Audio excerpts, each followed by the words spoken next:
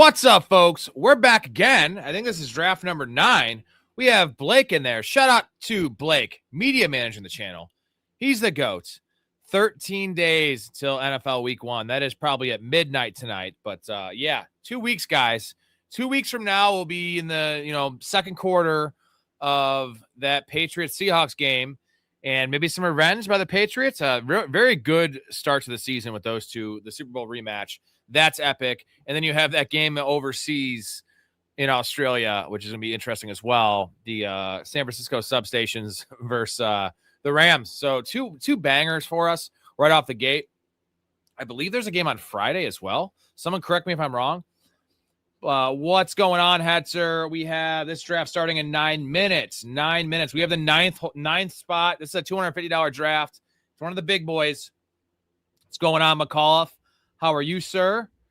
Blake had a $10 bet to win $435 with 12 minutes left in the match. Had a $200 cash out and lost it. 3-legger with 2 goals and the correct score. The hat trick made it 4-1. That is a rough pill to swallow. I see why you didn't do it because you're getting only half your money back. I had a rough one over the summer, like maybe almost closer to spring. I was betting on the Cubs a lot. And I don't really watch baseball, but I knew the Cubs were going to come back and start winning some games. But I actually bet the Reds against the Cubs. And the Reds were up by 2 going into the bottom of the 9th against the Cubs. And it was a $50 bet to, I think it paid out, was like plus 110. So it paid out like 110 or paid out 105. I had a cash out option for $98 and I didn't take it. So I valued that $7 and they give up 2 runs. And then they lose an extra inning. So, you know what? It happens. I'm not a fan of cashing out traditionally. I'd rather hedge, but it's hard to hedge on a parlay. We got Tyler says, is Puka ever going to practice or should I draft St. Brown, who has always been durable? Man, St. Brown's a safe pick for sure, but Puka, man, I'm going Puka. I think if it's half PPR, you could sell me on St. Brown. I think he has higher touchdown upside just based on Devontae Adams being there. But it's what's your risk tolerance? I'm not worried. They're keeping him out. You know what the nice thing of him not practicing is? He can't get hurt if he's not practicing. He could bite somebody. Now that could happen, and then he can get suspended. But the suspension risk seems to be nothing with Puka anymore, and I'm not worried. He always plays hurt, and he always plays awesome when he's hurt. Same with St. Brown. So I'm still going Puka over St. Brown, and I'm not saying it's not close for me, but definitely. They're just not telling us everything. Good. Tell me everything. Okay. They were both here. They were both inside me. Eduardo was in my mouth and Luther was in my butt. Oh, my God. No, don't tell me everything. What? No, what? Damn it, Bonnie. Eduardo who? Sanchez. Holy shit. Tell us more. Then Luther went in Eduardo's butt for a while. Tell us less. Tell us less. Then they both completed on each other. I was left out of the finale. So I am still going Puka over St. Brown. I wouldn't begrudge you for going the other way because, the old saying that you can't really win your fantasy draft in the first round. You can sure as hell lose it, though. And St. Brown is not a losing pick. It's a safe pick. It's a chalk pick. Taking him up to pick 4, though, if you're talking about pick 4, where Puka goes, I don't want to take St. Brown there because as great as he's been, He finishes every year at wide receiver 4, which is not going to return value, right? Puka just broke fantasy last year, and he's been the elite of the elite, and you're tied to Matt Stafford. So I'm still going Puka. I don't feel like it's as risky of a pick as you might. Still riskier than St. Brown, though. I can try to cheer you up, Blake. Hopefully that clip did a little bit. Yeah, damn straight. What's up, Tyler Perry? Tyler Perry, House of Pain. All right, again, we have the 9th pick here in a $250 draft. I do know some of these guys, so I'll be doing quite a bit of $100 drafts to start the year. I still have some of those mixed in. I'm going to start doing more of the 250s here going forward, and that's what I've been doing. The last couple of years, I did less volume, but all 250s and 500s. So I know a lot more of these people in the higher stakes leagues. A little booster, I played against him. He's not that great. Huff Finns is terrible, but Phantoms, I've been playing against Phantoms for a long time. Phantoms is very, very good, very sharp. A lot of playoff matchups in the past with Phantoms. So, and I'm sure some of these people I also know, but they don't always have the same name. Phantoms always has Phantoms, and he's pretty elite in the Fantrax streets. So, kind of sucks that I'm next to him. But being next to Huff's Fins as well should give us both value. And then I don't know Denny Green or Hugh Jass Gas. Pretty cool name. Man, I saw that report too, Hetzer. The Commanders' O-line, they said it was like laughably bad. Like they had to pull the team. And I'm not fading Terry. The worry is that Jaden Daniels gets hurt. You know, that's the worry. But, you know, I want Terry McLaurin with Jaden Daniels. Mariota's fine. Like Mariota is a professional quarterback. I guess it lowers the ceiling. But actually, if you look at the advanced stuff, you know, Terry McLaurin was actually pretty decent with Mariota last year. And McLaurin was hurt when he was playing those games. He was playing hurt. So, yeah, maybe dip him down a couple. Maybe I have so much Terry McLaurin that I was probably going to chill out and taking him unless he really falls, you know, to value. I'm not going to reach on him anymore because I already have six shares of McLaurin in 10 leagues so far. If you count the slow drafts, we're going to have like 7 of 12.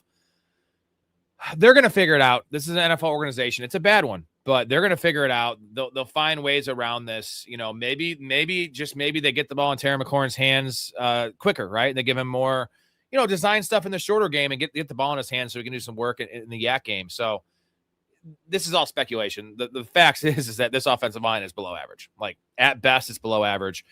The plus is Jaden Daniels is a quarterback that can, you know, if this was Jared Goff back there, I'd be fucking shitting my pants because Jared Goff cannot operate with a bad offensive line. I do believe that Jaden Daniels can. Just the concern is Jaden Daniels is more likely to get hurt. T. Higgins and Terry McLaurin are neck and neck for me right now. I mean, I still take T. Higgins over Terry McLaurin. I have not taken T. Higgins yet just because of the way I've been drafting. But I definitely want T. Higgins over McLaurin. It's just McLaurin goes so late. Like we have him. I had him wide receiver 21. His ECR and consensus ADP is typically like wide receiver 24. I have just as much Zay Flowers. Well, I feel much safer about the Zay Flowers pick, but the difference is Zay Flowers is a 3rd round pick. I'm getting Terry McLaurin in the 5th round. So that's all baked in for me. I feel like that's kind of where he should go. And I just like him better than like Luther Burden, for instance. All right, so let's get some tunes going. Since it is drafting time, we like to jam out some tunes while we draft. Let's get the volume down a little bit so it doesn't blast your guys' eardrums out.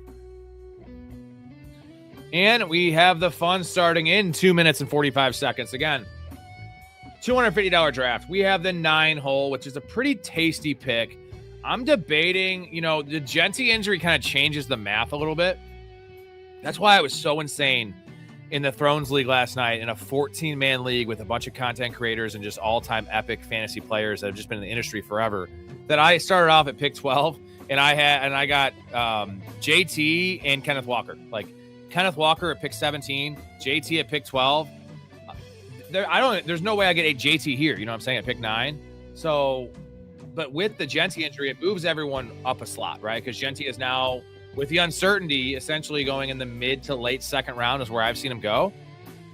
And we're not touching Genty at the 204. It is tempting. The fact we haven't any news, though, is kind of alarming. Like, they haven't cleared him, but they also haven't said he's not playing week 1. So, let me ask you guys this in the chat. I also have an interesting poll question up.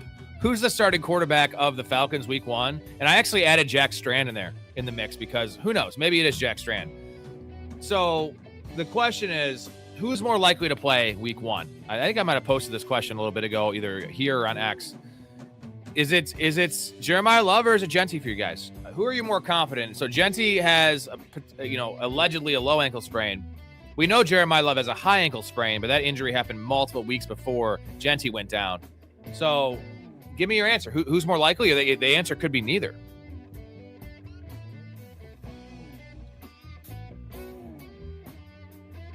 Is this for real?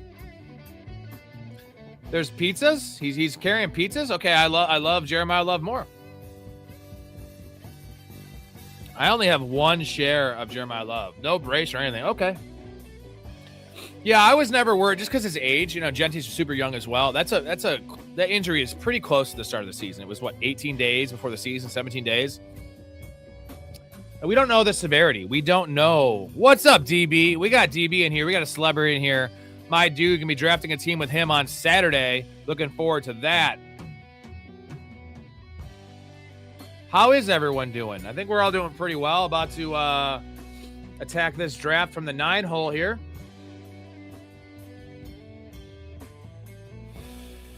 I've seen some really good teams be built from the 9 hole going CD Lamb. And then you definitely get either Bowers or you're going to get Hampton or Walker or A-Chain or Barkley at the 204. And then you're really flexible. Then you have a lot of flexibility. If you go running back, I do love it, but I don't want to flex a running back if I can help it in a PPR. Then you kind of limit your options.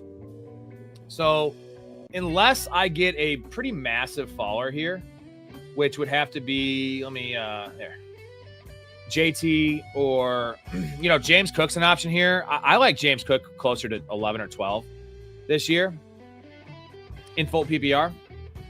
And the Ty Johnson news is out. He is actually running right now.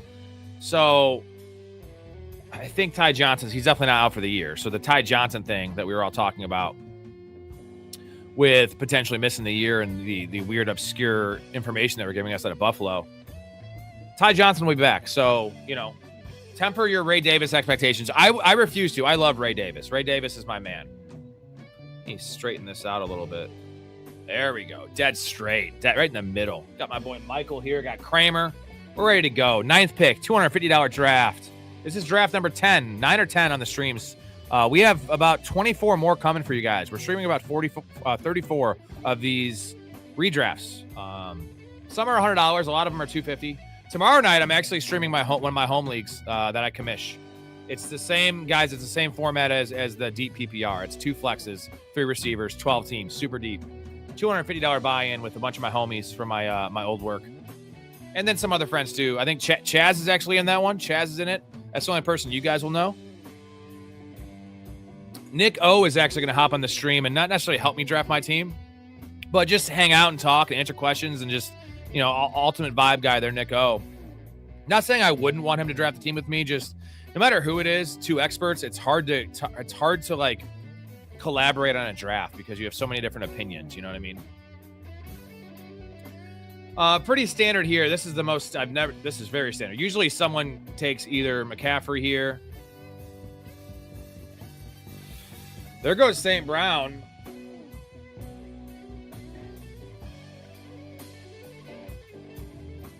Why is Gibbs still shows on the board? There goes JT.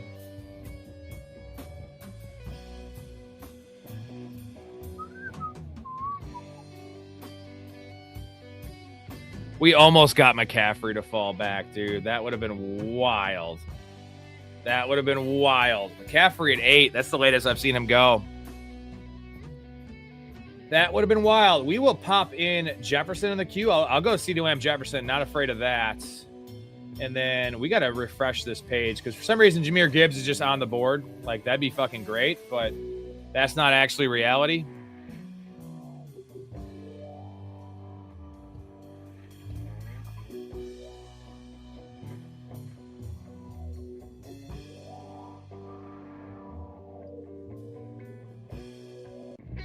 The real question is for me is Hampton versus Bowers. Not a big Hampton guy. I will say, though, the Keaton Mitchell injury, we should pay attention to that because, Keaton Mitchell was going to be a thorn in his spine. If it's just Vidal there to start the year, maybe move Hampton up a notch or 2. I guess we'll have to see. Man, the fact we almost got McCaffrey at 9, now I'm pissed about the Lamb pick because that would have been dope. I'm not going to take a lot of CMC this year. I totally understand the upside, and I dig the player. Just alarming stuff there going on. There goes Drake London. This is really good for us. Really good for us. We're going to get Kenneth Walker. We're going to get Walker, A-Chain, or Chase Brown. So we're cool with any of those guys. Sorry, Bowers. You did not make the cut. There goes Kenneth Walker. Easy smash spot here for Devon A-Chain. Usually he goes at the 1-2 turn in these leagues at pick 11, 12, or 13. So pretty happy with that start in PPR. If London didn't go, I would have had a really tough decision with Bowers and Hampton. That's a really tough decision for me. You put yourself at a lot more risk taking Bowers for just getting fucked at running back. But I do prefer Bowers over Hampton. like a 10-man league. If there was no flex in this league, definitely Bowers over Hampton, but this is a pretty deep league. Good start so far. We like where we're at, and the whole board is open to us. We already saw a couple wild picks, as in JT goes 7. You know what's crazy? We're talking about the Throne League. I got JT at 12. JT goes 7 in this league, which is kind of where he should go. So I'm feeling even better about yeah, Hetzer, he is just really, really high on the entire Chargers offense, which I get. I think he's overrating Hampton as a player. I think there's a chance that Hampton's amazing. Like, we just haven't seen it. We haven't seen enough. I didn't like the film last year. The pass catching was super impressive when he came back from the ankle injury, but he's closer to just a guy for me than he is Bijan, right? So he's right in them. I'm not saying he's a good player. He's a good player. He's not a great player, at least not yet. And McDaniel's, history of committees, and like, yeah, it's worked out in the past when you had Mostert scoring 20 touchdowns and A-Chain having the 9 yards or 8 yards a carry, 7.7 yards per carry. What if this offense isn't as good as we think? There's just more questions with Hampton. And, people were like, well, Kenneth Walker's injury prone. Well, we just saw Hampton get hurt last year. I'm not calling Hampton injury prone. I'm saying, like, in the 1 year we saw Hampton play, he got hurt. So Hampton is a very slappy pick. It's a very hipster pick. It's the up-and-coming young player, and everyone that was on Genty last year. That's all you need to know. Thank you. So the counselor is on. Now, here's the problem with the counselor's take. Adam is fair. He'll take him at like 9, 10, and 11. That's a little high for my liking. That's very high for my liking. The counselor will take him at 2 overall. He'll take him over Bijan, which says everything you need to know, because that's what that dude does. He's an idiot. He does things just to do them, to like make himself look cool. Like, I'm in the business of making money. He's in the business of getting clicks, and that's fine. It works for him. He gets a lot more views than me. But he's clearly losing money every year at fantasy if he's playing like that, because he also took Genty at the 1 or 2 spot last year. He was all about Genty last year, fading CMC, fading Gibbs. He fades all the players that dominate, and he takes all the players that suck. So he loves rookies and young players. And you know what? I see the appeal. Ray is a big rookie guy as well. I like younger. I like second and third and fourth year players. That is my thing. Like the third year receivers this year, I'm about a lot of those guys.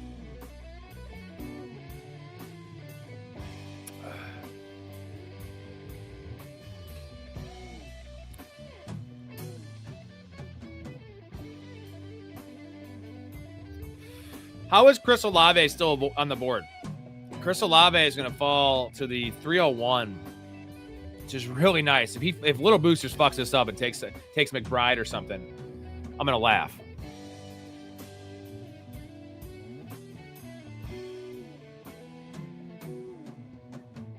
He takes Rice over Olave. Okay, buddy.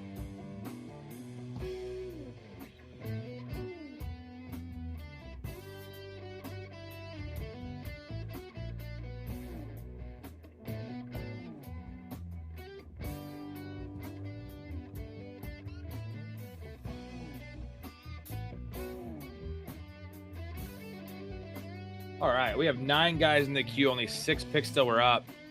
This is looking real tasty right now. We will take any of these dudes in the queue.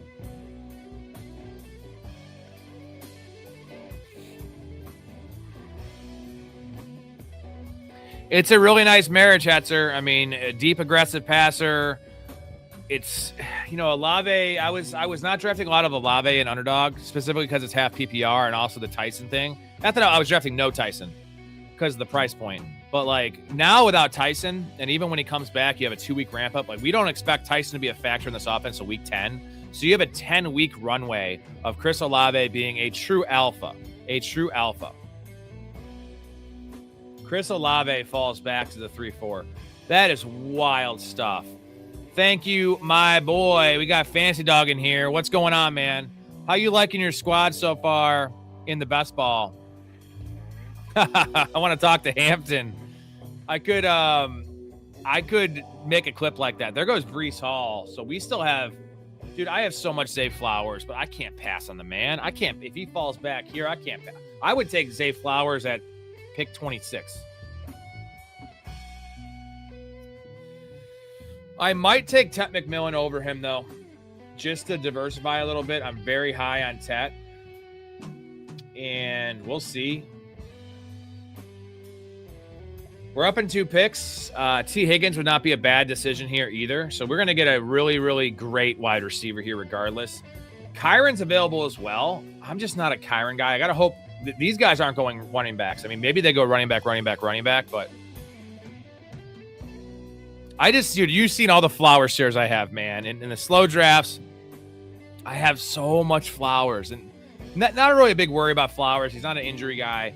He's the only show in town there. Literally the only show in town. Trey McBride was still on the board. Holy fuck.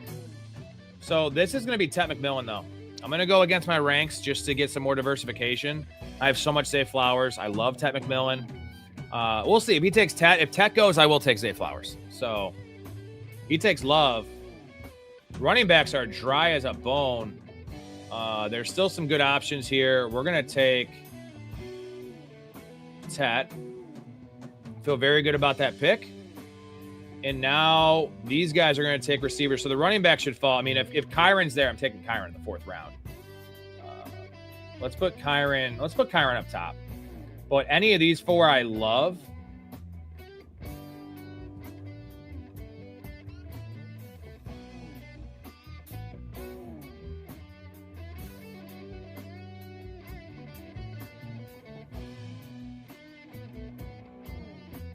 I think we can pass on running back like 1. We're putting ourselves in a hole here. There goes Josh Jacobs. No worry about the suspension from this guy. I'm definitely taking the wide receiver here. I have a chance to have 3 bonkers receivers with A-Chain. We're going to do that.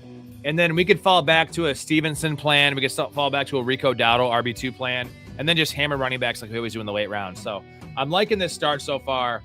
Trey McBride falling to the 307 is pretty wonky. McCaffrey, Genty, Love, that is an aggressive team. There goes Terry McLaurin. Again, I thank you for that because I have too much Terry. I wasn't going to take him here anyway. This is shaping up very nicely. I think the only guy I would take, I mean, Kyron goes so early in these drafts, dude. Let me read you. I have at least 6 of these loaded up here from previous drafts. Listen to this ADP from Kyron Williams. This is overall 27, 26, 28, 20, 23, 31. We're at pick 37 right now, and Kyron's on the board. So I think I'd kind of have to take Kyron here. As much as I love Zay Flowers, I'm assuming Zay Flowers will be off the board. But, man, we're getting a banger pick either way. We're getting either Kyron, Flowers, Higgins, or Wilson. I'm super happy. I would be happy with all those guys in the 3rd round, honestly. So they heard you loud and clear, though, Jonathan. They've heard you. Josh Allen falling to pick 36 is pretty late as well. I would have taken Josh Allen in the 4th round here. Told you, there's a couple noobs in here, guys I don't know, and a couple people I know suck. There goes T. Higgins. Dude, I think we're going to get Kyron. I really think we're going to get Kyron here. Because these guys, if this guy doesn't take him, the Phantoms cannot take a 4th running back. There's just no way, no how he could take a 4th running back. He takes Dak. I told you, Hump Fins is terrible, bro. I played against him last year. Dak at the 402. A $250 league.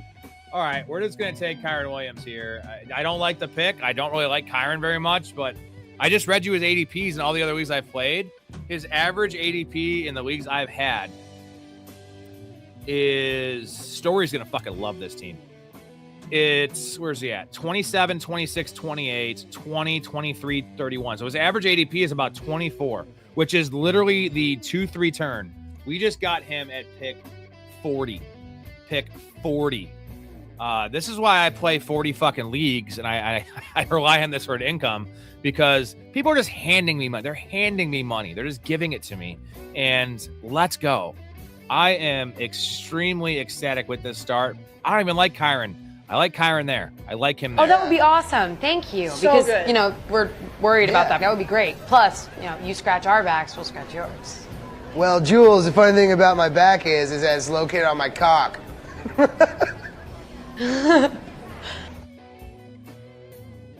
Man, I went from thinking I was gonna have to like be scrambling and doing running back 2 by committee to getting Kyron.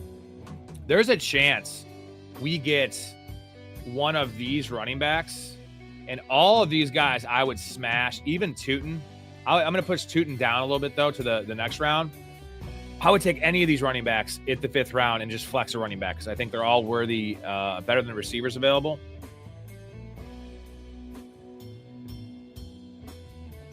Parker Washington, should I take him?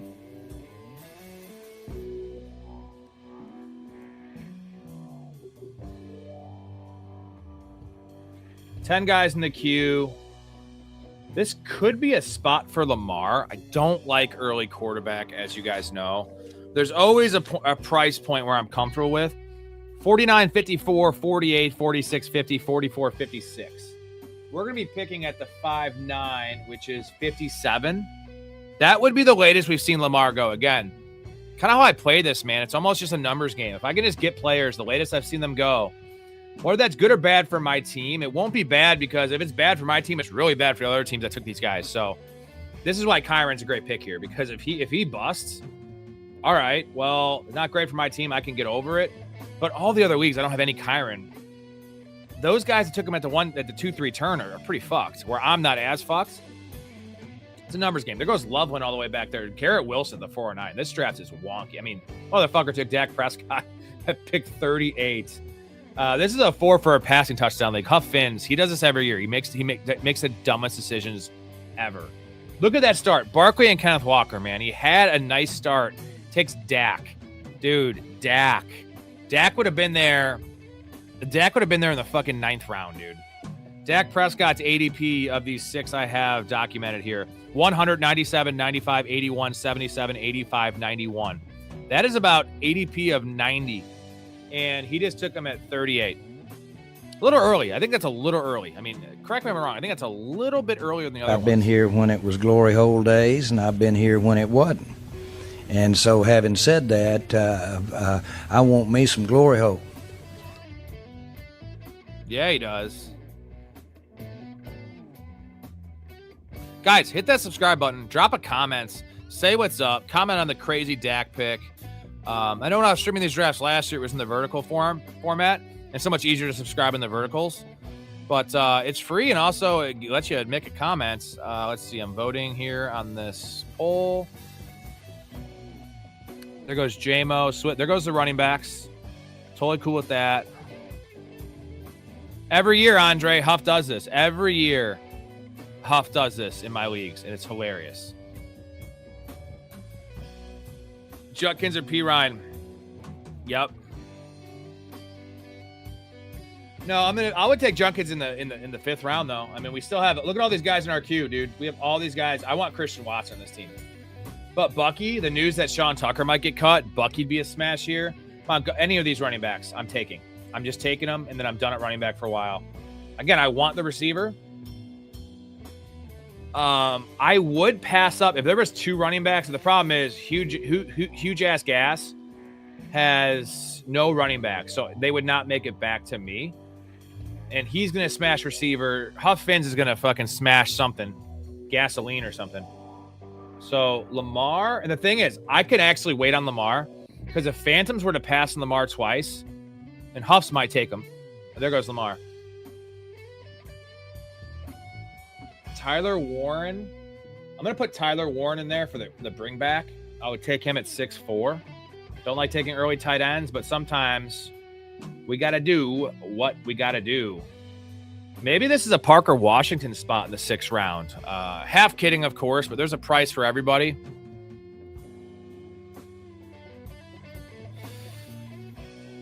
I will check it out, McAuliffe.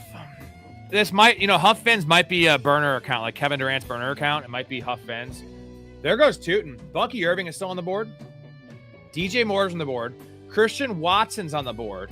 And then I think I can get Tyler Warren in the 6th round. If not a big deal. I'm not going to push, I'm not going to force tight end here because I have a chance to build an ultimate starting lineup here. 6 running backs and receivers can be started. And that's where the real money's at. It's just to smash these running backs and receivers early rounds. Wait on both quarterback and tight end if you can. Fuck, Christian Watt. He's gonna take Christian Watson here. I know it. Whatever. We'll take Bucky. We'll take Bucky. He takes Bucky. He takes a 4th running back. This guy takes a 4th running back. Welcome to the squad, Christian Watson. My I think he's my 17th rated receiver this year. No, sorry, McLaurin's 17, Watson's 21. Either way, we are loving this start. Dude, Denny Green, by the way, rest in peace, Denny Green, takes 4 running backs. I understand there's some worry with McCaffrey, well, mostly just Genty and Love. You can only start 3, bro. And Christian Watson was staring at him. Roma Dunze's there. Wild stuff. Every year, Mikey, it happens like this where he's just devalued. By the way, shut up, Mikey. What's going on, man? Every year, he's just devalued. And I actually don't have a Derrick Henry share yet. And this is my 9th or 10th draft. I have 40, so I will try to get at least 4 or 5 Henry shares. I have a shitload of Henry in best ball, like 18% Henry in best ball. There's your Darian Price off the board. So Huff Fins does not know how to play fantasy football. This is the worst fucking start I've ever seen. And Hugh Jass, I don't know if Hugh Jass knows what he's doing. We'll see. He got nice value on Josh Allen. The Higgins value was good. Drake London at the 201 though. No, thank you. So we need Odunze or Tyler Warren on this team. I'm not going to pull up quarterback. Joe Burrow is in play here. If there goes Stevenson. Hell yeah. Cool.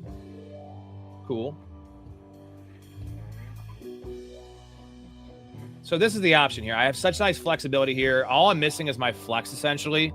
CeeDee Lamb, Ted McMillan, Christian Watson, Achane, and Kyron. I hate Kyron, guys. But I just got Kyron at the 4-4. He goes at the 2-3 turn almost every draft. I just read you the ADPs. And I shouldn't have to worry about Huff Finn taking. There goes Tyler Warren. Nice pick. Don't take a Dunze. Phantoms is taking a Dunze. I guarantee Phantoms takes a Dunze. I can guarantee it. So we're going to take Joe Burrow here. If he falls, we're definitely going to get Joe Burrow, worst case. Unless this guy doubles up at quarterback, which it is Huff's Fins. This is still good value on Burrow. 62-3. This is pick 64 for me. Joe Burrow's ADP in the 6 I have right down here. 51, 51, 61, 64, 65, 60. So I don't love it. It's 6 for a passing touchdown. Or sorry, it's 4 for a passing touchdown, but it is only 20 yards per point. He takes Mahomes.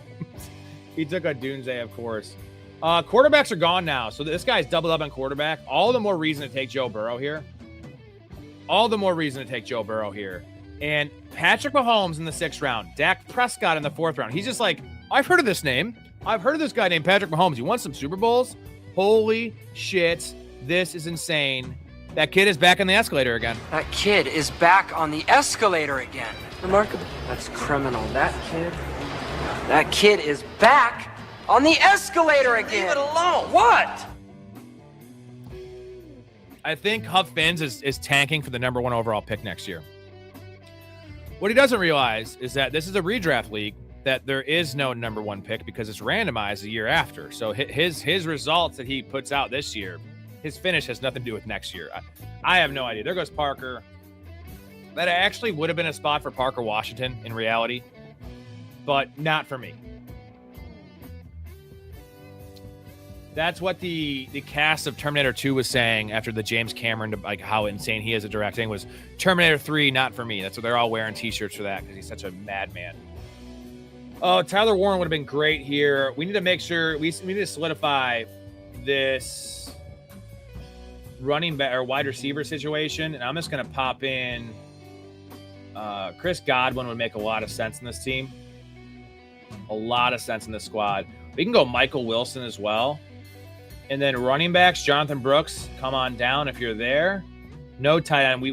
I'd like Fannin, but we're just punting tight end now. I'm just going to wait and take either Goddard, Kincaid, or Andrews, or maybe 2 of these guys later in the 10th or 11th round. So we're sitting pretty, boys. We are sitting fucking pretty right now with this squad. Again, flex issues, but I just hope I play Huff Fins twice. You get 4 double ups in these leagues. I want to get 2 Huff. I want 2 wins. That's 2 wins right there. There's just no way. This team has 1 receiver, and this team has Price as a flex. This team has 2 quarterbacks. They both suck relative to where they were drafted. This is hilarious. This is fucking great. I love these Fantrax drafts, bro. Yeah, he's going to take Kelsey next. So, yeah, he has Walker, Mahomes, and Kelsey. He might take Tyquan Thornton. Pat's money line week 1. I would rather take the points. I'm not a money line guy. They're plus 3.5. I already have my guaranteed win bet on that one. Andre, I have my guaranteed win player prop. I bet it. I'm not going to tell you guys what it is because you got to be in the community to get the access to the plays. Again, guys, if you want to make money, you'll make a lot more than what you put in because here's the numbers. This is all factual stuff with receipts, and I posted on the Discord. 96 and 58 in these player props last year. That's with a week 18 of 1-7, which was I was stupid for betting week 18. Take that out of it, even if you don't. Whatever. That's 63%. Let's fucking go. I have a guaranteed winner. All I can tell you is I bet this when the player props dropped. It was at -110. Now that same bet, they didn't move. It's a reception total for a player.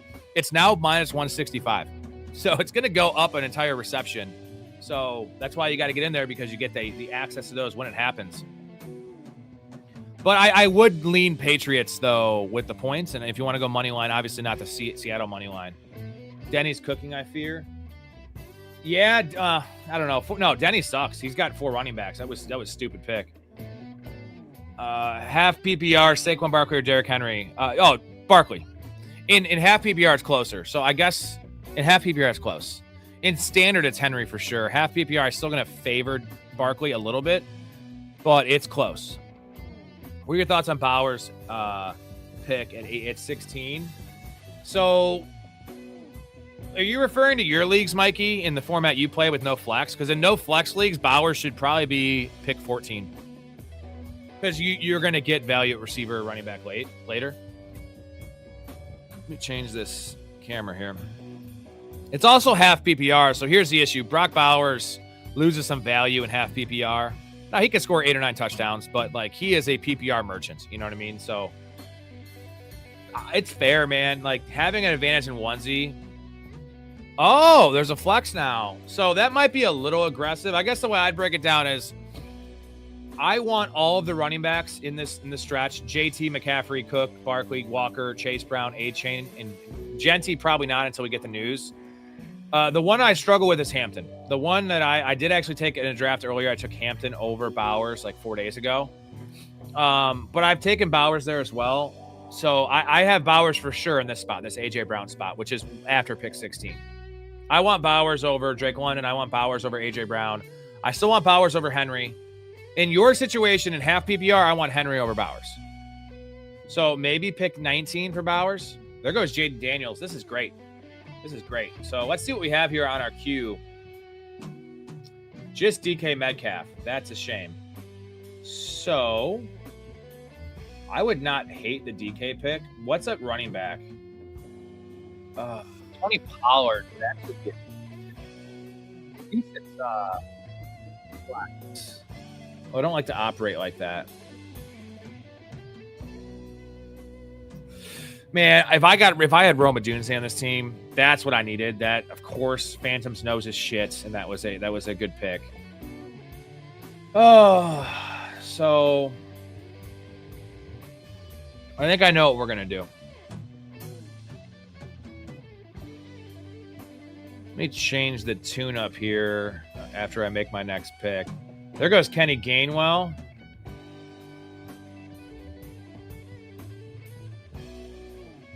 Oh, he takes DK. All right. All right. Time to buckle down here a little bit. And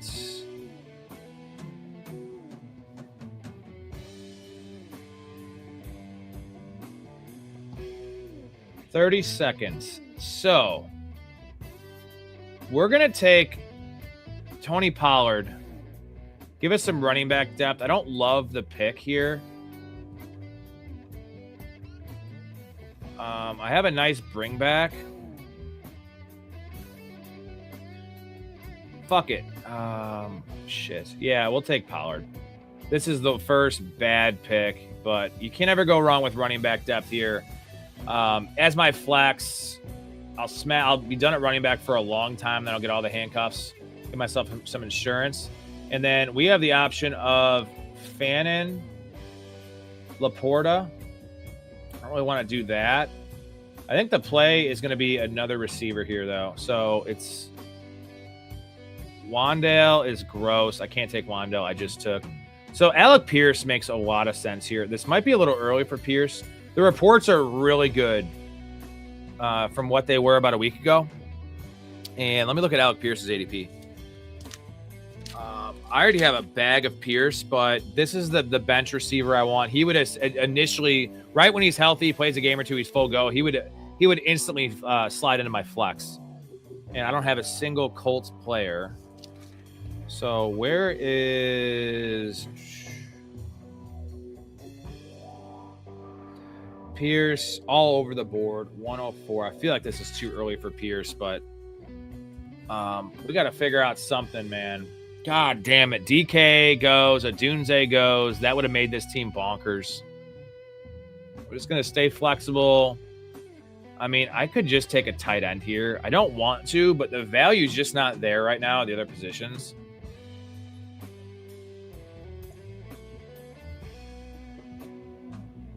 I do like I mean, Cortland Sutton just seems like what. There goes Kelsey. Hey, there goes Kelsey. Josh Downs.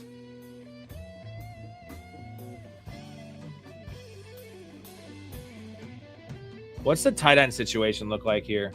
So McBride, Kraft, Bowers, Loveland. These guys are all, there's no way it comes back. We have where are we at? Pick 88. Let's check out 27 seconds. How's the ADP look for Fannin? This is actually pretty good value for Fannin. We're going to take Fannin. Let's do that. Yeah, let's take Fannin. It's going to be light at wide receiver. We only have 3. We're going to smash some later receivers here coming up. And let's get Laporta out of there. We just have to hope Alec Pierce falls back. If Alec Pierce can fall back to us, if not, there is plenty of good value to be had. Jaden Reed, and I want Concepcion. I don't want 2 Browns in my lineup, though. So Romeo Doubs is awesome. Worthy, Golden, can't take Coker.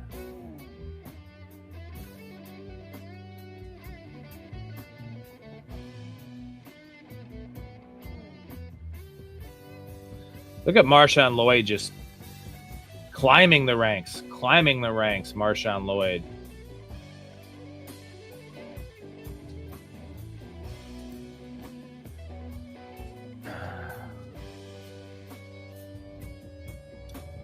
Oh, I don't like those last 3 picks, man. The start was fucking perfect. If I just got Rome Odunze, this draft would have been like a 10 out of 10. But the team is super, super stable outside of wide receiver. There goes Kyle Pitts. That's good for me. Sam Laporta will be off the board here in the next 3 picks. Either the Turk or Little Booster will definitely take Sam Laporta, which brings back some more value to us. Yeah, the last 3 picks, there was just nobody I liked. I mean, I could have taken Parker. I guess I could have taken Marv. That's just too early for Marv for me. That should have been what I did. Take Marv.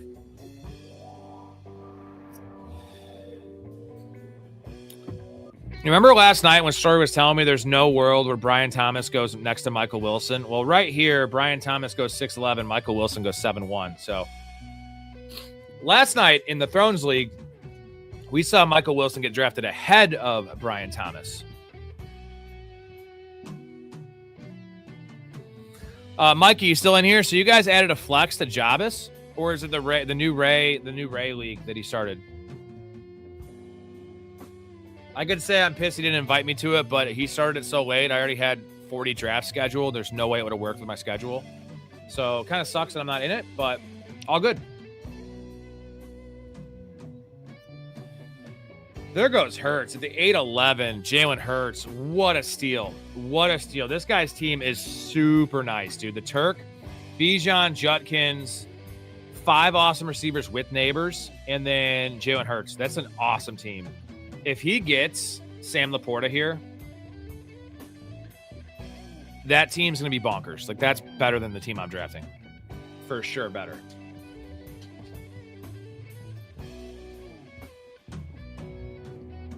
I don't understand Phantoms taking RJ Harvey, though. It's probably a worry of Jacobs. There goes Kittle. He's gonna take Laporta here for sure. Or a running back. It's a running back or Laporta. He takes Krosky Merritt. That's how the NFL works, man. You can get charged with shit and not, it's super weird how the NFL works with these things. But it seems real, man. It seems real. So I don't know exactly. Thank you. That's the answer. Hetzer actually gave the proper answer.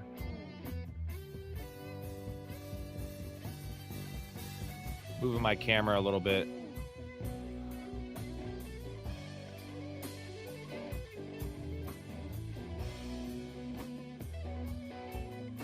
There we go. What's up, Who Hames?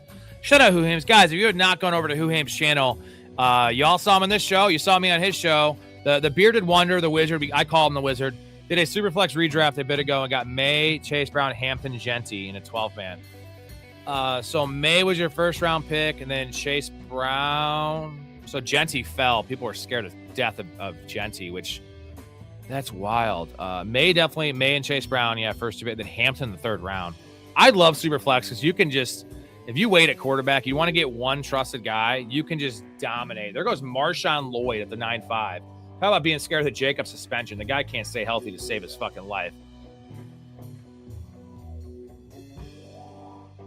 I just took Tony Pollard at 7-9, Hetzer, so I don't love that pick. But, anything after the 8th round is crazy value. So we're liking some of these picks that I'm seeing, so I think I'm going to have a solid queue here. I do. We have one pick that makes this team here. I'm going to make this fucking work. Come on, baby. Denny Green, don't fuck me here, Denny. Denny, I will he should take a tight end or quarterback if he has four guys here. Come on. We need this pick. This is everything. This pick is everything right here. Yeah, if Josh Jacobs is suspended, someone's coming in there and going to take the job. There goes Addison. Let's go, dude. We were debating taking Alec Pierce, the 4. We'll take Alec Pierce right here. Now we have Pollard for the early season flex stuff, which again I don't love, but pretty solid tight end, elite quarterback. Kyron Williams in the 4-4 is just unbelievable. And then 3 stud receivers. Alec Pierce. We're going to take another receiver here, most likely, unless there's a running back I just can't pass on. But the team screams I need another one. Justin Herbert's still available. This is why I wish I didn't take Joe Burrow, because Justin Herbert is still available. I can't take him here. Shakir White, Manungai is here as well. That's tasty as shit. People are scared. Rashad White's available. I would rather wait. I could probably, in this room, it's not very sharp. I can get Algier and Mike Washington, Woody Marks. I could probably get a couple of those guys later. I have issues at wide receiver, and it's between Dubs, Worthy, and Golden for me. Actually, I can't take Golden. I have Christian Watson, so I'm not going to do that. And let's do this. This is a pretty fair ranking of how I have them ranked, so...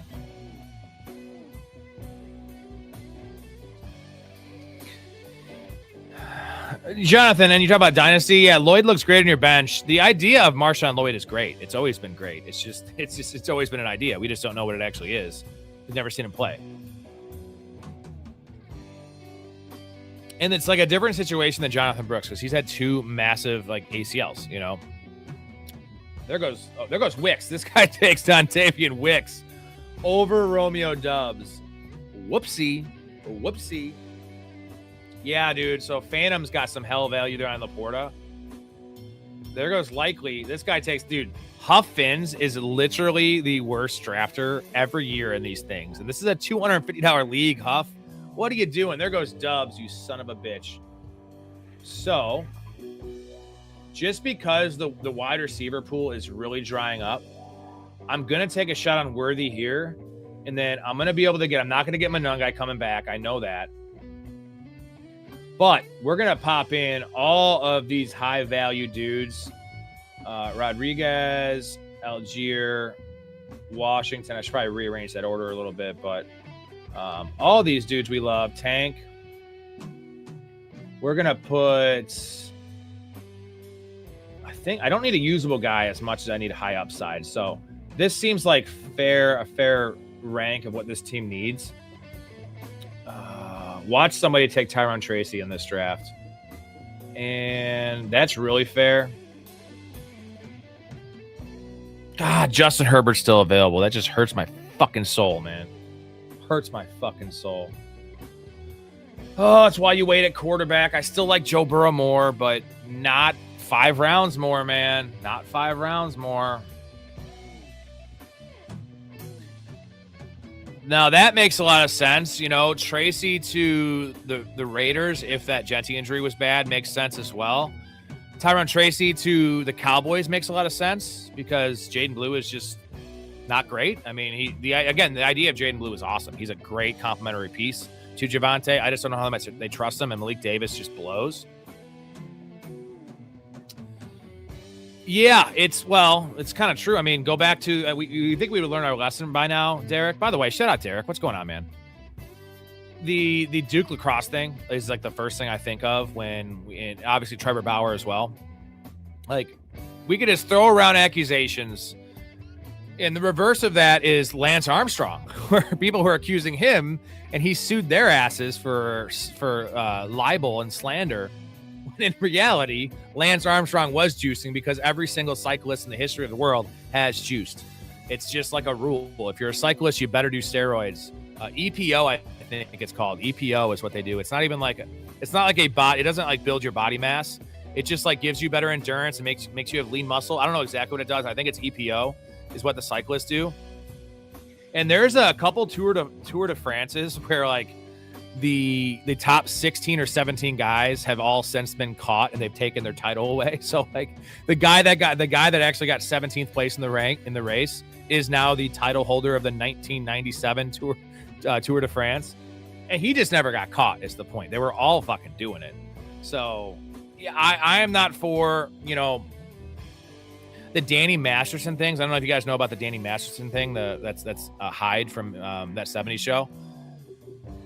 He got life in jail for shit that happened in 2000 when there's zero physical evidence, and he life in jail for something that there's no evidence for. I'm not saying he didn't do it. He probably did do it.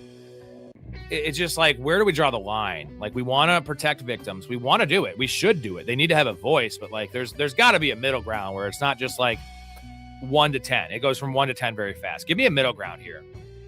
It just sucks. Speaking of middle ground, Helen Hunts. How you doing, Helen? Look at her. She looks just fabulous as always. There goes the defense. There goes Houston's defense. That's always going to happen. Always going to happen. Look at this.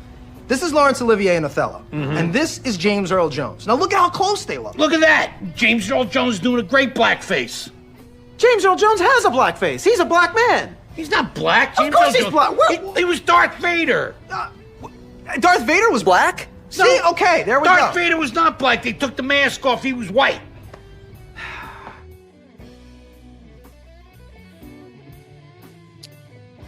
Frank Reynolds. There goes Jordan Tyson.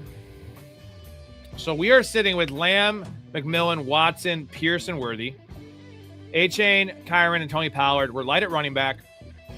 It's time to smash, do what we do best, and smash all the high upside running backs. But none guy went off the board. Aaron Jones, Woody Marks. The teams to my right, this team, Phantoms is a smart man. He has 4 running backs, including a running back start. He should not take any more running backs. Huff Finns has 3 running backs. He should take a couple more. He also only has 2 quarterbacks, so he's going to want to have 2 more of those before the next 2 rounds are up. And then Huge Ass Gas, weighted at running back. He has Stevenson, Dobbins, and Hubbard and White.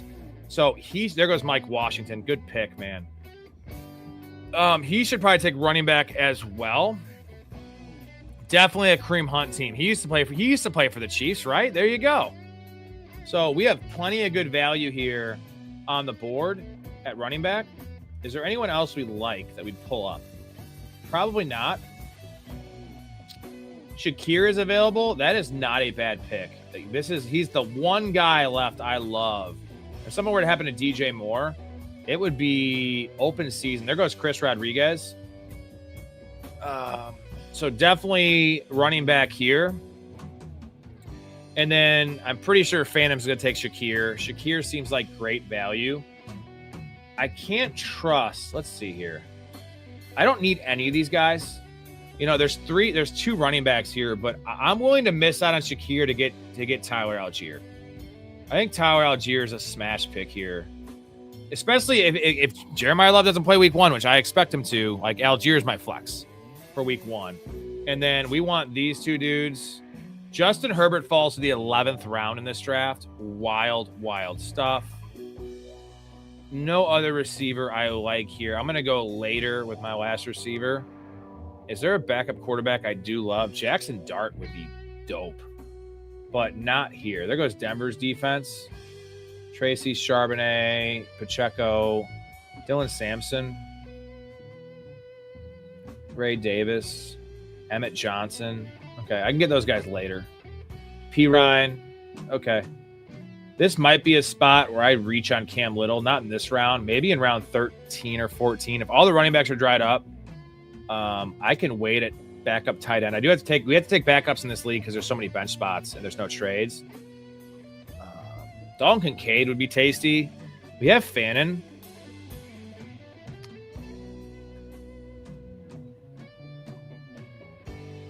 We're totally cool with you. I think Shakir needs to be the pick here.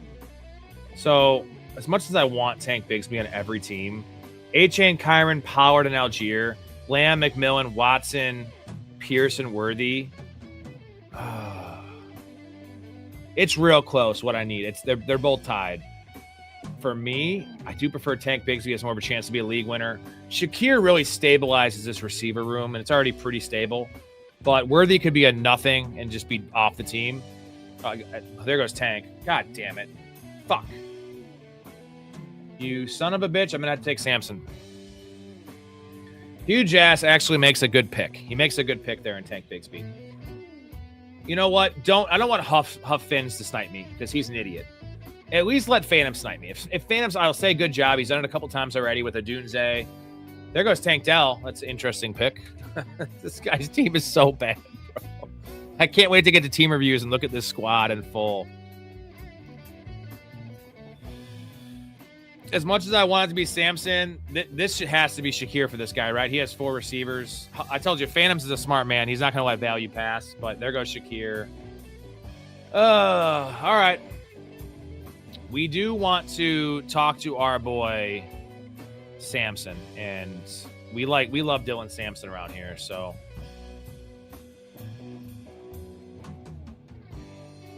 I want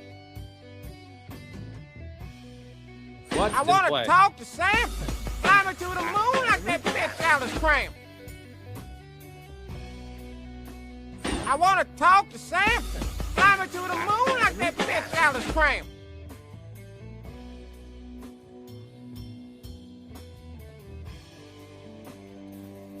Now, Tank Dell and Best Ball makes some sense because Tank Dell might have a couple big weeks. Tank Dell and redraft, round 16, brother.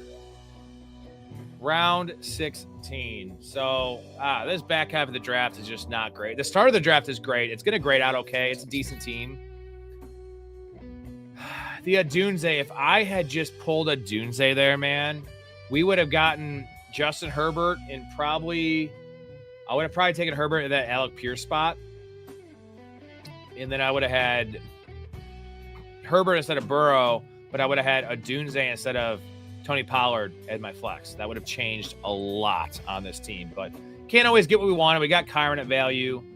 A-Chain was good value. Joe Burrow is still value based on where he goes in these drafts. So this lineup's going to look pretty sexy. The flex is the issue. The tight end's strong. Quarterback's really strong. Running backs are strong. Top 3 receivers are strong. It's just that flex spot. But I always would choose, guys. Always choose to have a weak flex over another position. Like, I'd probably rather have a weaker quarterback or tight end than flex. But compared to having a weak running back 2 or wide receiver 3, that's where you get into issues. So, Denny Green's team, for instance, like, I'd rather have my situation because he has Parker Washington has his 2, DK has his 3. And he's not flexing anyone here, and he did back it up with some nice picks. Maybe that's not a good example. Huff Finn's here. No, I'm kidding. His team just sucks. Like Hugh Jass here. He has Dobbins as his 2. Like, his running back room is questionable where his flex is also questionable. His team is questionable for sure. Yeah, this is 250. I'm pretty happy with the team. It's not my favorite team, but definitely got a lot of juice in this team. The Pierce Worthy upside picks there. Algier and Sampson, mostly Algier. So we have some upside in the bench. We have a pretty stable starting lineup too, I would say.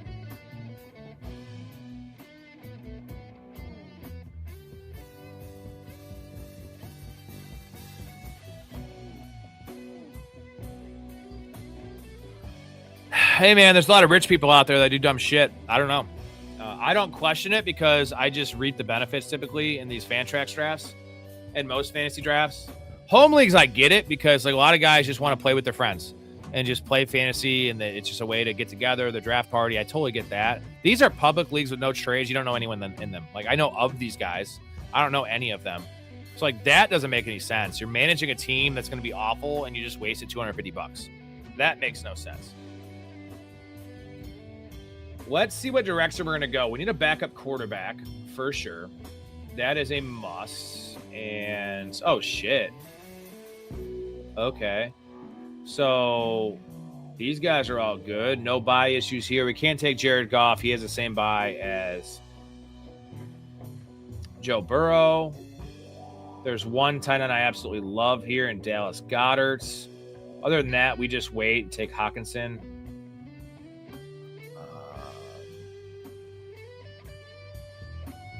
Let me change the tune-up for you guys.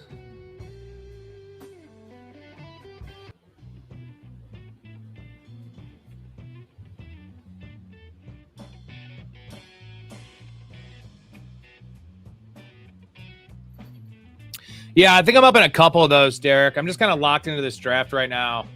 I'm kind of disappointed with the last 5 or 6 picks. Still a solid team, but not the banger I was hoping from the start. But we still have some smash running back picks here. And Cam Little is still on the board. That's good news.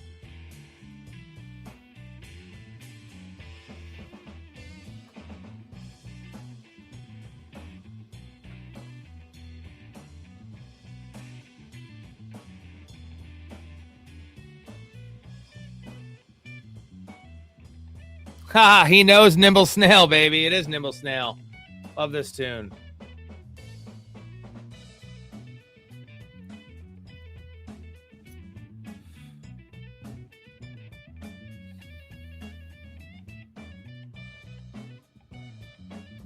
There goes Stafford. This is Purdy. What are these guys' quarterback rooms looking like? So this guy, Phantom only has Drake May because he's smart. Prescott, Mahomes, he's going to take a third for sure and drop down and start. Fuck. So Laporta, Ferguson. Man, I got to go with the tight end here. I have to go with Goddard. Absolutely have to. I can't get blocked out with just having Fannin. And then, you know, Bo Nix. We do have Joe Burrow. We're kind of all in on Joe Burrow here. We could take Mayfield or Shuck later. So we would probably still take Bo Nix, but you know what? I'm going with Joe Burrow this year. I'm not playing matchups. I'm not fucking with any of that shit. We're just going to go with Joe Burrow, and makes a lot of sense.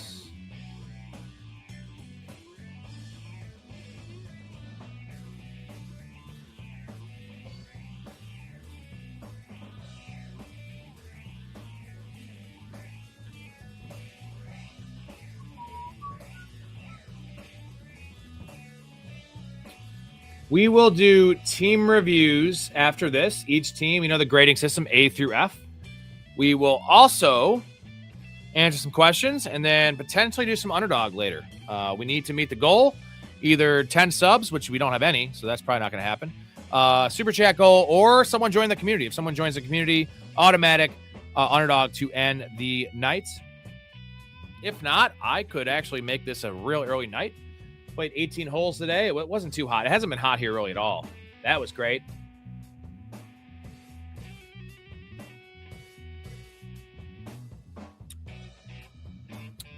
I don't play scared, Sploosh. I don't think that it's that big of a risk. There's quarterbacks available. Not on the wire. I got to take one. I'm going to take either, Bo Nix does make a lot of sense here. I would rather take Brian Robinson, though. Like the chance that I know Bijan never gets hurt, right? Where that would be the counter to that. Give me one more shot at the last elite handcuff here. And then I would rather have that and Baker or Tyler Shuck than Bo Nix.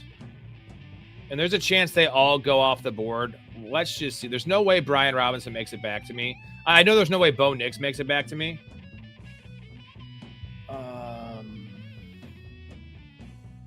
This seems like really good value. Let me look at the ADPs here. And man, Bo Nix usually gone and pick 134. This is pick 159, dude. Probably the smart decision. I can get Ray Davis and P. Ryan later. It is probably the smart decision because it's Burrow. Thank you, Sploosh, for I just have an addiction to taking elite handcuffs just because I've won so much money in the past doing it in this format.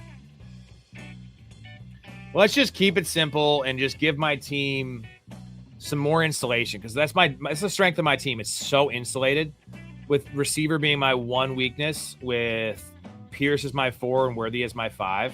But I have running back depth for sure that's going to give me some coverage at flex. Same with Dallas Goedert. Who knows? Like on a rough week with injuries and buys, I could flex Goedert. Let's go with Mr. Bone. Is there any receiver? There's not. Kayshon Boutte. I could take I'm going to take one more receiver for sure. We'll take Bo Nix. Good call. You checked me. That's why I have you guys in here. Let's just make this team even more safe.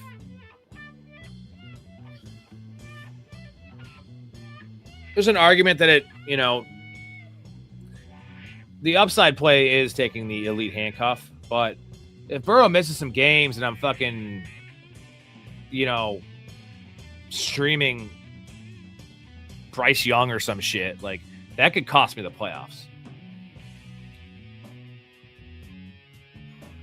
Yeah, shout out to Sploosh for taking Dakota's squad and nice fair trade there. Dakota has a lot of stuff going on, and Dynasty League is not a full-time job, but it is for Jonathan. It's a lot of work, and he's got a good team, and he's going to make this team work. Sploosh is a smart motherfucker. I'll say this. He's a very smart man, and shout out to Sploosh. Check out the big brain on Brad. You're a smart motherfucker. That's right. Very, very, very smart guy. Very good guy as well. There goes Kyler Murray. So maybe I start the backup quarterback run and Brian Robinson comes back to me. Who knows? Oh, look at it go. Where's that cat? I'm not dying to meet it or anything. Can we wake her up? It's a miracle you haven't already. Barging in here with these whores, like the beginning of some crude stag film. Just 10 feet away from where your cat sleeps. Okay. Oh, hey, we heard all about Denise and we just wanted to meet her. Oh, did ya? Yeah. Didn't hear about Denise. Do you have any cats? No, I didn't think so. Because if you did, you wouldn't be dressed like sluts and following home strange men to pound mangria. Pounding mangria sounds awesome right now. I guess I could do that. I don't have any mangria, though. So Ray Davis is available. Kalen Black is a solid choice here.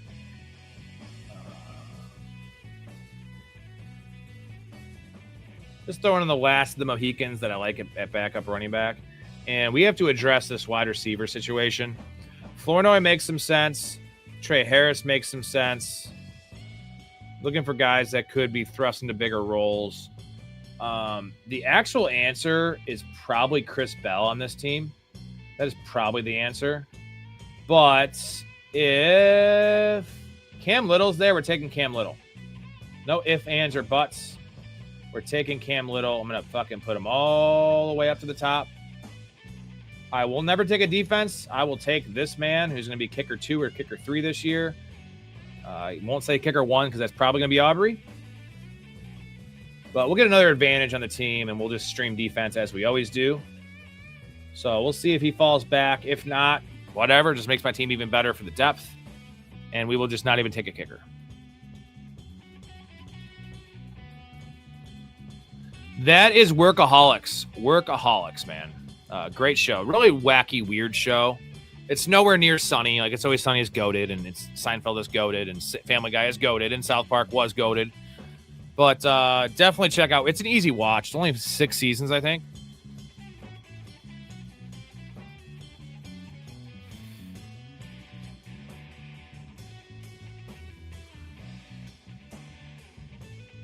What's up, Jay? I got Jay in here.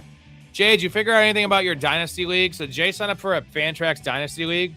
Maybe it was Sleeper, one of the two. I think it's Fantrax. And they have the fucking playoffs going 16 to 18. Week 16, 17, 18 playoffs. Dude, that's the dumbest thing. It's a Dynasty League, too. That's the dumbest thing I ever heard. Like, no good players play Week 18.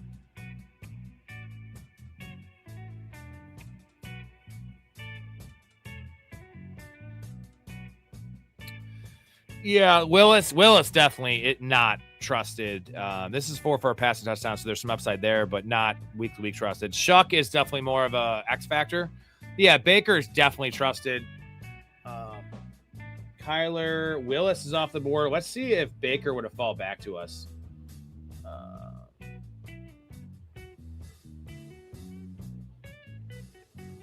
Goff, Love, Mayfield, unbelievable. All still available. Goff would have been my play for sure in this format because it's 20 yards per point. Goff or Bo Nix. Goff's such consistent. I can't take him because I have a week 6 bye issue with Joe Burrow. We have our second tight end already. So the answer is Cam Little. I mean, Fairbairn, actually. Holy shit. How is he there? There goes Fairbairn. So hopefully that doesn't start a kicker run and fuck me. Ray Davis is available, though.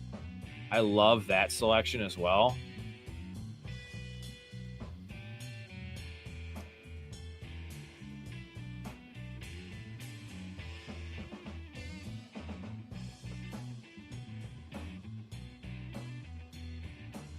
Come on, Cam Little. Jonathan is such a whore for trades. There goes Shuck. Wow. So Baker, this has to be Baker Mayfield right here, right? With Jaden Daniels. He's got just Jaden Daniels on his team. This has to be. This guy's got to take Baker. Like, why wouldn't you take Baker? Or Jared Goff? Like, take anybody.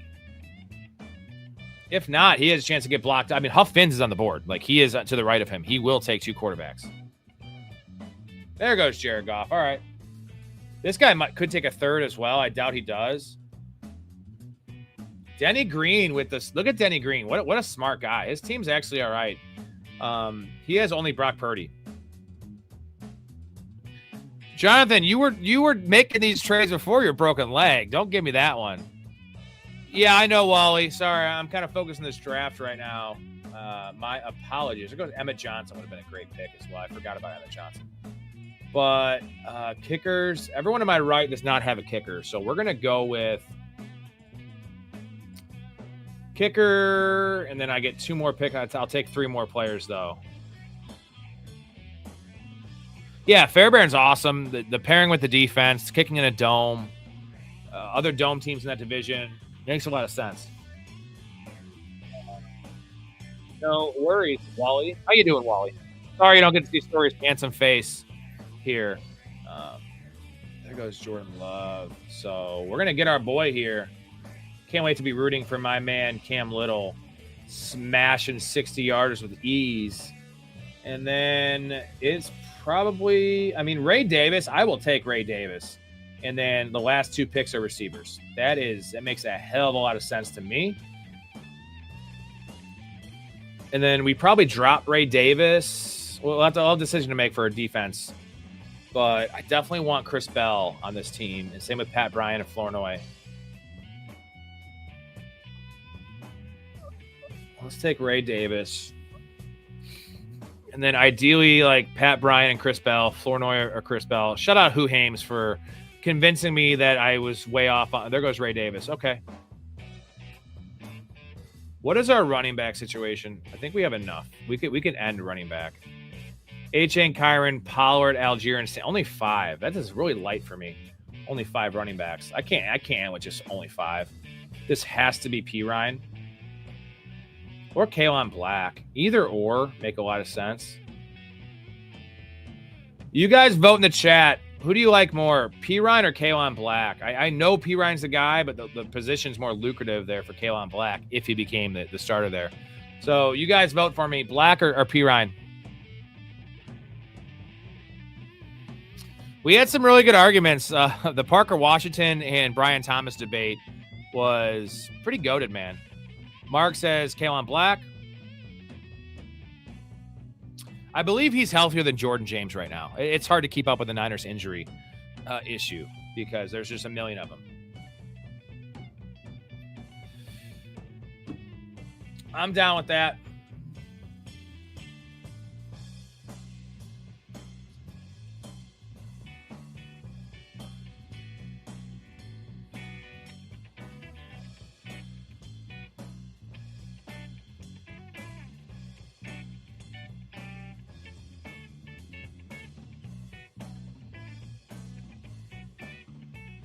You just pop in a couple more receivers here that could pop off even before the season starts with, you know, ascending the depth chart where there's an injury. And it's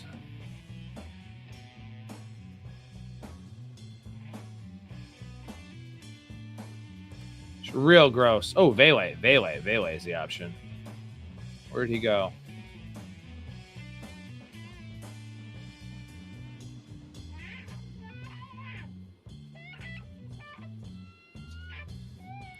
Oh yeah, I'm not saying like McCaffrey's hurt right now. I'm saying that there's a chance he gets hurt because he's Christian McCaffrey and he's a running back and he's an NFL player. And what we've seen this offseason so far, and this specifically this preseason stretch. Now none of them have been preseason injuries either. They've all been like practice injuries.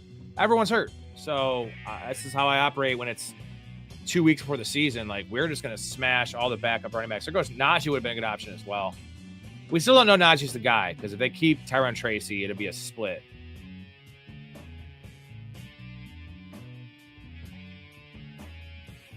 There goes Chris Bell. Fuck my life. I'm fine. I probably should have taken Chris Bell instead of Black, but all good. We have other options here.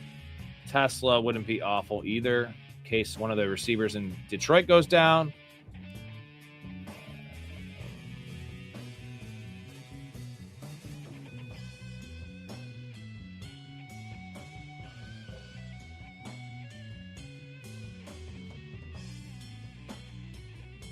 Maybe Sean Tucker gets cut.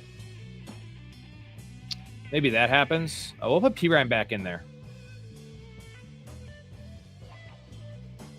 Get out of here. Get out of here. Get out of here. There we go. That's a fine cue. I do like me some Malachi Fields, man. I do like him. It's just the problem is Jackson Dart blows. Like, just not a good passer and some touchdown upside for sure. Just in a PPR, I just don't quite see the appeal of Fields this year. There goes Dulcich. It's a nice pick.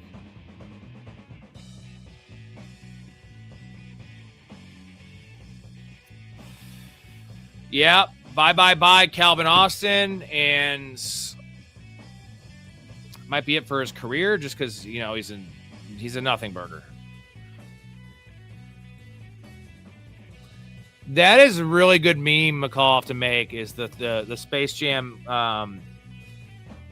that clip of just all of them on the bench destroyed, and they call in Newman to play. Fucking great. It's great. Yeah, why the hell was Khalil Herbert involved in any trades in our Dynasty League? It was wild. Like, it was mostly mouth. People loved Herbert. Polane is not a bad pick. Just can be a committee no matter what.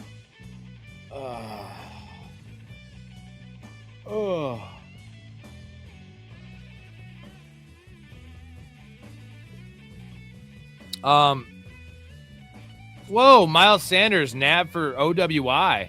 OUI. What is OUI? I know OWI. DUI. What is OUI? What does that stand for, Curry?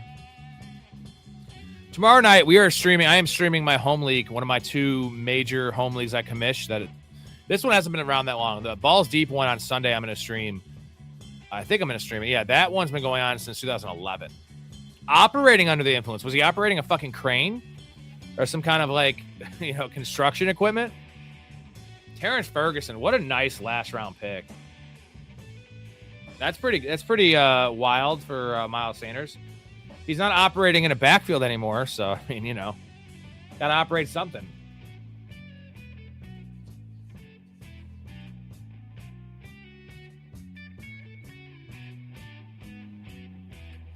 Wow. So the Marshawn Lynch, they call that the Marshawn Lynch, slumped over the steering wheel. Oh, hell yeah. We're going to potentially get Pat Bryant and Vele. Who's ranked higher? I'm going to take the guy ranked higher and hope I get Pat Bryant's ranked higher than Vele. Unfortunately, Phantoms is very, very smart, and he's going to look down the board and see Vele and realize Vele is a value. 1, 2, 3, 4. He only has 5 receivers right now. So let's take Vele over Pat Bryant. I feel like he's one injury away from actually being the number 1 receiver on the Saints. And then we can just hope we get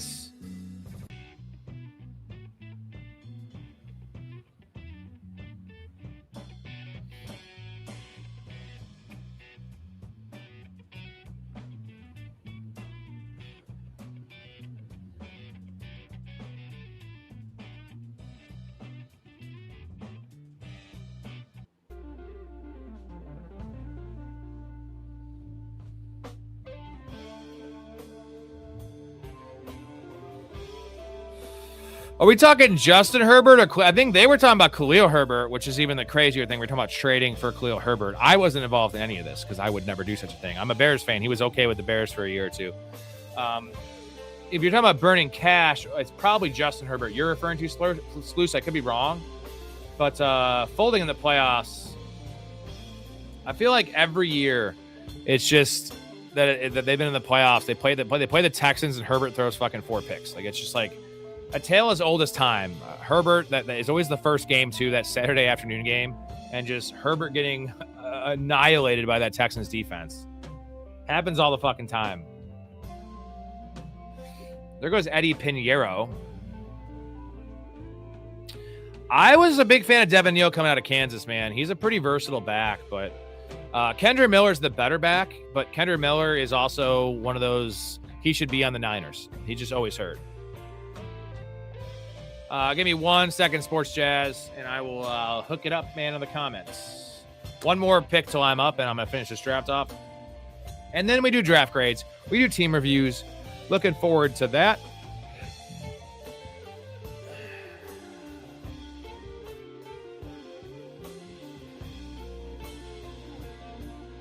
Come on, pull up the board. Pull up the fucking board. Taking forever here. Oh, yeah. Patty Ice, baby.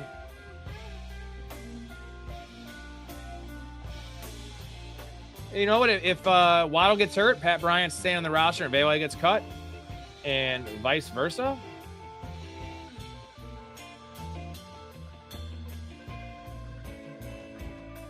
All right. Sports Jazz, how do y'all feel about trading Golden in a 27th third for Jaden Reed? Our wide receiver room is Higgins, Burden, Odunze, Myers, Tate, Concepcion. I feel like you need something this year. So yeah, I'm for a 27th third is useless. Essentially, it's a really shitty pick. So yeah, I think that you might regret that in a year or two. Like Matthew Golden has a chance. We know what Jaden Reed is. Jaden Reed has carved off a nice little role in the NFL. But Matthew Golden is a first-round pick that, has the potential to just be one of those, like, essentially redshirt rookie year guys, where it just didn't work. He got banged up, and then with all the hockey lines they're running out there and just rotating wide receivers, just never gotten a rhythm, and just, I don't know. I'm not a Golden guy in terms of his talents. I like him in best ball this year because of the price. I would probably do that. You need Jaden Reed in this team because you have Higgins, Burden, Odunze, and then Myers. Tate's your 4, and Concepcion's your 5. But 2 of those guys are rookies, and one of those guys has a broken hand or something. Myers just has a hand injury, and he's just bad. he's just not special, and he's in a crowded room. So I would probably do that, man. Essentially, it's Golden for Reed straight up with a little kicker of a 27 third. I would do that, Sports Chaz. I'd like to see the rest of your roster. I think you could do better, man. I think your play is to trade one of Odunze or Burden, probably Burden because his value's higher in Dynasty, and upgrade. But I can't speak on that until I see your roster. Sports Chaz, you got to get in the community, and you can ask me these questions with fucking the teams. You can show me the screenshots, and I can give you much more accurate answers, and so can the rest of the community, because these guys also know ball. They wouldn't be in there otherwise. So literally $2.50 gets you in for the first month. Then just quit. If you want to get all my advice and all my info, and then just quit, I don't recommend that you guys do that. That would be kind of lame, but I can't stop you. I can't stop you. Links down in the description, man. Use the code PRO. If you're going to do it, use the code PRO, because why not? It is the place to be. What's up? What's up, Vicious? Golden has a younger guy and on the field more percentage of snaps. I'd keep him. I do prefer Jaden Reed this year, though. I know the upsides with Matthew Golden for sure. I agree with that. I'm not a big Jaden Reed guy, but here's what people aren't understanding about Jaden Reed. With all the Josh Jacobs hullabaloo, all the Josh Jacobs news and messy stuff with Josh Jacobs, he is almost not Deebo Samuel. I'm just saying they've used him in the backfield before. They've given him carries. They give him design stuff. They line him up in the backfield. This is the year to use Jaden Reed like a true talent he is, which is a versatile dude that can line up all over the field. He'll never line up outside, clearly. But, you know, a full-time slot player with, let's call it 8 snaps out of the backfield, 4 touches out of the backfield. Bro, that's free. That is free stuff. There is a concern. I don't love Matthew Golden, but the first-round draft capital says so. They did pay Christian Watson, but Christian Watson's also injury-prone. Yeah, Savion Williams is good. That is actually the only thing Savion Williams can do is that, you know, kind of X-factor, versatile wide receiver that can play running back. Who was the guy on the Jags? Who was the Jags? Starts with an L. The Jags guy that had he was an awesome returner, and he was like a 230-pound guy. He was like a Cordell Patterson. Who was the Jags guy I'm thinking of, guys? Someone help me out here. Well, hey, Sports Chaz, if you do it before the stream's over, we're gonna do all this team reviews. We'll do underdog. We'll do a best ball draft after this. If we don't meet the super chat goal, you can just hook everyone up with that, and also you're gonna get hooked up because you're in the community. Who is the guy? Who is the guy that I'm thinking of? The Jags guy that was in the backfield. He was a wide receiver. Somebody help me out here. He was drafted in the 2nd round or 3rd round, maybe 5 or 6 years ago. He went to the Vikings after that. Somebody help me out. It's not Laquan Treadwell. For some reason, that's the name coming to my mind, but no, he was 230 pounds, dude. So someone look up Jaguars. Oh, thank you, Jeffrey. Laviska Shenault. Thank you. So Savion Williams is like a Laviska Shenault. I love Shenault because I played a couple of my home leagues I used to play in the past were return leagues. It was 15 yards per point, and a return touchdown was worth 10. And they're super deep leagues. I was flexing Shenault and never learned how to run a route, unfortunately. But I'm pretty sure Shenault's out of the league. I love that name, too. Laviska Shenault. Am I crazy for thinking Gabe Davis should be signed somewhere? No. He's 27. He's had some lower body stuff. Do you guys all remember, and this is, guys, me and Storey had this argument about Parker Washington. And I was just talking to Erica about this, and she knows I'm the biggest Parker Washington bro ever. I was last year. The fact that I'm off Parker Washington should tell all of you guys not to draft him, because I love Parker Washington. I love Michael Wilson last year. They made me so much money. Michael Wilson makes a lot more sense this year because the price is cheaper. But the Gabe Davis, remember when Gabe Davis was a 3rd-round fucking pick in fantasy after the 4-touchdown game he had in the playoffs? That is the Parker Washington buzz. And Gabe Davis failed for multiple reasons. It was that Josh Allen spreads the ball around. He got a little dinged up in terms of Gabe Davis, but he had no experience. You know, he was fine. He had one awesome game, and it happened to be when everyone was watching. And for some reason, this Parker Washington thing is just wild. I can't get on, but he went pretty decent. In this draft, he went kind of late. The 6'5", which is somewhat decent. I passed on him to take Joe Burrow, and maybe I should have taken Parker Washington, but no. Where should Lloyd go if Jacobs is out 8 weeks? Oh, shit. I mean, high as hell, but here's the problem with that. They're bringing somebody in, Big O. They're bringing somebody in, whether it's a released Sean Tucker, whether it's Trey Benson wouldn't work because he's hurt, but they would bring somebody in. Maybe Nick Chubb unretires and goes to the Packers. I don't know. Marshawn Lloyd just can't stay healthy. And again, we've seen these guys before that they actually do become, but like Kendre Miller, same thing. Kendre Miller, right? Always hurt. Finally gets a chance last year, gets fucking hurt. So I'm not going to go crazy with Lloyd because if we steam him up to like the Kenny, I mean, maybe ahead of Kenny Gainwell. So Tony Pollard, it's like, wouldn't we rather just have Tony Pollard? You know? Yeah, and dude, Chris Brooks is a monster. He's not a great player, but he's a 225-pound scat back. So give me Tony Pollard, RJ Harvey, this range right here. I would say end of the 6th round for Marshawn Lloyd. I do like the idea of everyone wants to draft players for later in the season. I like the idea of drafting guys I know are going to be relevant early in the season. And he could be your RB2, but it would be a committee for sure. Will BTJ be a bust again? No, because he's going in the 7th round. 6th, 7th round. So, I mean, he might disappoint you because it's going to be a bumpy-ass ride. You know, Brian Thomas will not be a smooth ride, especially with this early season schedule as a bunch of monster corners he's going to have to face. Yeah, we think he's playing X receiver, exclusively X. That's also what coaches say, like the coaches are saying. Do we want to believe the coaches? And I do believe he'll play X a lot. His price is too cheap. He busted last year for multiple reasons. Trevor Lawrence, as good as he was last year for fantasy and in pretty decent real life, he was awful at throwing to the outside. Couldn't throw deep and couldn't throw outside the numbers.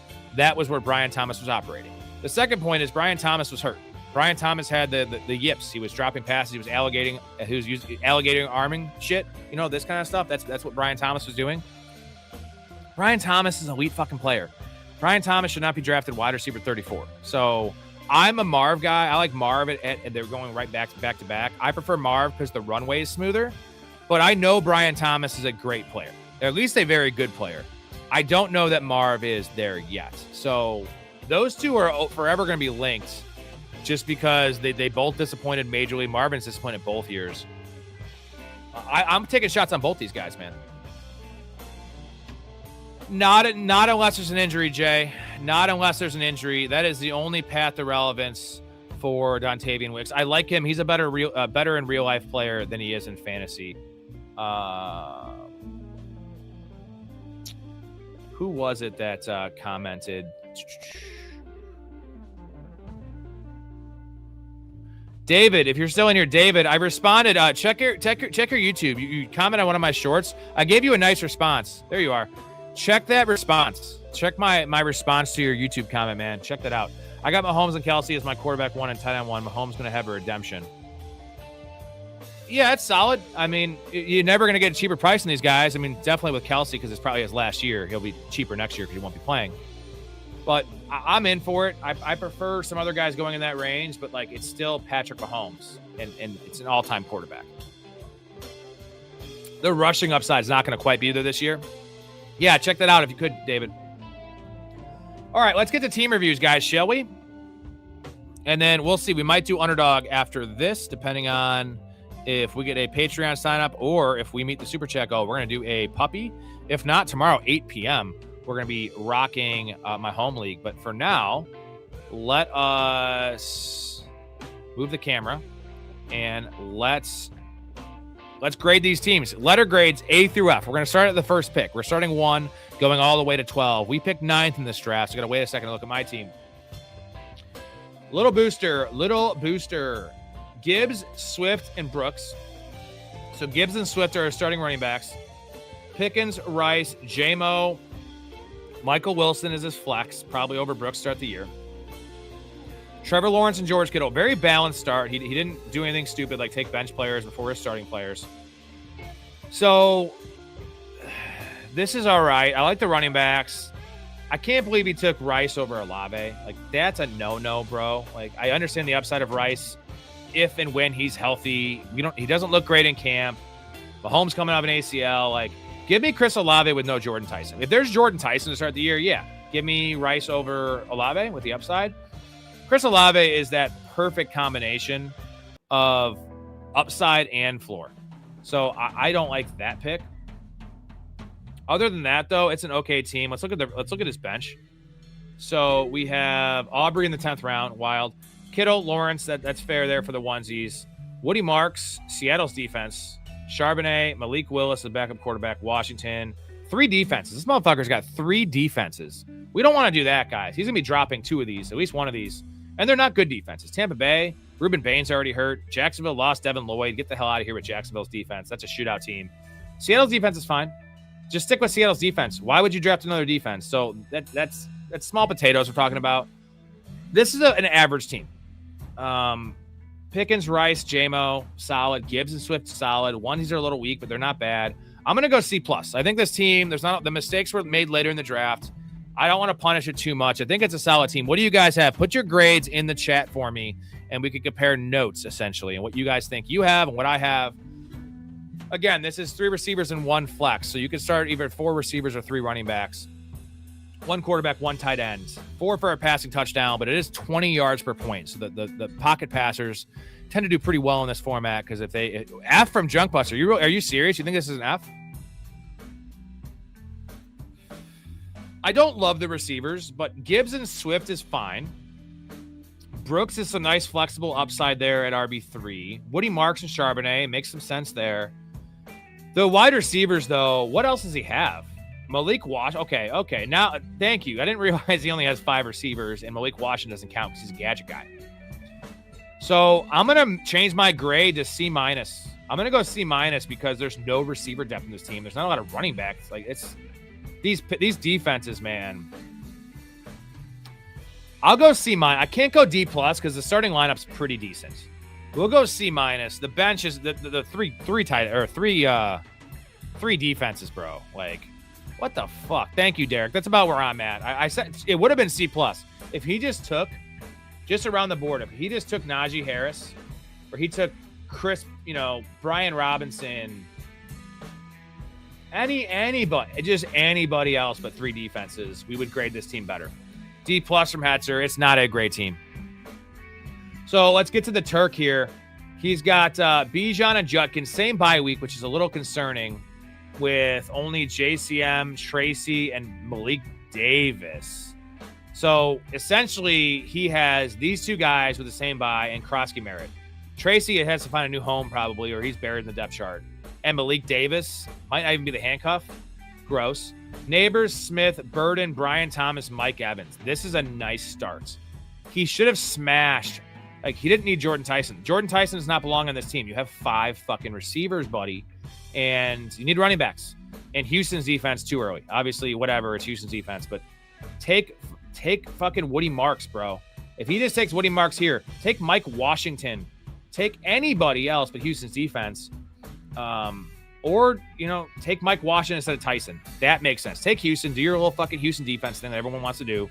Take Mike Washington here at the 11-2. Now you have some flexibility, some upside for early in the year. Anything else? That being said, Ted Hurst, Williams, Malik, said his tight end room is garbage. By the way, his tight ends have the same bye. Again, what is he doing? So he takes 2 running backs of the same bye. I'm not going to begrudge him for that. He should have just taken Swift, though. Honestly, in PPR, I actually prefer Swift to Judkins, even though I love Judkins. And then he takes Andrews and Sadiq, who have the same bye. So now he's got a tight end issue week 13. His running back room is non-existent in week 11. And then Jalen Hurts, though. Great value on Jalen Hurts. So all in all, if you don't look at the small things, this team's pretty good. This receiver room is a Bukkake crew. This team's going to just blow all over people's faces when it gets going. If Burden's healthy as your 3 and Brian Thomas is a flex, if this works out, if Neighbors is healthy, there's a lot of ifs in this team. The one constant's going to be Devonta Smith, Mike Evans as well. I'm going to go C+. I'm going to go C+.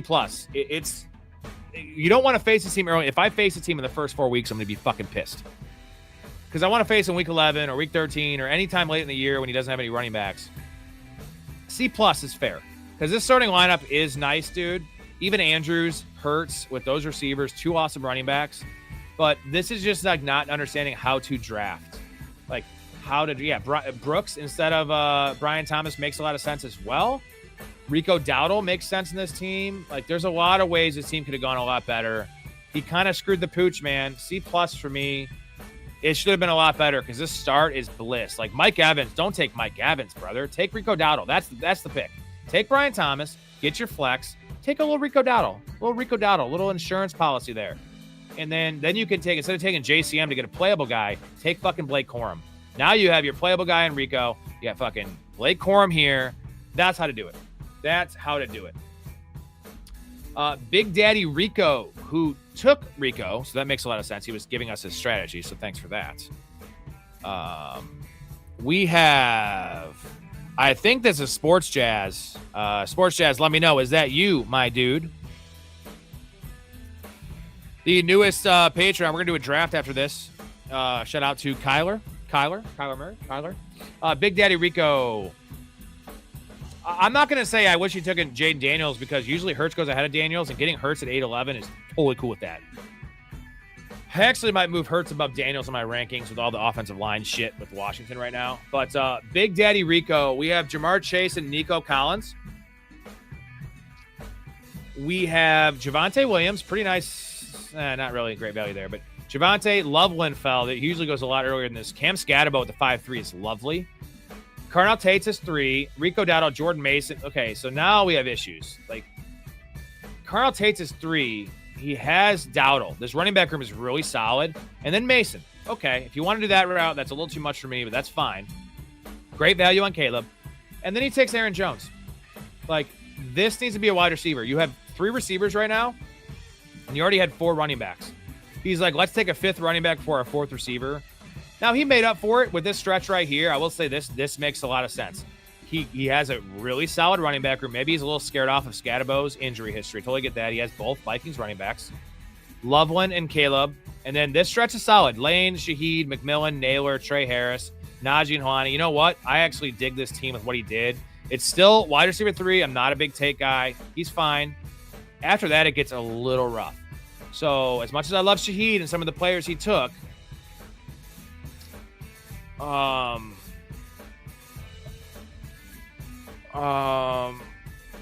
another mouth tank shot. What does that mean? Was that another trade? Was there another trade in Dynasty? Did we see another trade? Can someone keep me up to what does this mean, McCall? If you can't leave me in the dark like that, brother. So, I don't love the lineup is Chase, Nico, Tate with Javonte, Cam, and Dowdle. Dowdle is a flex I don't love, but elite tight ends and pretty elite quarterback as well. I'm going to go C+ on this team as well. The teams usually get better as we go to the right. This is a decent team. There's definitely some issues, like the running back picks are just mind-boggling. But I'm going to go C+. What do you guys have for a grade? For this squad? I got C+. I think that's a fair grade. Nobody in the B range, though. Nobody in the B range. C+, C from Hetzer. That's pretty fair. Average team. Destroyer's team. Let's look at Destroyer's team. I think I like this one. I think I love this one. Puka, Olave, Garrett Wilson. Derrick Henry is his hero running back with Jalen Warren, who's a fine PPR back. Chris Godwin's the flex with Lamar. So this lineup is great. Kyle Pitts. This is solid. Blake Corum. Now we're fucking talking. Keenan Allen with some nice floor there. Mike Washington, Kincaid. Trey Tucker, Brian Robinson, Fairbairn, Bell. Okay, players that were in my queue. The build is good. The team is good. This is bordering on an A. I want to say it's bordering on an A. I mean, Puka, Olave, Wilson smashes. Derrick Henry with Lamar, and then Jalen Warren. So the issue is running back 2. I don't hate that being an issue, especially with the Blake Corum, Mike Washington picks, and Brian Robinson. So little light at running back. If that's his only issue, yeah, we're doing underdog McCall.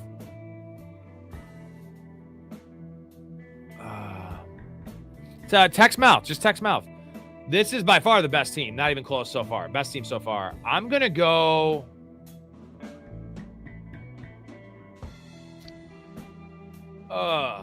I'm going to go with a... I think I'm going to go A-. This is an A- team. This is a good team, man. I have no issues with this team at all. Really, I don't. This receiver core, dude, of Godwin as a 4 in PPR, Wilson, Olave, Puka, and King Henry.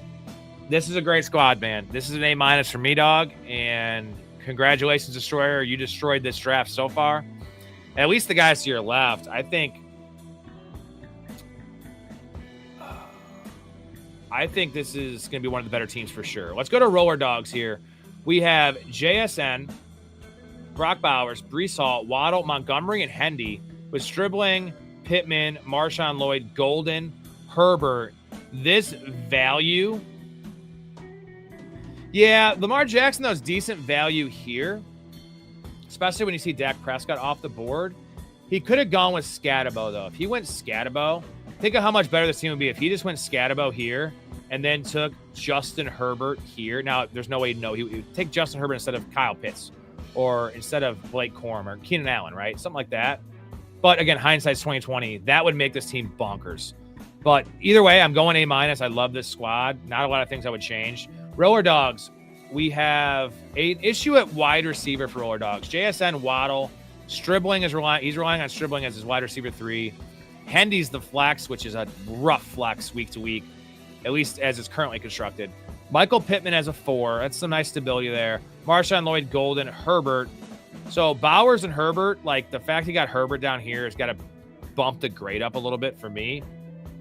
Cyrus Allen, Braylon Allen, takes 2 tight ends as on a bench when you have Brock Bowers. That's a little weird. Tyler Shuck, good pick there. Flournoy, a lot of good picks here. Chargers defense, so this is solid. The wide receiver room is I'd much rather have a running back issue because you can just smash running backs later. There's not a lot of receivers in the wire in this league. There's no trades, so this team needs Stribling to smash or Michael Pittman to be reliable. I love the team, though, with the Herbert pick. I'm going to go B to B+, between B and B+ for Roller Dogs. This is a pretty good team out of the 5-hole. I can't go B+, but I think B is too low. So I would probably favor B+ over B, though. Pretty goddamn good team. Just this wide receiver room is just an issue down here. G-Bar, 250. We have St. Brown, A.J. Brown, Igbuka, Etienne and Tootin with Kraft and Daniels. So this is the lineup right here. Who's his flex? His flex is Jaden Reed, Lemon and Coker, Keaton Mitchell. This team just seems a little blah to me. A little blah. So Derek doesn't like this team as much. B- to B. Yeah, I don't like the receivers either, but the Justin Herbert value he got down here with Brock Bowers, like the onesies are elite, bro. With he didn't put anything in a quarterback. I'm just higher on Justin Herbert than most. Yeah, the receivers suck, but this team has a lot of upside with Hendy. Hendy could be the flex. And then I think the Pittman pick was fine. Golden, like he picked some solid. I'm still going to stick with B to B+. G-Bar, though, has a definite issue. His flex is Jaden Reed, which is fine. Jaden Daniels and Kraft, mid-range onesies, but like that's totally cool. Question mark with Etienne, Ibuka's injury, but good receivers here for the top 3. Solid running backs, but here's the problem. He has 4 running backs. He has 3 running backs. He has 3 running backs. He has Keaton Mitchell, Tootin, and Etienne.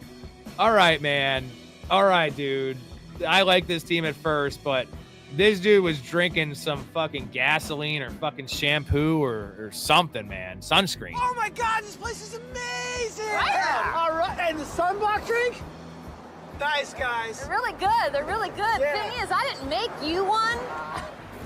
Oh, Jesus Christ, Charlie, you're drinking sunblock. It's good. It gets you all. Yeah, you're ingesting viscous chemicals and they're getting you hot. It doesn't matter. Like, I get he was a little worried at wide receiver, but he should have been worried at running back. A good start. The first 7 picks are good. You can get to the first 8 picks are good. I'll give you Mekhi Lemon. I'll give you Coker. After this, the Rams defense, bro, no. This Coker pick could have been Aaron Jones. That makes sense for his team. Could have been Woody Marks. I'm gonna go with D. Just like because if running backs stay healthy, it could be a decently a smash team potentially. A lot of question marks with Ibuka. Kraft's coming up in ACL. Jaden Daniels, that offensive line. Like Mekhi Lemon's a rookie who's been hurt. Jalen Coker's fine. He's just, you don't want to start Jalen Coker. It's a D, bro. This having Etienne, Tootin, and Keaton Mitchell is a fucking joke. It's a joke. There's no trades in this league. Joke. D. All right. Therasis right here at the seven hole. JT and Hampton. Trey McBride. Really nice value on Trey McBride. Let me read you Trey McBride's ADPs for the first 6 drafts I have written down here. 24, 29, 26, 27, 30, 27, 24. 24 is the picking spot. So this was really late. This is pick 30, 31. So the latest we've seen him go. This is the latest we've seen him go. I do like him there. McConkey, DJ Moore, Marv. Kenny Gainwell for some running back insurance. Could be flex. Quentin Johnson, Wandale Robinson, Concepcion. This is some work right here he's doing. I love these 3 receivers right here. Ladd and Quentin Johnson I don't love on the same team, I suppose. Chris Rodriguez, Jonah Coleman, Stafford and Kyler Murray waits at quarterback, gets those 2 dudes. Emmett Johnson. This is a solid team, well-built team all around. I'm going to go B to B plus in this team. I really like this team. Not a lot of structural issues with it. Waiting at quarterback with McBride as necessary. You know, you're relying on Marv here, but you're not tied to it because you could just flex Wandale or maybe Casey becomes something. You don't want to play 2 Chargers receivers, but if they have a great matchup, you could probably do that as well. So I'm going to go solid B to B plus in this team, man. This is a solid team. Denny Green. I think Denny Green's team is very good. September 2nd, 2 quarterback, 10 team. 3 receiver, 2 running back, 1 tight end, 1 flex, 6 bench, 2 IR. Got my draft order first pick in a 2 quarterback league. Let's go, Mouth. I'm gonna help you out with that draft at least as much as I can because I have another draft that day. But that'll be badass.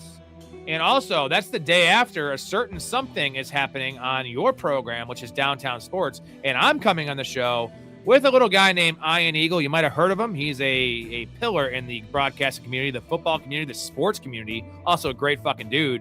A normal recurring guest on Downtown Sports. Another reason to check out that show. Or just subscribe now because you can catch that show September 1st with myself, with Mouth, with Beast, and Ian Eagle. September 1st, guys. Mark it down. That is the NFL preview show over there on Downtown. That is the fantasy preview show. That is Ian Eagle just breaking down a lot of shit, a lot of information that we don't have. So definitely check that out. They're on YouTube now too. So you want to check out the YouTube page. They need the subs there. They're on 23 other platforms. The link I have in the description is it's not the YouTube page. I do have to switch that out. I keep on saying that and then I drink and I forget. But check that out. September 1st, guys. Just hop over there right now. I don't care. Hop over, get off the stream. You're going to miss half of a grade. No big deal. And yeah, do that. Shut up, Mouth. Before we get to the next team, Trone says auction draft PPR. What suggestions to improve? Lamar, Barkley, K9, Garrett Wilson, Ted McMillan, Juwan Johnson, Jacobs. Is that Juwan Jennings? Juwan Jennings, Josh Jacobs, Marvin, Tate, Mahomes, Cyrus Allen. How many people are in this fucking league? That's a hell of a team, Trone. I mean, Trone, I would have to see the other teams in the league. I can't just say trade this guy for that guy. You got to see what teams need what, and I need the scoring. I know it's PPR, but the rosters and all that kind of stuff. Trone, like I said, this is what I do. Ask anyone in here. They're going to win a lot of money because you have me as your assistant, literally for $5 a month. I prefer you go to the higher tier for that. But if you're a first timer, I'm gonna guide you through all this shit. 12 people. Use the code. Get in the community. Get in the Discord. You get access to me. You get to text with me. You get the entire community in here helping you out with all these decisions. You're gonna make money. It's gonna help your chances to win. And it's gonna cost you literally $2.50 just to get in, get your feet wet, see what's going on. And besides that, you come on the show, get free merchandise, community fantasy leagues, Discord community, like I said, and the bets, guys. I did release my first 2 bets for the first 2 games are out there, player props. Also, 6 different NFL future bets I posted in there. Those have already changed a bunch, but those smashed. I went 4-1 last year. I'm gonna go 5-1 on these motherfuckers. These are the player props records. 96 and 58 last year. We're just crushing ass, guys. What do we call it? Someone in the chat. What do we call the community? What do we call the Discord and then the place we all gather and talk ball 24/7. What do we call it? Hetzer, Derek. I'm trying to think. It's the place to be. What do you call it, Kramer? It was. Come on, Rudy. Come on. We call it the place to be. The place to be. Yes. Yeah, Tron. It's make sure you use the code though, bro. If you're gonna do it, I want to hook you guys up for the first month. It's a trial month, essentially, 50% off, dude. $2.50 for the first month. And then if you want to stick in, I'm pretty sure you will. All these other guys have because it's a great time, great people. Use the code PRO. Make sure you do that. So yeah, I just can't really give you too much information. Just like I can give you what I think. I mean, Lamar, Barkley, K9, the running backs are super solid. Running back depth looks a little thin with Kamara, Emmett Johnson, Sharps, and IR. So you need to get running back depth.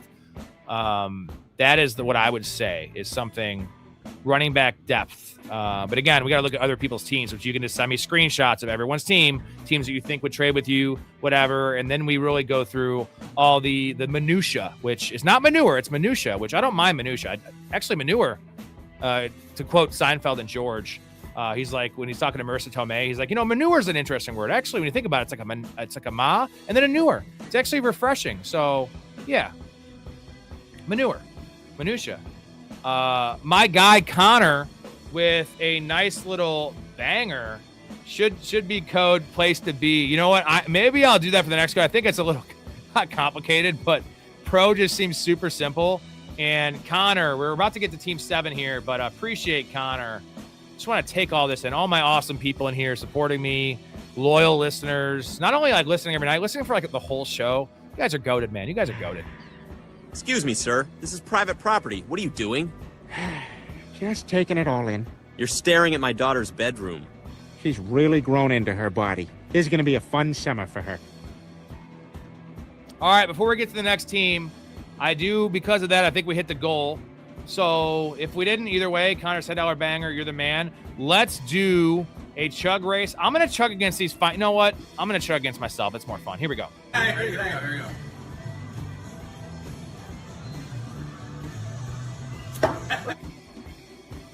Hey, yo. All right. On to... I am just taking all this in. What's up, Cruz? How you doing, buddy? Cruz is a long-time community member. One of the most entertaining guys in the Discord. Just all-around great dude. Double X t-shirt as well for Cruz. He's a big guy, but a great basketball player as well. He moves very, very well for his size. Again, as a fellow, I'm a big guy as myself. I can say this. I can get away with this stuff, It's like if you're a bigger chick and you say, "Oh, when's the baby due?" and she's not, you're like, "Well, it's okay. I'm big too." Number 8, Denny Green. Denny Green. Let me move my camera here.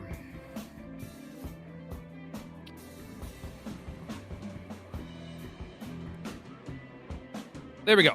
Denny Green. McCaffrey, Genty, Love. That's a fine start. 2 injured guys potentially, which is not great. And CMC. This is the all-injury team. Zay Flowers at the 4-5 is unbelievable value. Fuck yes, dude. Fuck yes. I had to pass on Zay at 4-5 because A, I have 1 million shares, and B, Kyron Williams never falls that far. No regrets there. Guys, I know I'm still on the clock. I will get to it. I apologize.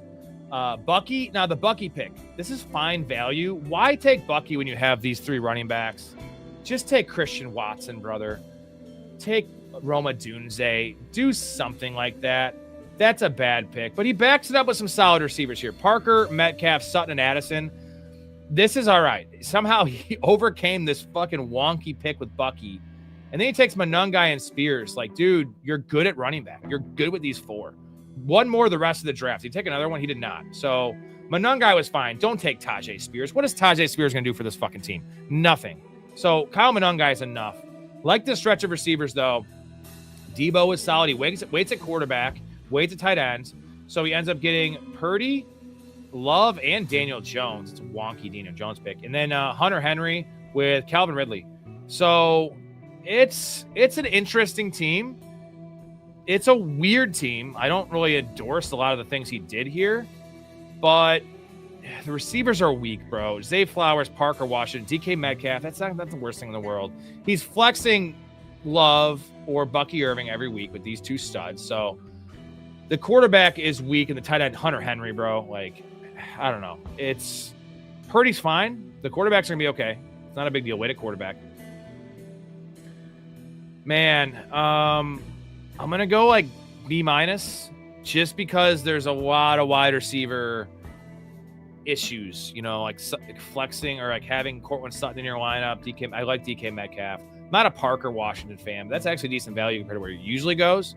What do you guys think? I'm going to go B- just because there's so much talent on this team.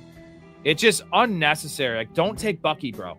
If he just took Christian Watson and he has Zay Flowers, Christian Watson, Parker Washington, DK Metcalf, Cortland Sutton, then you could not take Addison. You could have taken Herbert. You could have taken a better tight end. You could have taken Laporta, right? If he just takes Laporta instead of Addison, and now he has no Bucky, but he has Christian Watson. Now he's got a fucking full-ass lineup and more stability for this team. I think that's my thing, but B- is fair. This had a really good chance to be, he could have taken Tet McMillan as well. So how about we do this? Instead of taking Jeremiah Love, you take Tet McMillan, Zay Flowers, Parker Washington. Now you have Bucky as your RB3. There's a lot of ways. I feel like he just saw the running back value, and this Spears pick makes no sense. I hate just like nitpicking one pick because I think we're gonna have a couple on my team where I didn't like them. Let's go to my squad though. We gotta go B- in that team. All right, my team here: CeeDee Lamb, A-Chain, McMillan, Kyron, Christian Watson, Joe Burrow. So that is amazing. I don't love that. If I had Roma Dunze here, this is like an A+ team potentially. If I got Roma Dunze as my flex, this would be unreal. Unfortunately, he gets sniped, which is, of course, Phantoms is fucking good. He would do that. But the flex is the issue on this team. So we have Fannin and Joe Burrow. So really, really, really, really nice onesies. Hetcher does not like the A-Chain pick. I don't like him at the 1-2 turn where he usually goes. In full PPR, half PPR off A-Chain, full PPR, he's still going to have a fuckload of receptions. He's going to have some long plays. Again, I'm not the biggest A-Chain fan this year, but I do want him over Hampton. I do want him over Genty with the ankle injury.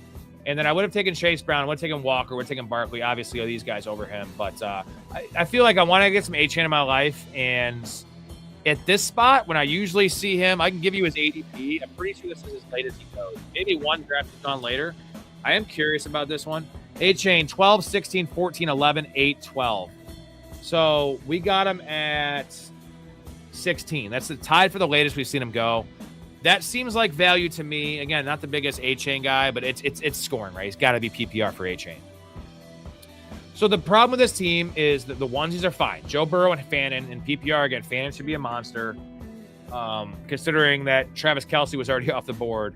And I like Fannin more than Pitts, especially with probably no Tua.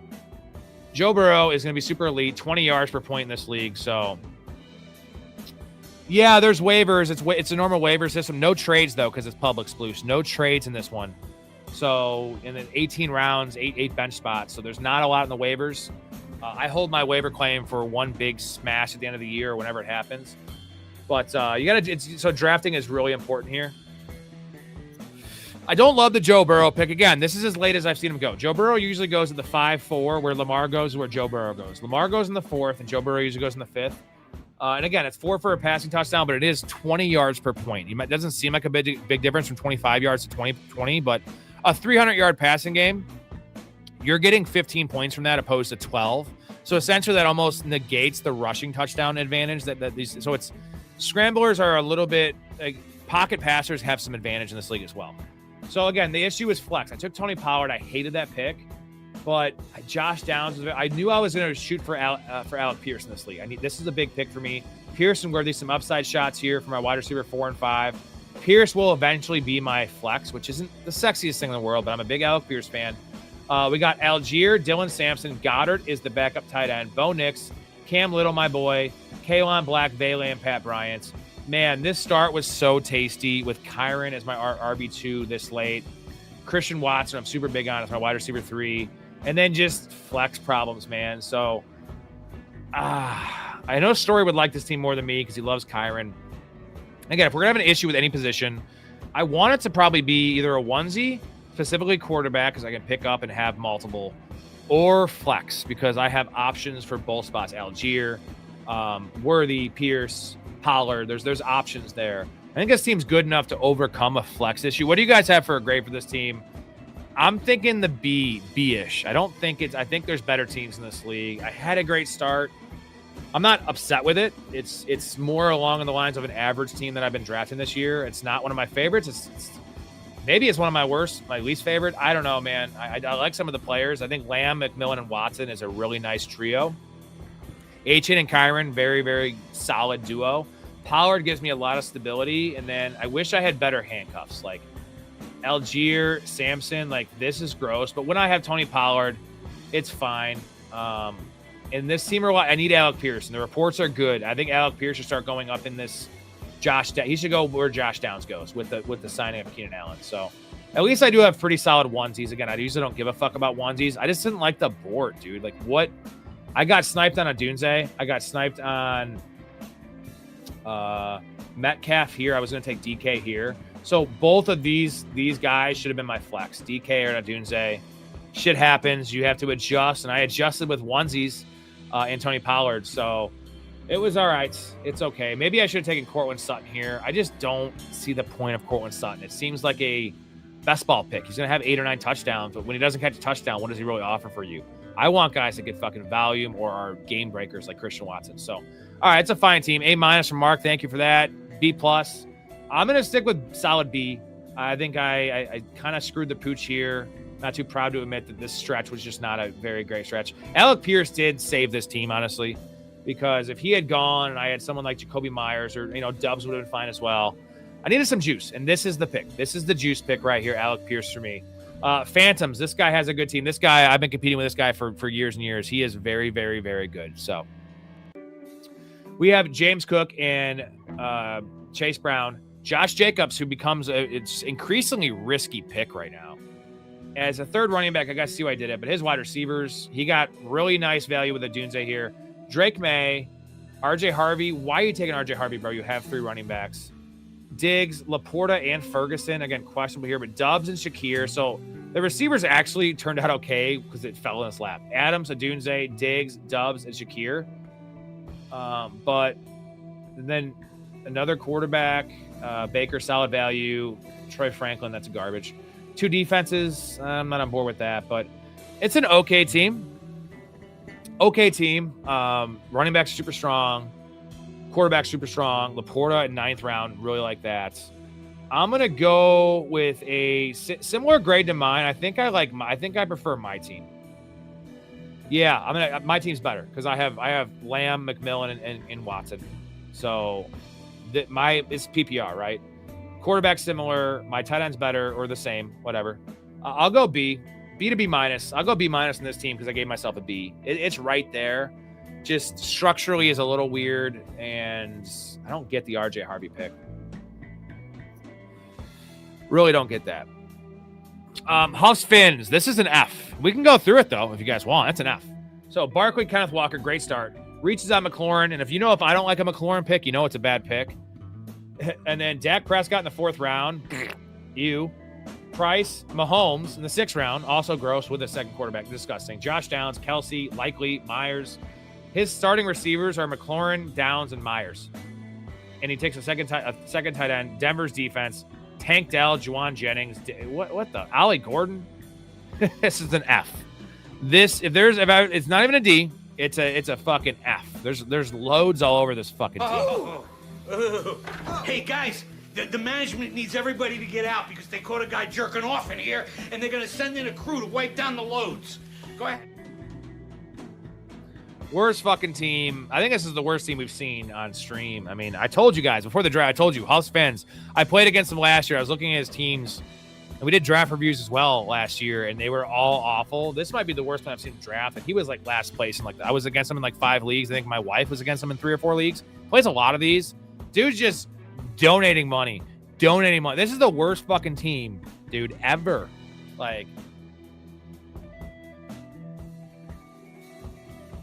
Just awful. Huge ass gas. This team is also a mess.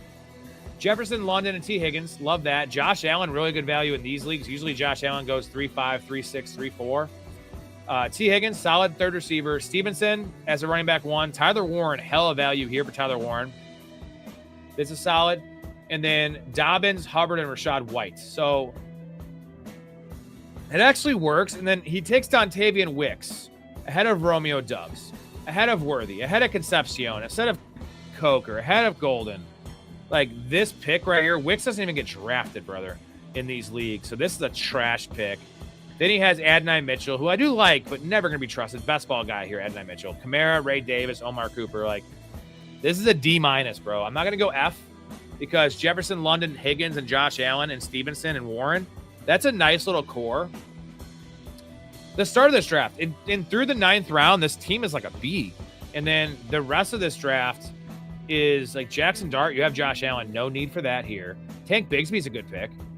The receiver, there's just no receivers. Maybe I'll go D. I'll go D just because this starting 6, the top 6, and even Dobbins, Hubbard, White, Bigsby, that just shows how fucked this guy's bench is. It's fucking awful. It's a D, man. It's a D. I'm sorry. Huge ass gas. Bad team. So I think the best teams we said were Destroyer, destroyed this fucking draft. We liked Roller Dogs a little bit. We prefer this one was bad because he had 3 running backs. This team was solid. Denny Green's was solid. Mine was solid. Phantoms was pretty good, and then that's it. So there's like 6 good teams. I don't think I ever gave you a D-. I would never do that. Jay is a little nicer with this team, C-. Jay is the anti-Dakota. Dakota's a hard grader, which I do appreciate. It's not like he's rough on people's teams. He doesn't just give out A's. And Jay just doesn't want to give away bad grades. So definitely bad. So there's 5 or 6 solid teams. There's 2 or 3 fringe teams. And there's 3 really bad teams, like 3 teams that are out. This is why I do this. The lowest rake is on Fantrax. They only take 7 or 8%. It's like 1 team's buy-in they take. And this team, 3 people just gave their money away. I promise you, those teams aren't even making the playoffs. I could document this right now, mark it down. They're not. I think it's Little Booster for sure. Huff Fins and Huge Ass. Those guys have no chance to make the playoffs. Huge Ass has the best chance. But 2 teams for sure have no shot. 0 shot, mark it down, done. So, you know what? And I have a pretty good team. It could have been better. I'll go to war with this team pretty much every single day. So let's hop on over to Underdog and do ourselves a puppy. We'll give everyone a little bit of time here to get ready, to retool, do what you guys got to do. I'm going to make my picks in the slow drafts real quick. So I got to get a drink and take a pee as well. I got a lot of stuff to do before we get into this. Yeah, I'm going to hold for you, Fancy Dog. I'm going to wait like 5 minutes, so you got some time. I'm going to play this clip. Give me 50 seconds. I'll be back. Jay Quellen. No Jay Quellen here? Do you mean Jacqueline? Okay, so that's how it's gonna be. Balake. Where is Balake at?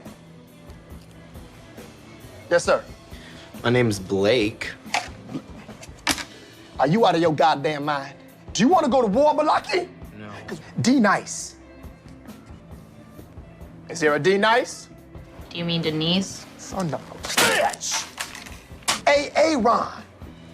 Where are you? Where is Ron right now? Here. You know, I said it like 4 times, so why didn't you say it the first time I said Ron? Because it's pronounced Aaron? Son of a bitch!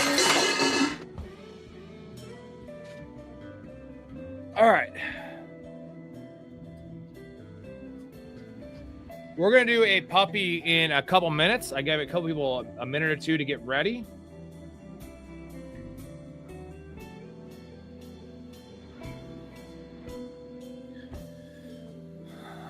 Let me send an invite to the new Patreon to get in the community. Do that first things first. This is Sports Jazz, I believe.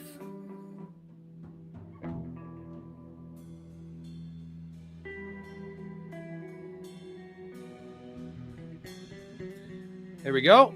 I'm up in a couple slow drafts for the community draft, so I'm going to draft those real quick. I have my queue set usually, so.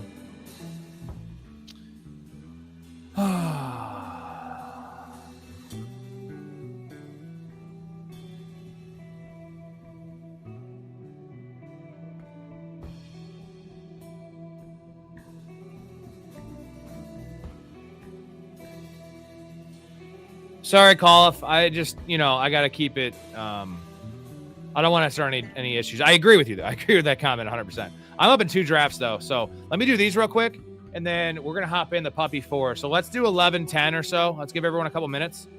I don't want to fuck these picks up. Not that I can because it's a slow draft, but let's see. Oh, shit. We got massive value here. This is what draft is. I get confused which draft I'm doing. That's super flex. Let me go to PPR. This one will be easier. I only have a couple guys on my queue. And this one's super easy here. Oh, shit. So, easy pick here. It's Mike Washington.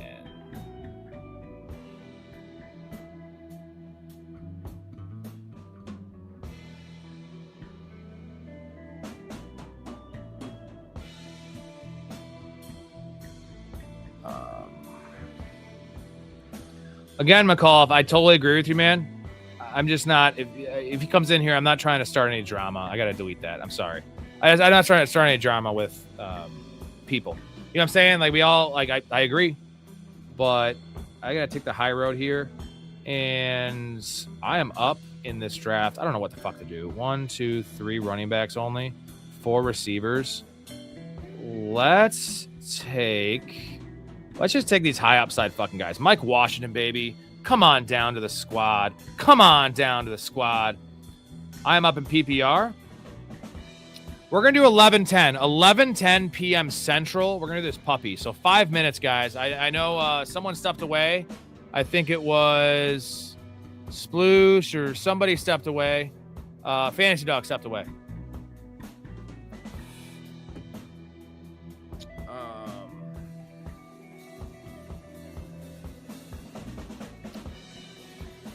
This is super flex. All right, give us a second, Fantasy Dog. I gotta make this pick. Oh shit, this is an easy one. Super flex. Let's go with league winners and Tank Bigsby. I'm just gonna keep on going with the handcuffs, baby. That's what we do around here. We're handcuff dudes. I had a name back in the day. Kinky Sheriff. I called myself the Kinky Sheriff because I just take everyone's handcuff. I don't take my own handcuffs very often. And then when those teams hit, they just cannot be beaten because in PPR, your wide receiver spot's so fucking stacked. And then, you have your Tank Bigsby's and Tyler Algiers this year. And then when one of them gets thrust into a role, even for like 3 or 4 weeks, we saw with like Rico Dotto last year, like you add them to your flex or your running back 2 spot, a hero RB build, it's unbeatable.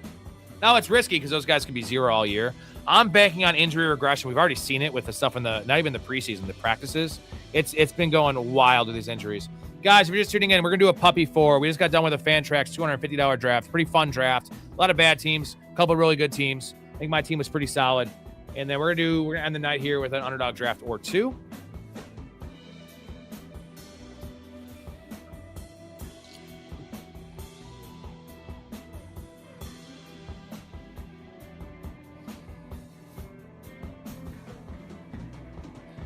Jaden Daniels, Bijan, Jeremiah Love, Etienne, Lamb, Collins, Jamison Williams, Kyle Pitts. What do you think, half PPR?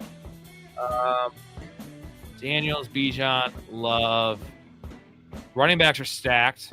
Etienne stacked. Lamb, Collins, Jamison. Is this a 10 team or what? Get sniped, Jay. Get sniped, buddy. Sorry, man. How many teams are in this league? I can't really get a grade. If it's 12, it's elite.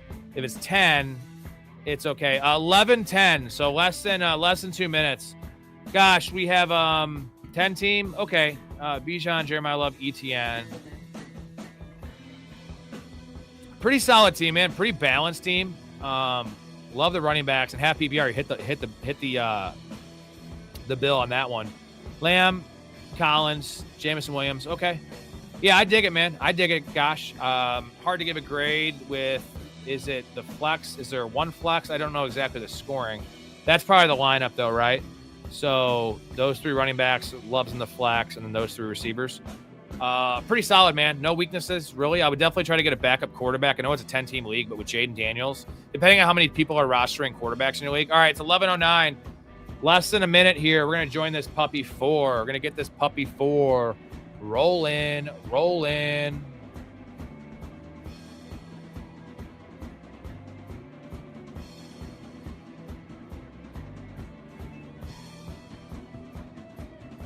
I'm waiting for it. Probably like 20 seconds, man.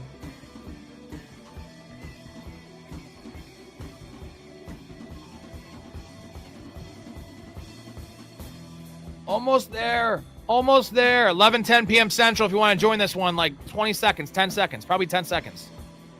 Don't jump the gun, though. I'm waiting. I'm looking.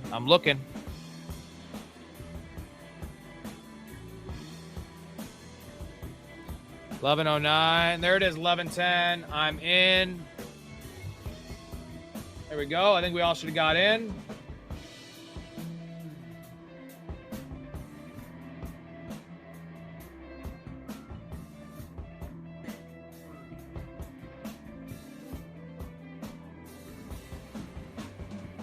I don't see mouth. I don't see anybody. I see Fantasy Dog. Fantasy Dog got in. I feel like I hit mine like 2 seconds late, too. Damn. That sucks.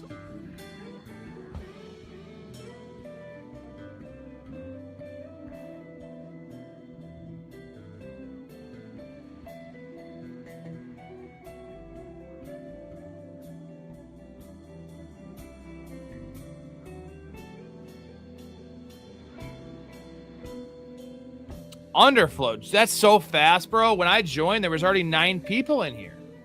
Of course, me and Fantasy Dog are right next to each other. Of fucking course. We're the only ones in here.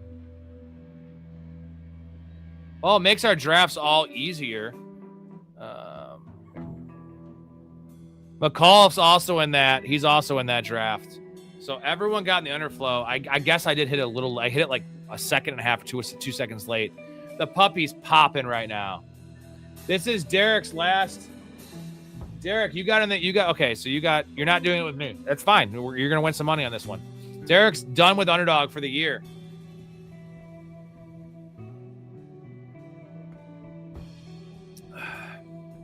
Yeah, let's eat here, Fantasy Dog. Let's do it, man. Let's do it.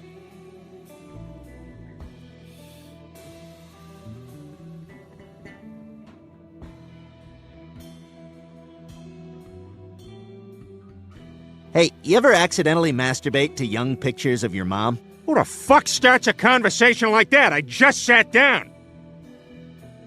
Quagmire does. That's who. There goes St. Brown. I gotta get back in best ball brain here.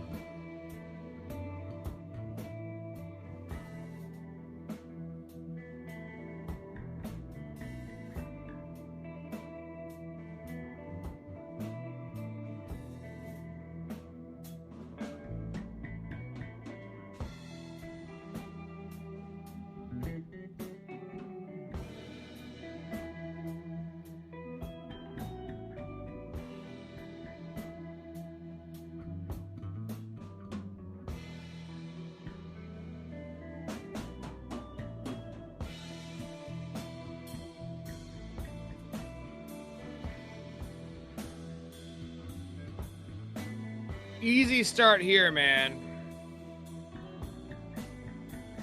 Pantera got a little location issue going on. Is it just like the stupid Underdog thing where it says like can't find location?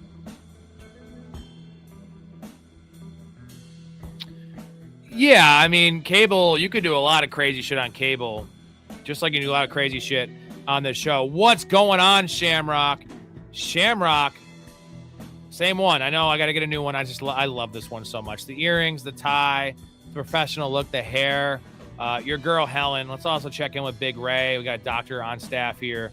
Also, let's just give a shout out to all the Patreon members. We got a new one. Sports Chaz just signed up today. He is a semi-pro. Get into the community today. Shout out to Sports Chaz. We're going to talk to him later in the Discord when we get off the show and welcome him into the jungle. Welcome into the jungle, buddy.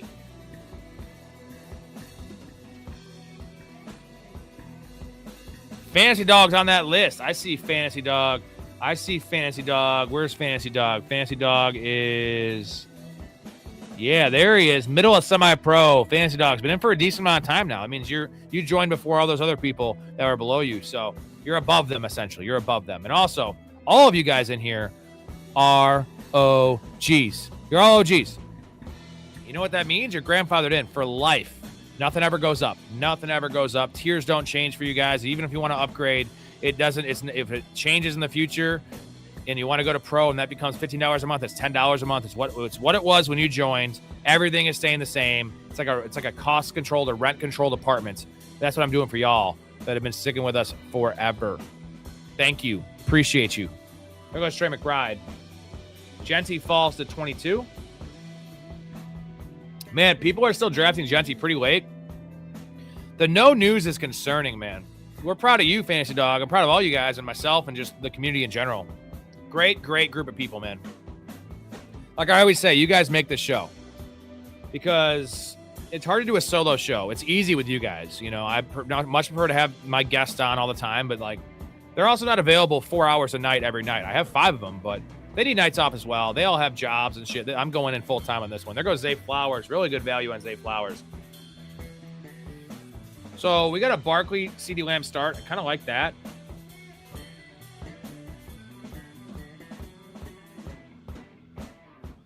Garrett Wilson looks tasty.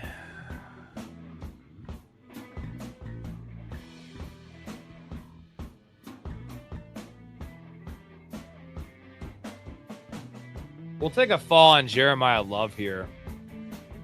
I think he plays week 1. Shamrock, when is the date of your draft, Shammy? Called you Shammy. How? It's a 3rd round, Mouth. What the hell happened? When's your draft date, Shamrock?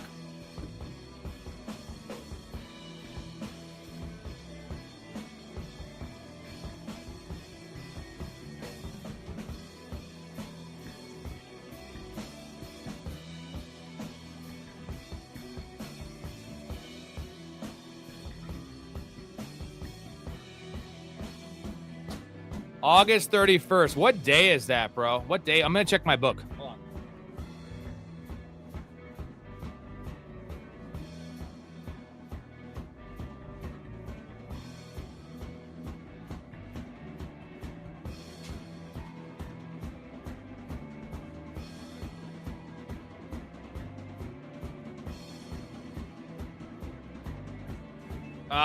What time, man? If you notice, here's my schedule. These are all my drafts. These aren't even all of them. This is 90% of them. Hard to see, but there it is. What time? Central time. What's Central time? Or give me the actual time zone, whatever. I can do the math myself. Oh, 7 p.m. Eastern, 7 p.m. Central. Oh, shit, 7 Pacific. That's 9? Man, I might be able to help you out. I don't know. I'm not saying I don't think you need help. I don't know. I'm just saying I do offer that as a service around here. It's going to be tight. I have a draft at 8, and I have a draft at 10. 8 p.m. Central, 9 p.m. or 10 p.m. Central. Your draft is 9 p.m. Central.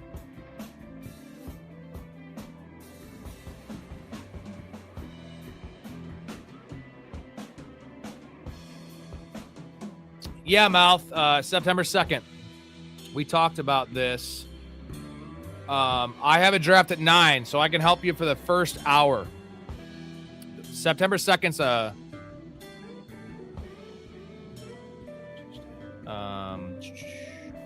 Tuesday the 1st. Yeah, I can I got something for you. I'm looking at I don't see anything listed on Tuesday, but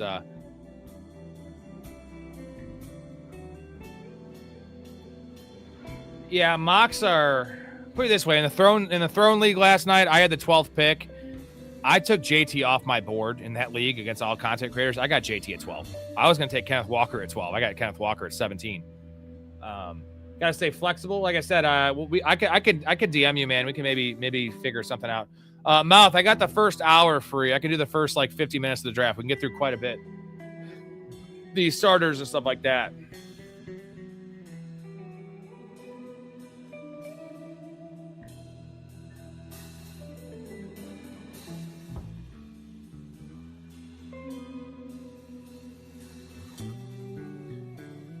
So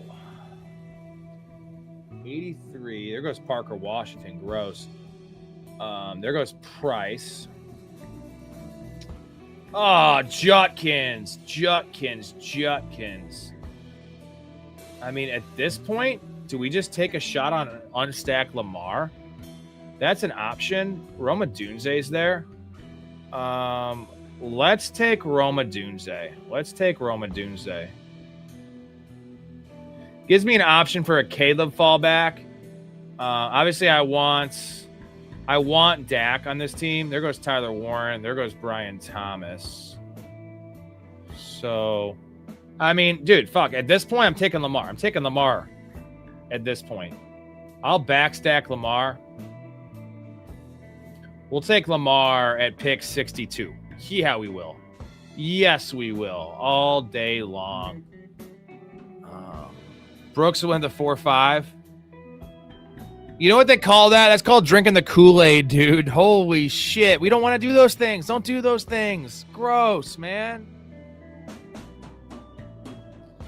Don't let your fandom affect your picks, Shamrock. You know what? Because it does work for you the other way. Because, dude, you're a Rams fan. Are you really worried about the 49ers? Like, really? Are you worried about the 49ers? CMC's value this year is going to be on them trailing games, specifically to the Rams, where he gets 7 receptions. You know what I mean?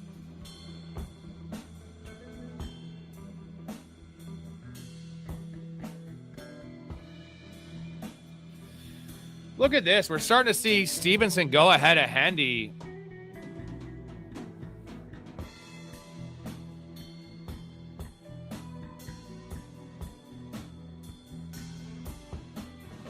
Let's see. 131. Is that too... Oh, Mark Andrews is 133. I'm going to wait on that. For sure, going to wait on that one. And if we just build a banger, it's not really that stacked up. It's fine. It won't win, but it could get to the finals. How much is the buy-in, Shammy? How much is the buy-in, man?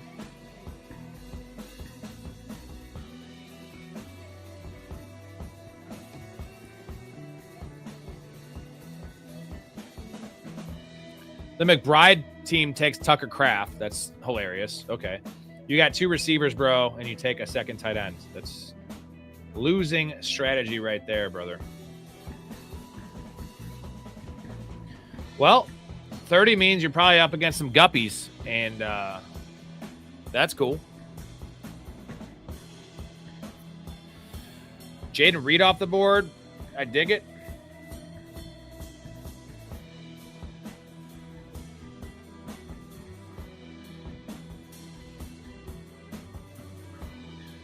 Sutton down to Godwin.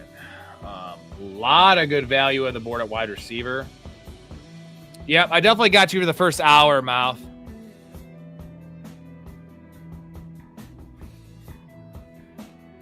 Oh, so you're going to force me to take Mark Andrews? I'm not doing it. If you snipe me, you snipe me.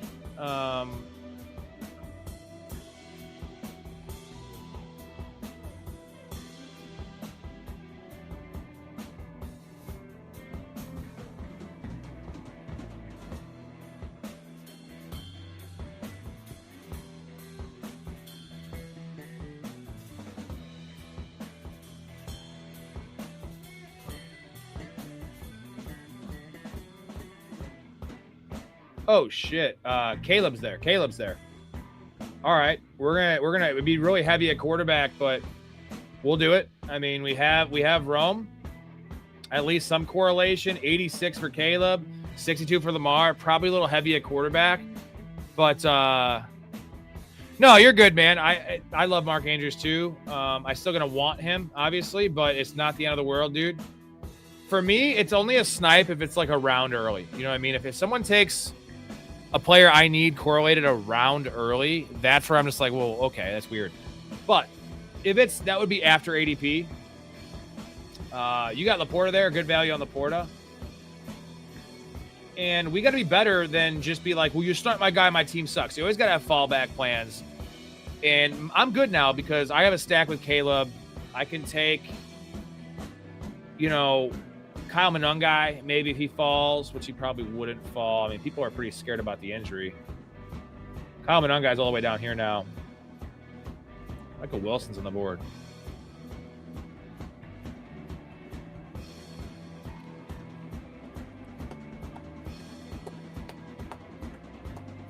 Puka might go at the 101. Jesus, that's a mistake. I mean, just take the running back. Take the running backs. Better. Now, Bijan's becoming a little more concerning with just how bad that offense looks, and the offensive line's not great, and Tua's unstartable apparently for the team, and Penix is hurt. But it's still Bijan Robinson. Like, Jahmyr Gibbs is in the all-time smash spot. Now, historically, the 101 does not pay off. I mean, it just hasn't for a long time. The 101 never ends up being the 101.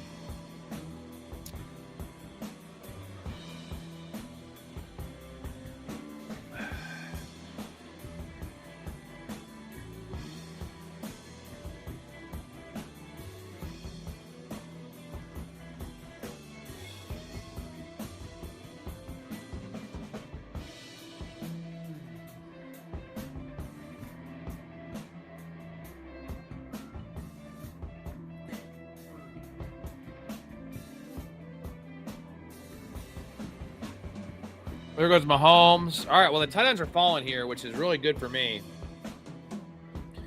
If I can get Mark Andrews, I'm not going to reach on him because my team has so much value right now. I don't want to ruin that for a stack. I'll sacrifice my chance even making to the finals to kind of lock up a semifinal appearance and just make some money instead of potentially tanking my chances of making the playoffs.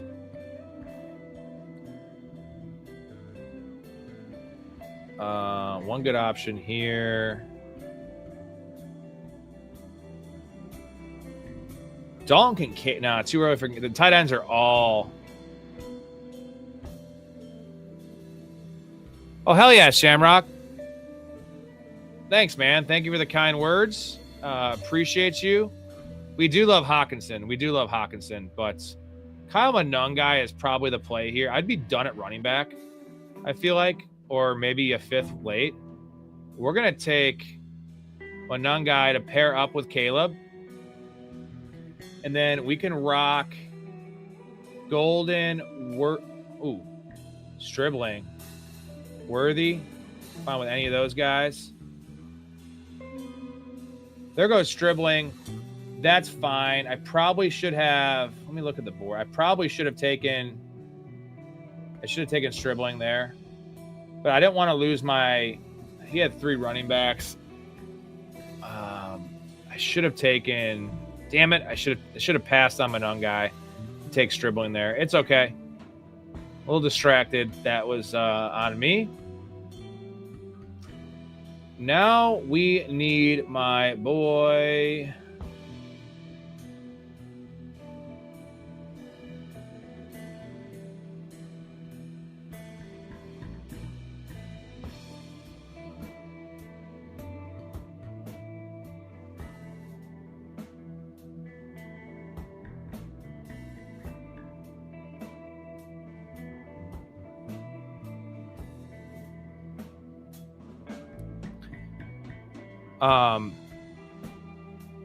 He is our favorite dinosaur, and Jeff Goldblum fucking loves Hawkinson as well, man. He loves Hawkinson.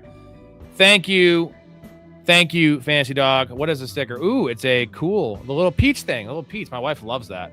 Unfortunately, it doesn't show the fantasy sticker on the board, which is a shame.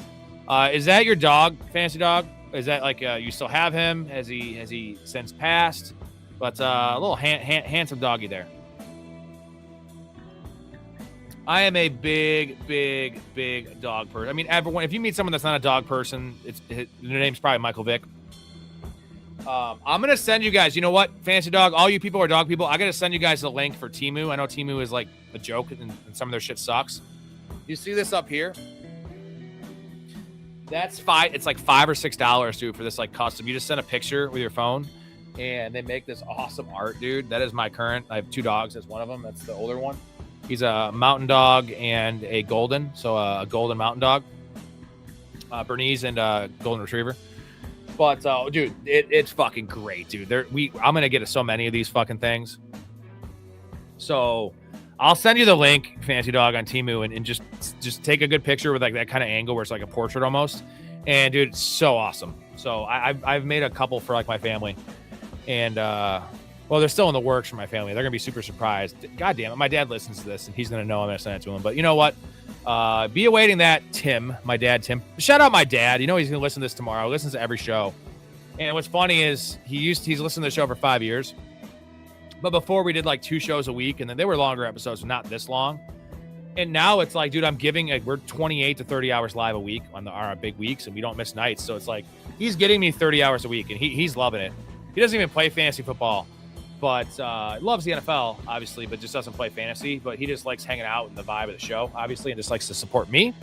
Shout out my dad. Shout out my dad.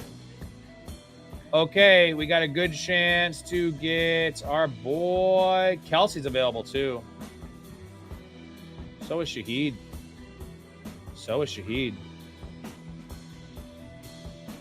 Oh, hey, Shamrock. Shout out to Tim. Raised an awesome son. He's an awesome man. My dad's one of the best people. I know everyone says that, but you should Fantasy Dog with a nice throwback with Kelsey. You know what? Kelsey is a fine option as well. My dad's one of the most real people of all time. He's, I think, 67, Dad. Is that right? He's like Chuck Norris. Motherfucker gets to do 80 push-ups at 67 years old. Real badass dude. So what my ass. Fuck yeah, bro. Shaheed's here. This team is bonkers, man. This team is great. It's not that well correlated. I have 1 stack with each quarterback. Look at this team, though. Lamar, Caleb, Barkley, Love, Rico, Monongai. 2 injured running backs, potentially. I'm fine with that. CeeDee Lamb, Tet McMillan, Rome Odunze, Xavier Worthy, and Rashid Shaheed, and Mark Andrews. So tight end's weak. That's fine. I might, seeing as this is a puppy, I might take Cole Kmet on this team. I need something a little to differentiate myself, and we'll see. It sounds good now, and I'm going to be a pussy about it. What do you think should be the approach? 10-man full PPR, 3 wide receiver, 2 flexes. Smash wide receivers, Blake, and a 10-man. You probably want to prioritize onesies, full PPR. I like Brock Bowers pulled up a little bit. Wait at running back. And take all the handcuffs, baby, because it's a 10-man league with all those bench spots. Your bench should consist of all the Mike Washingtons and Algiers and Tank Bigsby's and Samaje P. Ryans of the world. That's how you can just smash that league, Blake. Obviously, don't pass on value if it's there. Maybe take hero RB. Maybe take one guy, like even an ETN or something, as your RB1 later, like 5th round, and then just punt the RB2 spot. Get a guy like Kenny Gainwell, Rico Dowdle as your RB2, and then just smash all of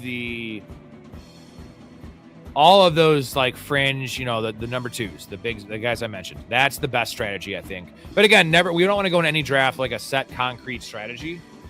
In terms of I'm going to do this, I'm going to do that. The board's got to follow you properly. But in an ideal world, your bench should be filled with all the high upside stashes.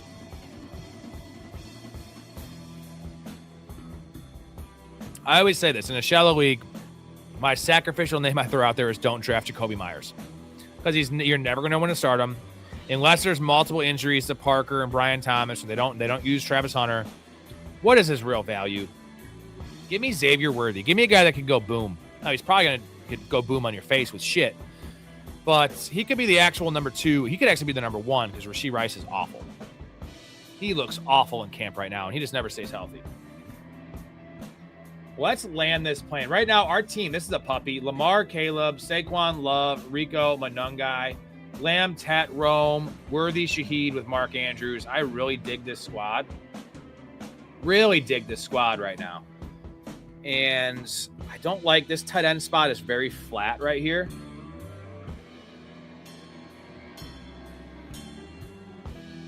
Very flat at tight ends. We need stuff at wide out.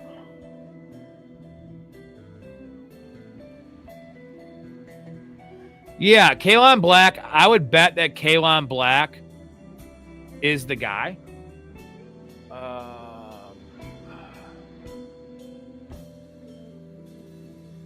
Let's take Hunter Henry here. I don't love it, but I need some floor at tight end. And then we're going to wait for one of the last tight ends to fall here. And then my play is going to be Trey Harris here. Not Cyrus Allen. We don't want him. Trey Harris is the play here. Love Trey Harris's smash potential week to week. We're building this fucker pretty well right now.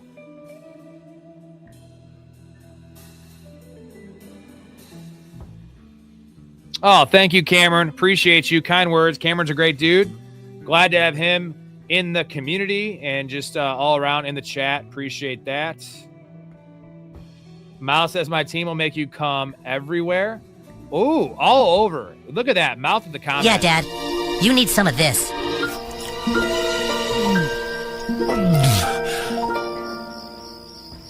This is cum. Yeah, it is.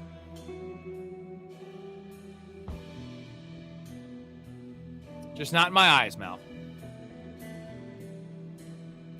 We'll see if I waited too long at tight end. Andrews and Henry. We are fine with taking Cole Kmet here for the last round, but there's still 4 guys I love. I'm pretty much off Gunnar Helm. The Daniel Bellinger stuff's real, and Brian Daboll loves Daniel Bellinger for some reason. So that's fine there. We need some upside shots here at receiver. Guys that get me through the season. Those guys are fine. We need one more running back as well. Charbonnet, Sampson, Brian Thomas, Emmett Johnson.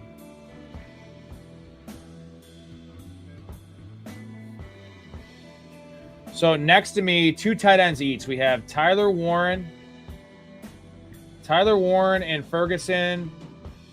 It's only one guy next to me. Okay, so it's Ferguson and Tyler Warren. He should probably not go tight end here. That should be enough, but he's right on the border. So if there's only one tight end I like, I'm going to take him in round 6 to 15. If there's 2, I'll just say, fuck it. He's not going to go back-to-back tight ends. I'll take the guy who falls. So I don't get sniped on my running back or wide receiver.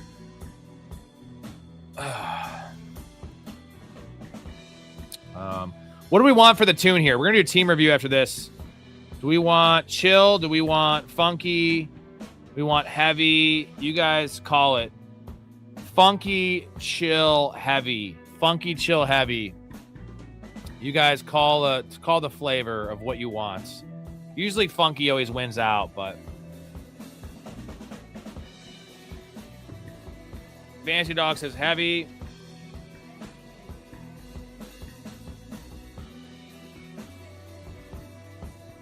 Two votes for heavy. It's going to be heavy. All right, quite a bit of value here at tight end. We're going to let... I want shares of Gadsden, dude. Like, really bad. That's probably the play here. Even though I could wait at tight end, that matchup's so nice. Fuck. Okay. I'm going to take Emmett Johnson now, I think. Tracy, Blue, Pacheco.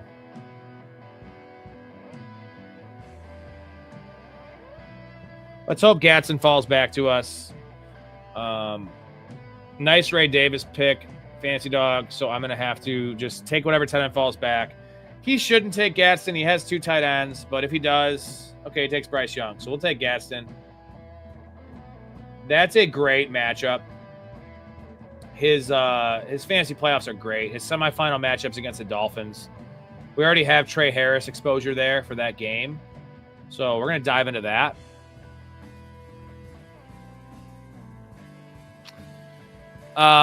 Flange Pickle says, well, nice name, by the way. Who's a late round tight end flyer you like?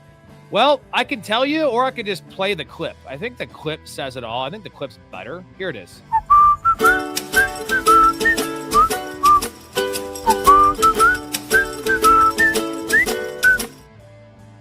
Top 10 tight end this year, buddy. Top 10. It's gonna be kind of gross. It's gonna be kind of ugly, but we're at Hawkinson Channel, and that's the answer. Other guys, I like Greg Dulcich for really late. AJ Barner is solid. Juwan Johnson with the news of Jordan Tyson is solid. Terrence Ferguson is the ultimate flyer type dude. And that means 2 things because he flies on the fucking field. And if anything happens to Devontae Adams, what they do is they just play a lot more 13 personnel, and they actually use Terrence Ferguson as their wide receiver too. So That is like a bench guy. I want Ferguson on the bench. I want Hawkinson if I need some safe points. Juwan Johnson's an early season smash guy. Dalton Schultz with, I know they brought in Booty, but without having Higgins, it's kind of a lateral move, so I still do like Dalton Schultz. Brenton Strange should be in a, that might be the answer with all these receivers eating into each other. I think that Strange could just be the constant. It's not a sexy pick, but there's a lot of good ones this year. Chikakonkwo, there's so many. I love them all, honestly, for best ball. Like, I just take multiple of them. So you'll look at my tight end room here. We took Andrews to pair up with Lamar. Gadsden, I actually am cooling on. I got him pretty good value, 182. It's actually ahead of ADP. But I did that for the matchup. I have Trey Harris. So that was for a matchup for the correlation. But all these dudes, man. Hunter Henry is always 6 touchdowns a year. Two last picks here. We got to make this wide receiver, right? The running back room should smash. As long as Jeremiah Love is not out for an extended period of time. I know Monunga is also injured. I think Rico Dowdle can get me through the early part of the year. So I'm going to roll with this running back room. There's no one else I really want to take at running back. Jaden Blue, potentially. Najee Harris, not really sold on that. We take Sean Tucker with the potential he gets traded. But I need this wide receiver room. Wide receiver room solid. Lamb, Tat, Rome, Worthy, Shaheed, Trey Harris. I like these guys for deep touchdowns in a best ball. So let's smash a couple wide receivers here. And there are some dudes. I need upside. Late season upside. Why am I going all the way down there?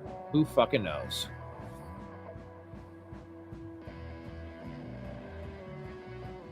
Strange isn't. Oh no, Strange is always sexy, dude. You know what I mean? Because it's different. You know what I mean? It's not always sexy though. But Fancy Dogs and Fantasy Drafter now. Oh, Rashad White. I mean, I want the running back on my bench because he can explode. But Ryan says he will be blocked on this year. You mean blocking this year, Ryan? By the way, shout out Ryan. He is, let's see.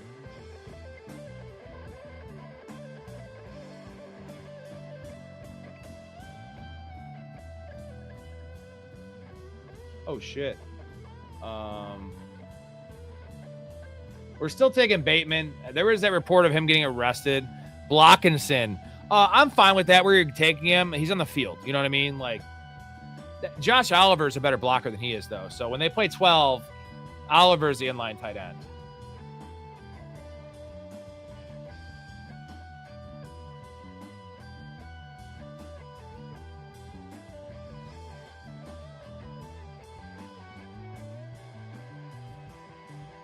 All right. After this, guys, Mouse, send me your team in the Discord, and then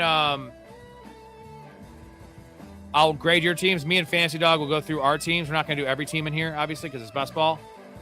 Oh, sorry, Blake. Jesus, you guys, it's not easy doing this solo. Like, I'm drafting. Sorry, man. What do you think of my team in best ball league so far? Stafford, Shuck, Henry, Scat, Pollard, JCM, Algier, Puka, Igbigbu, JMO, Tate, Omar Cooper, Fields, Kraft, Juwan. I don't love it, but I don't hate it for me. You know what? Let me actually just pull it up. Let me pull it up so it's easier to look at. I'm a visual guy, so girls can describe their bodies all day. I want to fucking see them, dude. I want to fucking see them for many reasons. I'm gonna pull it up here on the screen. And this is Blake's team, right? Blake, Puka, Ibuka, JMO, Carnell Tate, your 4.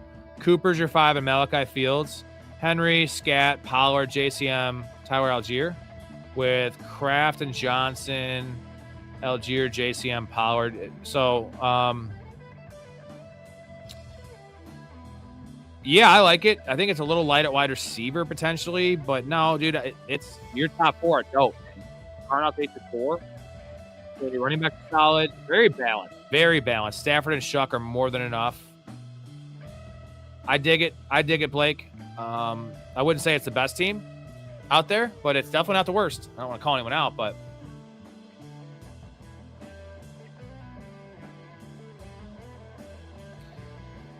Mal took Hawk from you. You're going to murder him. Mouth has taken a lot of Hawk from a lot of people. Jonathan, a gander at Jonathan's. St. Brown, London, Josh Allen, 306, fair there, and a 12-teamer. ETN, Tootin, Jalen Warren, Kenny Gainwell, Ray Davis. So I love this PPR running back group you have. ETN, Tootin, Warren, and Gainwell. So many fucking catches, dude. Not the biggest upside, but you're just, they're going to have games with 5 catches there in your lineup. And then Ray Davis. St. Brown, London, Wilson, Josh Downs, Shakir, Malik Washington. I love the Shakir pick. And then Josh Allen and Goff. Quarterback room's really strong. AJ Barner and Likely. I might prefer that a little bit over Blake's team, but it's close. I love the pass catching running backs you have. But your receivers are more questionable. Your depth falls off pretty fast. Pretty similar. Taking Hawk better than Cock. I want both. Can I just get Hawk's cock? Can I get Hawk? Just swallowing up all the cock. All right, Max's team. Herbert and Murray with Ladd, Waddle, Godwin, Concepcion, Coker, Cyrus Allen, Tank Dell, Jeremy Bernard, and Jack Bash. Saquon, A-Chain, Hendy, Dobbins. A-Chain, Hendy, Dobbins, Sharbs, Warren, and Gaston. That's a really solid team. What is the correlation? So you have a Herbert team. Oh, yeah, dude. This is money. I mean, Hawkinson would have made this team great, but you got Gatson. You're fine there, dude, because Gatson, if you were to try to take a third tight end, I kind of like what you did with just the 2 with Tyler Warren, and it's good. It's double stacked up with Gaston and Ladd. The Kyler Murray, it's fine. He's your second quarterback. You don't need to like stack Kyler Murray because he's such a dual threat quarterback. I dig that squad, Max. I dig that squad. 30 likes, not bad. Thank you, Fancy Dog.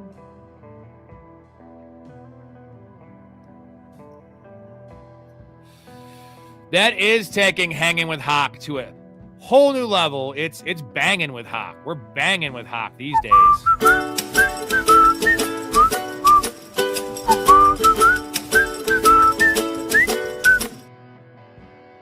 If you notice, my mouth is open in that picture. I specifically put it in like that. My mouth is open. So, guys, 0 subs in this video on this stream. We're on almost 3 hours. We've had probably 500 people in here, and I know that not all of you guys are subbed. I actually just recommend subbing because we're on every single night. We've been on 94 days straight. We've missed 16 days in a calendar year dating back from last August. We're going to be on every day, 3 hours minimum until December 31st. So this is your spot. 5 elite co-hosts, this elite community, the chat, the vibes, best ball, redraft, mailbags, you fucking name it. Good tunes on when we're drafting. So sub to the fucking channel, boys. Let's get to Derek's team first because he might have to go to bed. He's an old man that's 52 years old. Shout out Derek. He's very handsome and he's in good shape. He still plows. Derek squad: Jackson Dart and Daniel Jones. Bijan Scatabo, Jalen Warren, Tank Bigsby, Ray Davis. Malik Neighbors, Chris Olave, Terry McLaurin, Quentin Johnston, Alec Pierce, Wandale Robinson, Jalen Knoll, Isaac Tesla, Torrey Horton, Likely, and Hunter Henry. So Likely is stacked up with Neighbors and Scatabo. So this is a Giants team. I don't love that with the Giant stuff. But rock out with your Hawk out, 100% Sploosh. 100%. Warren's a nice 3. Bijan, it allows this kind of a thin running back room you have here. Alec Pierce is your 5. Oh, baby, with Daniel Jones. This is a fucking hell of a team, man. Hell of a team. I'm going to go, just because it's the Giants you're buying in on, I'm going to go B+. Jackson Dart has to stay healthy. This offense can't just crater. But this is an American Sniper, Chris Kyle motherfucking team. Good team, dude. Good team. What's up, Alicia? Bro. Well, it looks like we're doing another draft because Connor just hooked us up with a $10 banger. I also have to chug a beer. NFL released a bunch of BS defensive players can't do this year. Oh, like new rules, dude. I fucking they don't even enforce them. You know, they release them and they like pick and choose the time they can enforce. It's just giving these referees, and I'm not a conspiracy guy about the games being rigged. Also, that's why I don't bet on the NFL. I bet on the player props, which it could affect those as well. What kind of stuff are we talking about? Let's get to Mouse team. Very good team though, Derek. Mouth team. Get your shower, Rob. For some reason, it won't load. Let me get to the rate my lineup. Here we go. Mouth squad. Here we go. Dak, Mahomes at 106, and Geno. Hampton, Brees Hall, Judkins, Spears, and Jaden Blue. CeeDee Lamb, Garrett Wilson, Roma Dunze, Jordan Addison, Xavier Worthy, Adonai Mitchell, and Calvin Ridley. Yeah, man, get it in. I'll answer it here in 1 second, buddy. Kelsey, Ferguson, and Hawkinson. Hawkinson after ADP. The tight ends are stacked, like old dinosaurs. I don't give a shit. All correlated. CeeDee Lamb, Garrett Wilson, Roma Dunze, Jordan Addison, Worthy, Adonai. Man, I'm trying to think if you're better suited going another receiver. 7 receivers. It's really balanced, dude. You could argue. I think my only thing is I think that 3 quarterbacks, 3 tight ends. I don't like doing that. When you had an option for either position, I think I would have rolled with just Dak and Mahomes. I think if those guys do what they need to do here, you don't need Geno, and I do like Geno. That is my thing. I'm going to put this above Derek's team, though, because the correlation, the running back room is bliss.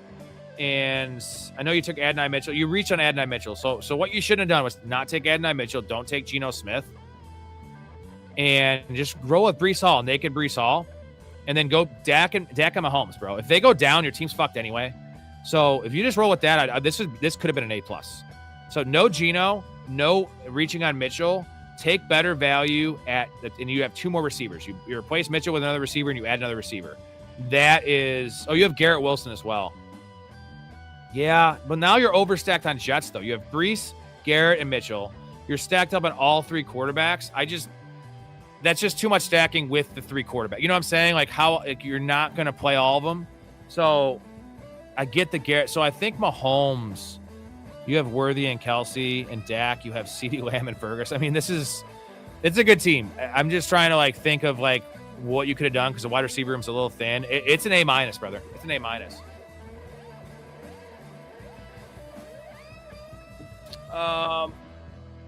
I'll go A- now. It's really, really, really good. Pick 6 is a bad spot to pick from, but is it okay to pass on wide receivers for the first 3 rounds and reach on wide receivers the rest of the draft? You never want to go into any draft with that strategy. So I can pull up, where did I pick from 6? I definitely picked at 6 recently. I don't know exactly which draft it was. We can look at the draft we just did. Let's do that. I'll give you, is it a 12-man league, Dynamite, or is it a 10-man league? He is a simple jack, but dude, I love Adonai Mitchell. Not at 159. I think that's the pick. So that's it. Just because you already had Brees Hall and Garrett Wilson, don't take Adonai Mitchell there. Take someone else just to diversify a little bit and just take better value. So I think that's what would have made it an A. But yes, Adonai Mitchell. I love Adonai Mitchell. He is a simple jack. Simple Jack, the story of a mentally impaired farmhand who can talk to animals, was a box office disaster that many critics called one of the worst movies of all time. Got a good brain. I think you've got a fine brain, Jack. You make me happy. But now the question is, can speed... I gotta get to McCall's team here. 12-team PPR from Dynamite. Dynamite, give me 1 minute, 2 minutes. I'm gonna go in the last draft. We just did a $250 Fantrax 12-team PPR. We're gonna check out that draft board for you, and you can just get an example of what that guy did, what he could have done. I know no 2 drafts are alike, but let me get to McCall's team here because he's been waiting for. He missed this draft. He got in the underflow. I want to read his team off here, and we'll give him a grade. So if you just want to wait around for a minute or 2, man, would appreciate that. We have McAuliffe's team. Jaden Daniels at 84. Holy fuck, McAuliffe. That's great. Matt Stafford at 109. So good quarterback room. Chase Brown, Kenneth Walker, Travis Etienne, and Blake Corum. Bonkers running back room. A little thin, but that's fine. You got to go all in with your receivers needed some help. We have T. Higgins, Devontae Adams, Christian Watson, Michael Pittman, Shaheed, Boston, Vele, Booty, Zach Branch, and Ted Hurst with Mark Andrews and Terrence Ferguson. I would have gone with a third tight end here because Andrews and Ferguson. Take out Booty. Booty has no correlation with this team. You have so much nice early season stuff with Vele and Shaheed, Pittman. So this is just a little heavy at wide receiver. 9 receivers. You could argue 8, maybe even a 5th running back. I'm fine with the 4 running backs. I think take out Booty and replace that with Pat Freiermuth, or take out Zach Branch and replace that with Pat Freiermuth. Now you have Andrews, Ferguson, and Freiermuth. I feel much better about that tight end room. But all in all, man, the value you got, the stacks are solid. All right, Jaden Daniels. Do we have stacks in this team? Yeah, so Corum, Devontae Adams. So you're tied to Matt Stafford here. I would definitely have taken a 3rd tight end. That's I give you a B to B plus. A 3rd tight end might make this a B plus to A minus. Honestly, you're just a little light at tight end, but I mean it could work out. I just feel like 10 receivers. I like your receivers like T Higgins, Devontae Adams, Christian Watson, Pittman, Shaheed is your 5. I like the receivers you took though, dude. Booty, Branch, and Hurst are all deep ball merchants, and then Bailey is gonna be on the field a lot to start the year. Denzel Boston's your 6. So take away 1 receiver there and rock a tight end, and that would make this an elite squad. Let's get to the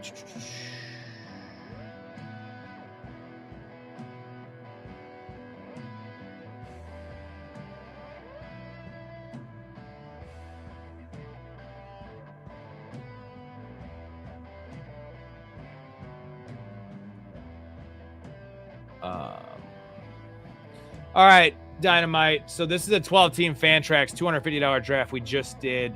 So the 6th pick was G-Bar. Example of something you could do. So St. Brown at 6, A.J. Brown at 7, ETN at the 3rd round. It's pretty fair. You could have gotten, Breece Hall could fall there. Javonte falls there sometimes. He could have gone, though. He could have gone JT and Henry. He could have gone potentially Hampton if he fell. But I'm not a big A.J. Brown fan this year at ADP. But ETN seems a little early for my liking there. So the wide receivers are always going to be good in the 3rd round. You could get Ted McMillan, not Chris Olave, but Zay Flowers usually goes here. So Zay Flowers, I love Zay Flowers, love Ted McMillan, T. Higgins. Those are all options right here. Later, Derek. It's almost the weekend for you, brother. So I like the 3rd round here. So JT at 6. I mean, I want St. Brown. Give me St. Brown at 6. That's set in stone. You're taking that, or JSN or Puka, whoever falls. 2nd round, you need to hope one of these running backs falls, right? Hampton, A-Chain, Genty's risky right now. If not, you could go with Bowers as well. If there's a flex, is there a flex in your league? If there's no flex in your league, smash Brock Bowers there. I'm a big Bowers guy. You can take Henry as well. Then Ibuka, but Garrett Wilson is usually never here. There's always receivers. This group of receivers is solid, bro. Even down to like Luther Burden. Okay, so then probably not Bowers. I'm fine with Bowers there, even with a flex. In PPR, Bowers are going to be 100 catches minimum. If he stays healthy. So this is just kind of what he did. A lot of ways to go about it. I'm trying to think if I had a 6 spot. Let me look here. Let me look and see a real D-gen over here. These are my drafts this year on Fantrax. You want to see something impressive, guys? This is last year. If you want to know why you should follow this channel and why you should listen to what I have to say, not to try to be cocky, I missed the playoffs in one motherfucking league last year. They're all $250 league. Look at it. Look at it. One league right here. One little league we missed the playoffs in. Out of all these leagues, all these players, diversifying, blah, blah, blah, blah, blah, injuries. Yeah, one missed playoffs. That's what's up. I'm usually pretty humble, but not when I have. See, I actually have evidence for my shit opposed to some channels who are like, yo, I won 7 leagues last year. Yeah, all right. Let's see the fucking receipts. Flock, like, I won $40,000 in best ball last year, and he has it on a spreadsheet. Like, okay, spreadsheet. I can make anything on a spreadsheet. Like, it's the Tommy Boy quote. Like, I could take a shit in a box and mark a guarantee for you. But like, wouldn't you rather just have like my word, that I actually trust my word? So, anyways, I'm gonna see if I actually have a.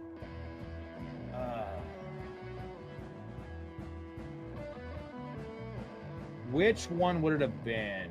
It might have been. It's not this one.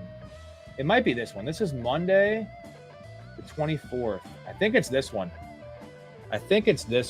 Let me go to the draft board here. Damn it, that's not it. Here's another one, though. Pac took Puka at 6, Olave, early Olave, Breece Hall, Waddle, Loveland at 5-6.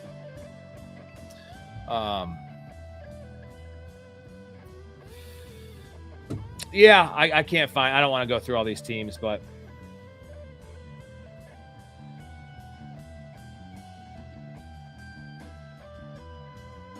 I should show Fantasy Garage. I should show this. What's going on? Chris the Candyman in here. We want to. I'll show you some real degen shit if you want to see. Here's this year's slate right here. This is this year's Fantrax slate, not home leagues, not other leagues, not community leagues. This is the slate for this year, Candyman. And then I was showing these guys last year's results. One league, we missed the playoffs in one lone little league right here, 10th. 6 teams make the playoffs in these. It's, yeah, pretty epic shit. The year before was, let's see, missed the playoffs in 1, 2, why is it doing that? 1, 2, 3. I missed the playoffs in 3 leagues out of, that was kind of a lot. Not a great, for me, not a great advancement rate. This one was pretty solid at 10th, and 11th. But yeah, this is why, I mean, these are also some morons playing against, but they're $250 leagues, dude. Fucking wild. What'd you think about your team? What'd you think about your team, Candyman? We did the draft grades for it. We think we graded you out around a C+, B-. I don't remember exactly, but yeah, Mouth is a ball knower. He's newer to fantasy for sure, but definitely a ball knower and a Jets expert. Okay. We got to get to our teams. We didn't get to our teams. Sorry about that, Fantasy Dog. Let's get to our team reviews real quick since we read all the guys that got in the underflow. We'll start with my squad. I really like this team. Lamar Jackson, Caleb Williams, a little heavy at quarterback, but the value on Lamar was too good to pass up, and Caleb falling to 86. We like that. Barkley, Love, Rico, Love at pick 35. I'm eating that shit up. Rico, Monungai, Emmett Johnson. CeeDee Lamb, Ted McMillan, Roma Dunze, Xavier Worthy, Shaheed, Trey Harris, Bateman, and Zach Branch. We have a double stack with Mark Andrews and Bateman. Light, and only a single stack with Caleb. Andrews, Henry, and Gadsden. We put some emphasis on that Chargers playoff schedule, which is something I want to buy in on a little bit. And then Zach Branch, I don't know. I feel like with Penix, he might catch some deep balls. But solid little team. The running back room has some issues for sure. Dude, that Kraft pick, the bottom line is, Candyman, I mean, we love Joey P. The guy's been in the industry forever. One of the best hosts in the business. I know he knows ball, but he took Kraft, regardless of the Judkins thing. I know why he did it. Because he had Bijan, who has a week 11 bye. I don't give a fuck. Take Judkins. Or just take Tyler Warren there. Tyler Warren went 15 picks after Kraft in a PPR. Bro, like, yeah, Warren has a groin injury, maybe. But you know what else? Tucker Kraft's coming off an ACL. I love Tucker Kraft. But, like, Tucker Kraft should not go ahead of Warren. There's not going to happen. And then to take Sam Laporta, I was pretty disappointed in that, bro. He got a really bad grade. Not trying to be disrespectful. I'm just going to call it like I see it. And that was wild stuff. I like the first guy's team and the second guy. Probably would have Amon-Ra pick 6. Dude, St. Brown's such a safe pick. Safest pick in fantasy this year. I think Bijan, Gibbs, obviously, but they better be because they're number 1 picks. Let's get to Fantasy Dog's team here before we get to our last draft. We have Jaden Daniels and Bo Nix at quarterback. Cook, Henry, Judkins, Chris Rodriguez, and Ray Davis. Really nice room here. Really balanced, dude. And you got to handcuff yourself with James Cook. Don't love doing that for upside, but makes some sense as well. Garrett Wilson, Terry McLaurin, Cortland Sutton, Denzel Boston, McMillan, Juwan Jennings, Tesla, and Ted Hurst. A lot of dart throws here. Some rookies, veterans. Both Tampa Bay receivers kind of helps your floor a little bit. And then Laporta, Kelsey, and Hawkinson. Great tight end room. Come on, you got my boy Hawk. Got to benefit that. Pretty solid team, man. Love the running back room in particular. Great. Davis was a panic pick. Ray Davis. Yeah, it's fine. I mean, again, I don't think you needed that, but he's falling late enough now, and we got some positive news about Ty Johnson, but still a little bit murky. So I don't expect him to start the season at least. You almost made it, man. You almost made the playoffs in that one. Fantasy or Candyman, you going to draft this last puppy with us, man? Riley, Higgins or McConkey? It's scoring for me. I still have Higgins ahead of him. In half PPR, it's definitely Higgins because McConkey's touchdown ceiling is like 8 or 9. I think Higgins has 12 plus touchdown potential. Full PPR, you can argue McConkey. I'm going to still go Higgins by a hair over McConkey, but it's close.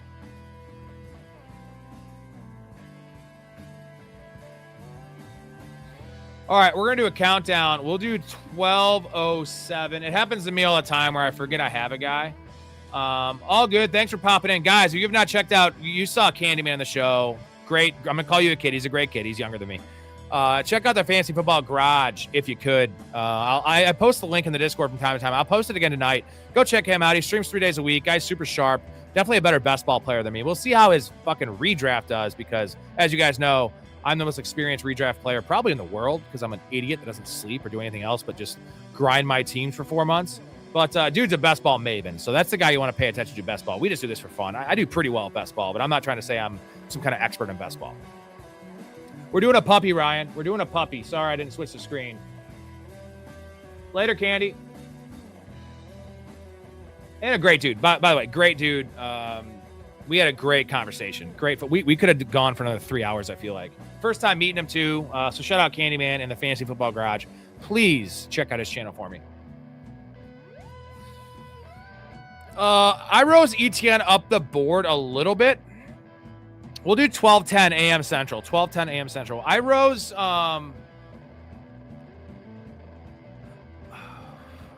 ETN up a little bit with the news of Tyson. Like, Tyson's not playing till week 10, guys. Like, they have a week 8 bye.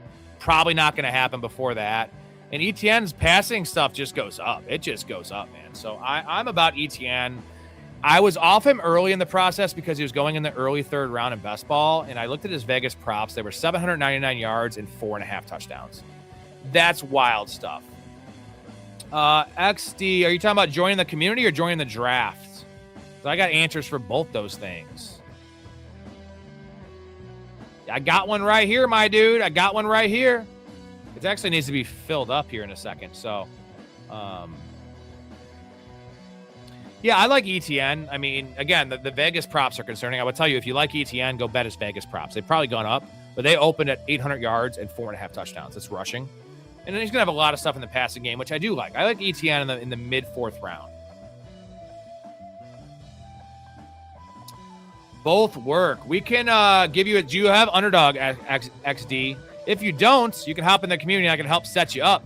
And so to join the community, you got to hit the Patreon up. Links in the description for the Patreon.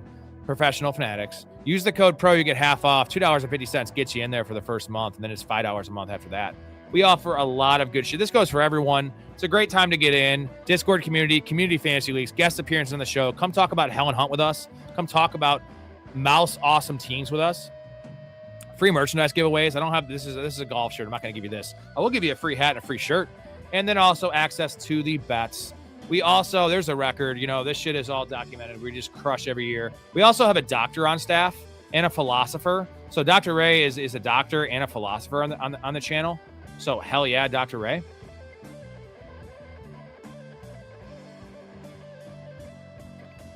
Thank you, Ryan. Thank you, Ryan. We have Ryan in here. You see the dirty milkers. Ryan Milkers up in there. He's a fucking pro in the community. Shout out to Ryan. Shout him out. My dude.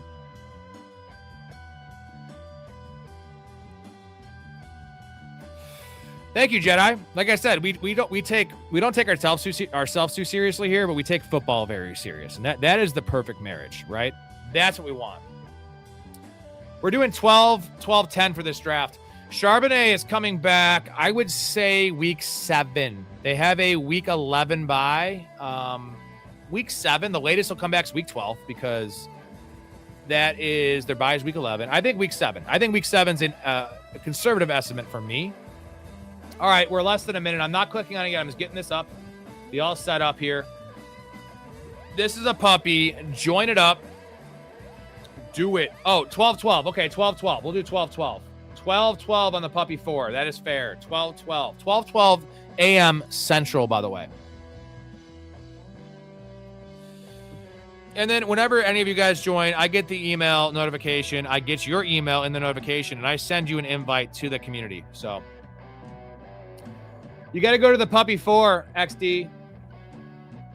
Every first timer gets a team review as well. So I'm going to show you here. Go to NFL. Go to home. Go to NFL.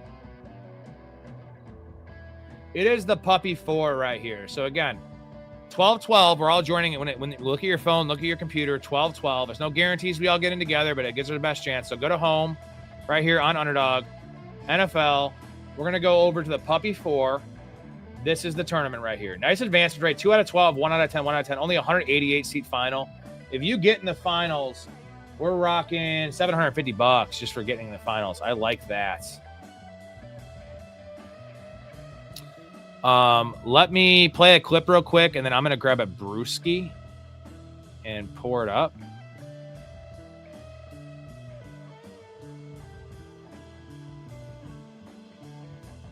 What's happening here? That French animal bit my ear off! Well, that's an absurd exaggeration. My apologies, Bidwell. He look in our tent. He look at my woman. He saw her breast. Her breast? You saw her breast? I've said it before and I said it again. Any man who look on her will die. We're less than a minute now. 12-12. It's 12-11. 12-12 a.m. Central. We're doing this thing. We're doing this thing. Hopefully XD got in here. About 20 seconds or so. I'm not a mathematician, but it's almost up there. Hell yeah. Jedi's our kind of guy. Jedi's great. Appreciate you, man. We're almost there. It's 12:11 a.m. Central. So 12:12, we're hitting this shit. 20 seconds, 10 seconds, probably 10. I'm not hitting it yet. I'm getting the confirm up. Right when it hits, I'm going in. So you guys got to be quick with the trigger, man. Like Forrest Gump in that fucking dorm room with Jenny. Fucking saw a booby. There it is. Saw a booby and he's busted. There's a list of premature blowers. And it's Fast Times at Ridgemont High. The bookie kid, I forget his name. He lasted 2 pumps.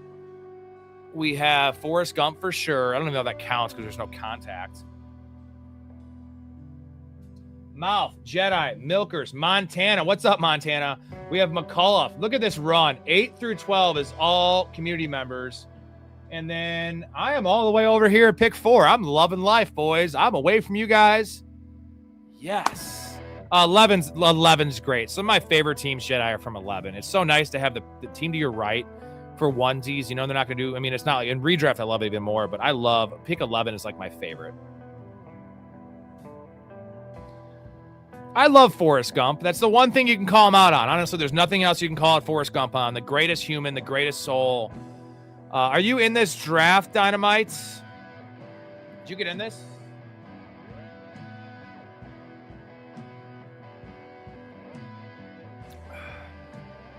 Good. You guys are all on the right side. I'm fucking feeling great about this. Next tune you guys want to hear. We have Funky or Chill. Funky or Chill. You guys call it. Funky or Chill. 2 options. Chill is chill. Very chill. No drums. Just me playing keys and my buddy on guitar. Or the funk. First of 3 votes gets the choice. We got Chill from Hetzer. He just wants to hear the Shire again. I'll load up Will's Last Breath, which is also good. 2 chills. 1 more chill gets chill. Oh, we got all drafted Puka. That's fine. All right. 2 votes for chill.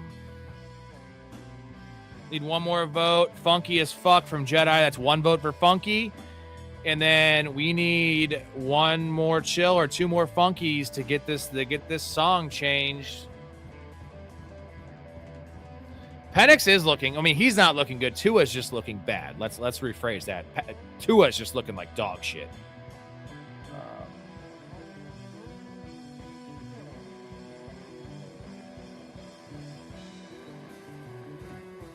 Let's turn it up a little bit too.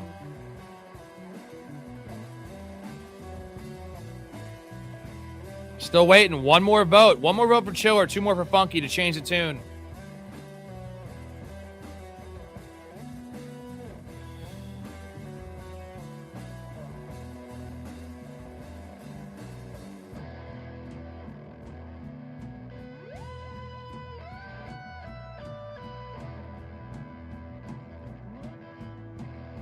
There goes J. Jeff at 11. Mal's going to double tap running back here.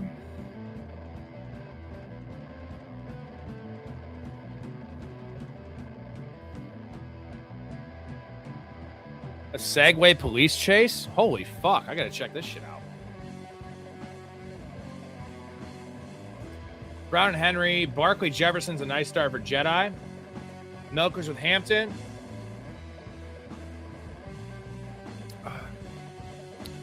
Also, guys, tomorrow night's an early stream.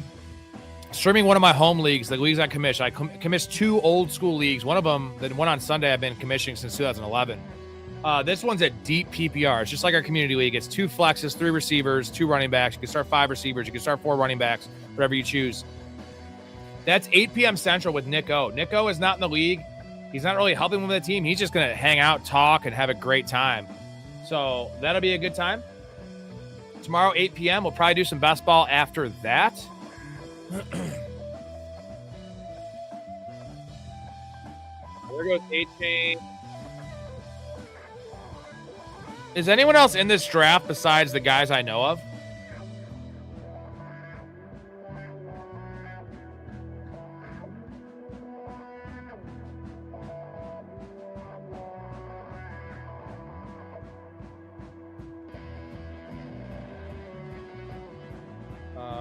We're going to take Neighbors here.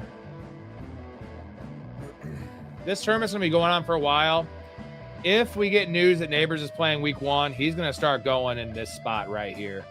Maybe over here. So we're cool with that.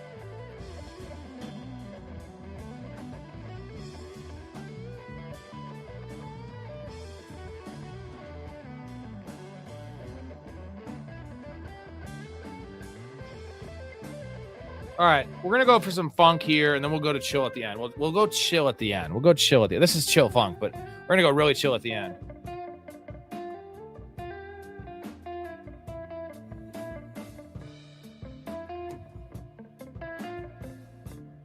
Yeah, I feel like that as well. That's her. Neighbors starting week 1. There goes Chris Olave. Well, yeah, Hetzer, I'm kind of old, bro. 2011, I was 23, maybe?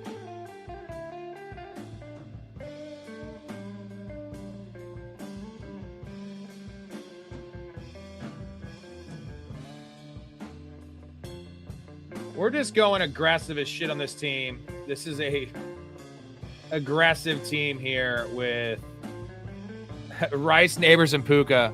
Holy shit. You know what? Fuck it. I love the last team. It was super safe. A lot of upside as well on the last team. I love the last team. So let's make this one a little weird.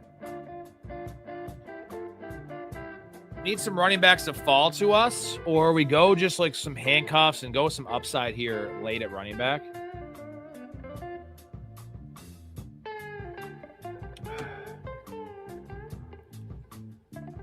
Did you not get into this, Dynamite? I'm guessing you didn't get in.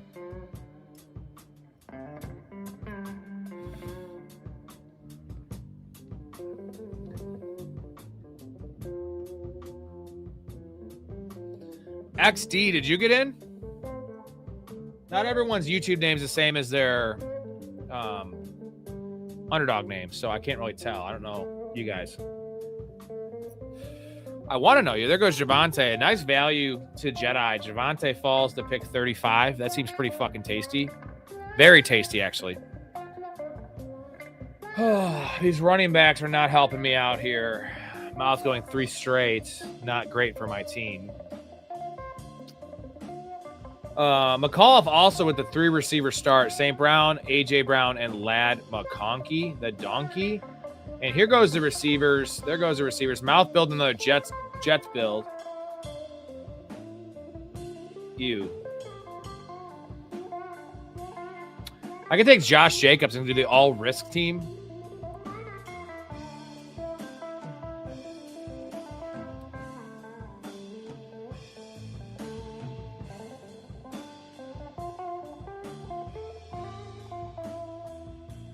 Oh, for sure, man.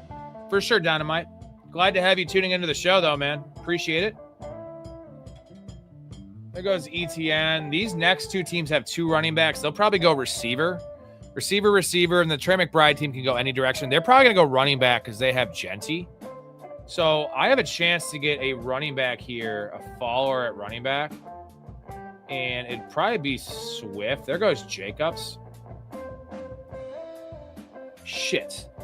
Let's buy in on a Giants team here. We got to take Jackson Dart. Let's do that. A lot of risk here, but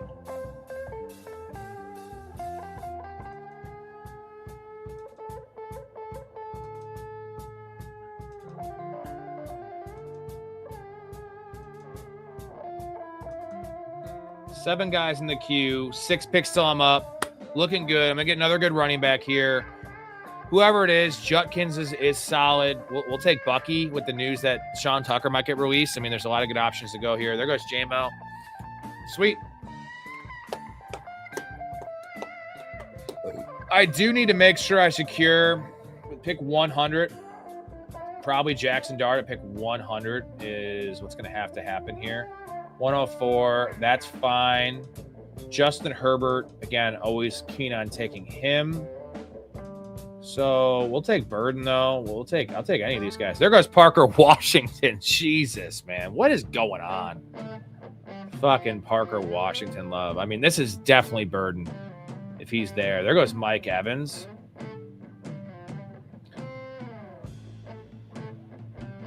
We're going aggressive on this team already, so give me Luther Burden. Yeah, that's what people do now, Dynamite. It's really, really wild. We're going to diversify a little bit. I have so much McLaurin. Give me Luther Burden here. He was seen running at practice. I think it's still a little iffy week 1, but we have a chance for Caleb now as well, which we wouldn't take Caleb. And if he fell to 93, we'd take Caleb. We're not taking Caleb here. Just a naked Burden. We're already pretty pot committed to Jackson Dart in this team. Kind of need to take Jackson Dart in this team, so hopefully no one snipes him. No one should. Taking him 4 picks early, so that should work out.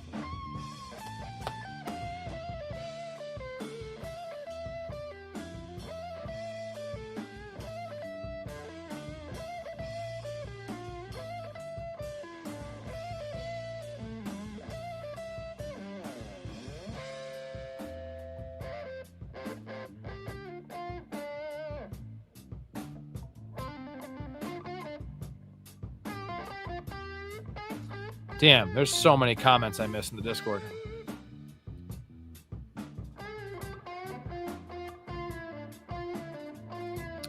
Oh, it means a lot. I mean, I like Jack Bash a lot. It kind of hurts that's bad news for Jalen Naylor, guys. That's very bad news for Jalen Naylor drafters. I don't have any Naylor. I have a lot of Trey Tucker. Doesn't affect Trey Tucker's prospects as much. Dude, Parker Washington goes very early in redrafts as well. It's out of control. It's out of control right now. Me and Storey had like a 10-minute argument about this last night. I'm team Brian Thomas. I still want to take Brian Thomas ahead of Parker Washington. In full PBR, I think it's close. It should be closer than that, but back-to-back maybe. Insane. All right. So we need running backs bad. I don't like any of these guys, though, to be frank with you guys. Guys I do like here.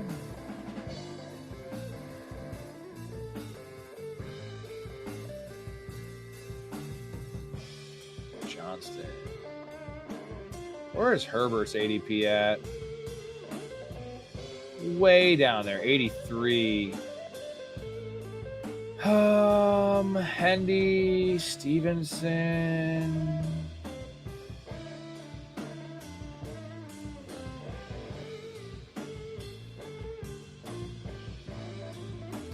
Yeah, bro. I think it's not that fun. I don't think it's that funny, actually. It's solid.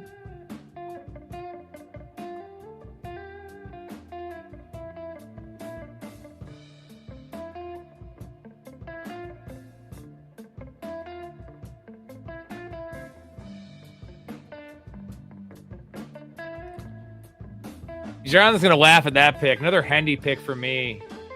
I'm going so aggressive in this team already. Fuck it. Huck it, chug it, football. This should definitely be a Drake May selection. There it is. DK, Quentin Johnston, Craft. No. Either of these running backs are really tasty here. Caleb, no thank you.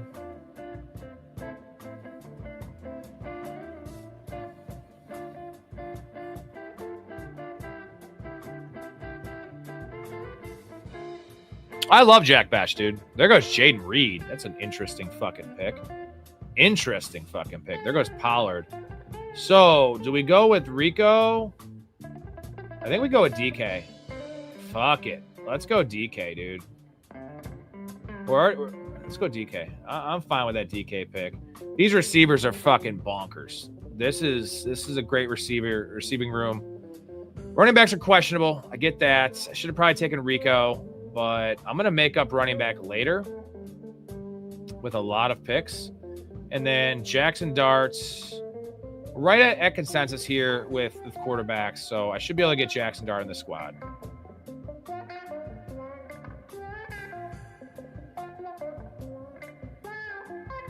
We will do team reviews after this. Top 24 is aggressive, man, but I'm a pretty big Trey Tucker fan. I call him the poor man's Zay Flowers. The issue is Trey Tucker's not scoring touchdowns unless it's from a deep ball. You know what I mean? Like, there's no touchdown upside with Trey Tucker. So, top 30, I'll give you top 30. I think that's pretty realistic, actually. Like, when I say realistic, like 30% chance, but where he's going is so late.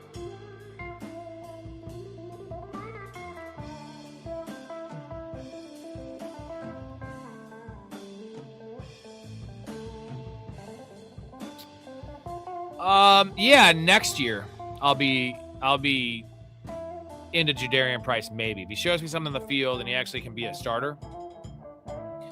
I can't get on board with the price, man. The price of Price is too high for me. I'd rather have Rico. I already know Rico's a good player. Rico is in a 50-50 split, and there's no third guy. No, I prefer the Seahawks offense for sure.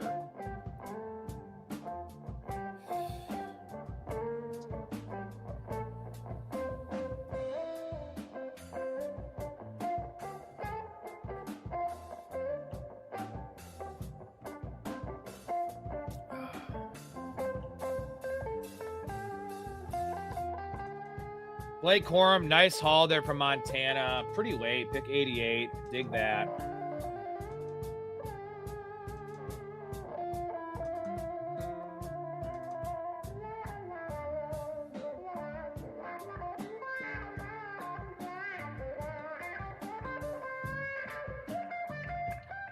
So all these guys, two of them have quarterbacks, and there's no reason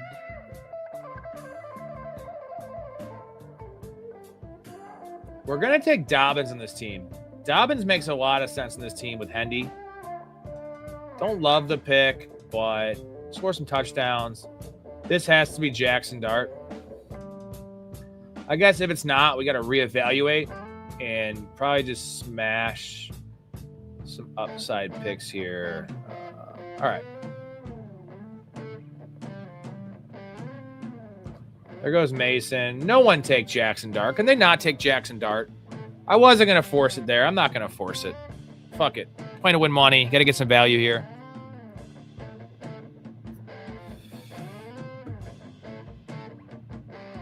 Fuck. There goes Mahomes. This motherfucker might double tap, bro. He might double tap. He takes Alec Pierce. Take Brock Purdy. Don't take Jackson Dart. Don't do this to me, homie. Love Alec Pierce, bro. In redraft, I love Alec Pierce. My boy, Alec Pierce. Follow the money. And I love the player, too. They're going to feature him. I mean, the ankle is a concern, not going to lie. But the price point's so cheap. Here, I usually get him around pick 100 in redraft. This guy's got Hurts. Don't take Dart, you clown. I'm going to make this pick so fast. Watch how fast this is if he doesn't take him. Don't take him. Brock Purdy's on the board, bro.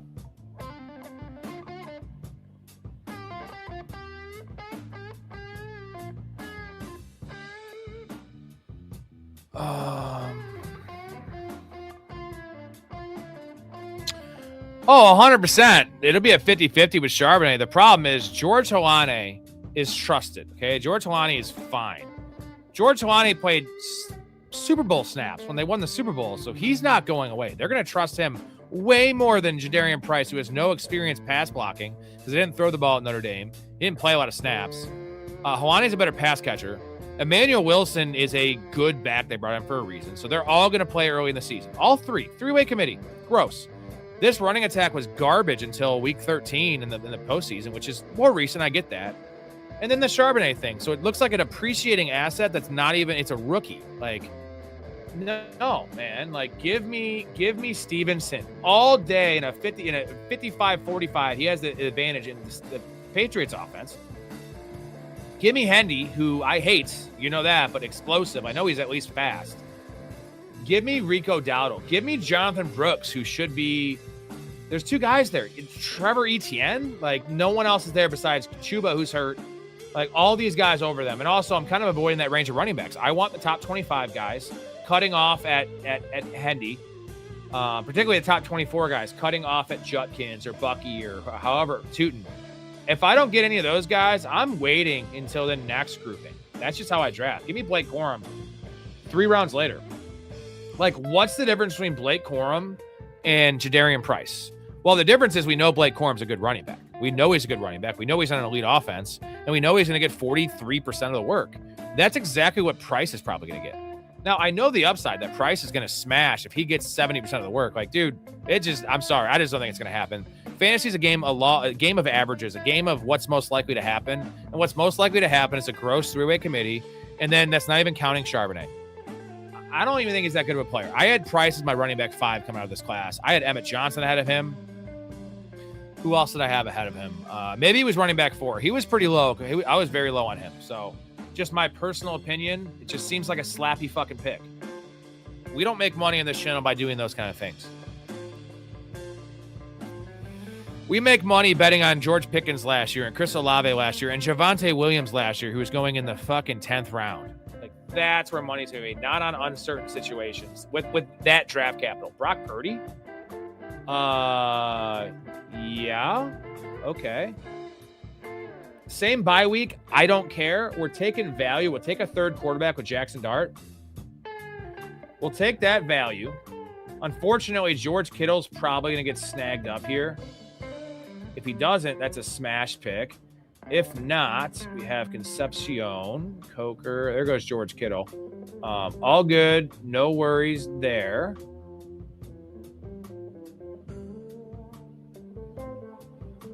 We can take... There's only no one to take, but it's fine. Take an unstacked Brock Purdy at value. And this is going to be Rashad White. Aaron Jones makes some sense in this team as well for advancement rates. I'm going to pop in Aaron Jones. Seems super gross. I know that. Concepcion, I wouldn't hate that pick either. Oh, shit. Debo's on the board. Fucking yay, dude. What am I doing? We're going to go Debo here. Keep on forgetting Debo's there, but we'll go Debo. Oh, fuck you, bro. You fucking asshole. Whatever. Unstacked Brock Purdy. Not the end of the world. Hold on. I'll get to your questions. That pick.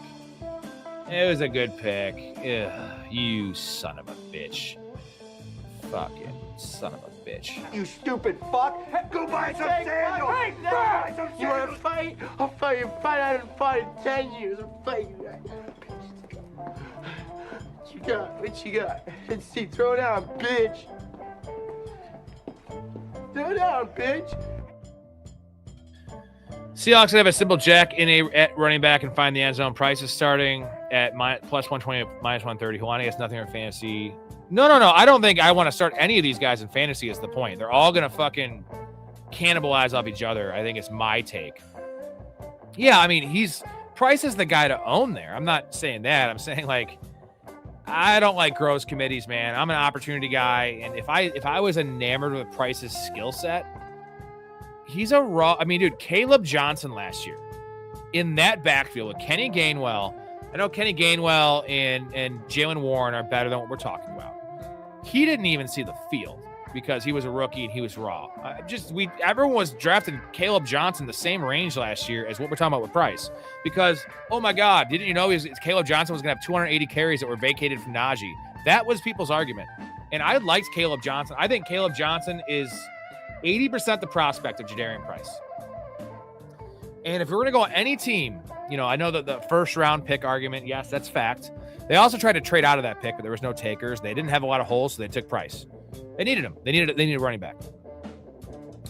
This same franchise drafted Rashad Penny, and there was a Pete Carroll regime. I understand that, and didn't play him. Their coach is a fucking conservative coach. They're going to play the best guy, and I just think it's a risky pick, man. Dynamite, you think Godwin's going to outproduce Ibuka? No, not outproduce. Godwin's the better value, though. One's going in the 8th round, one's going in the 4th round. And Ibuka has a toe injury, but Ibuka has now he's falling to where I will take Ibuka.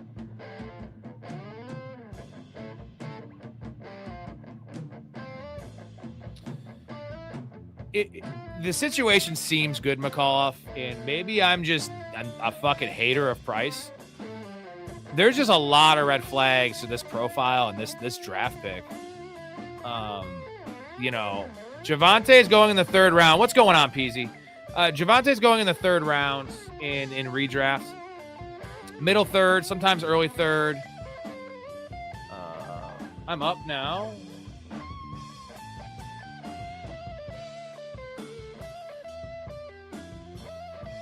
The All Giants team. Kind of hate it. I kind of fucking hate it, but gotta do what we gotta do. And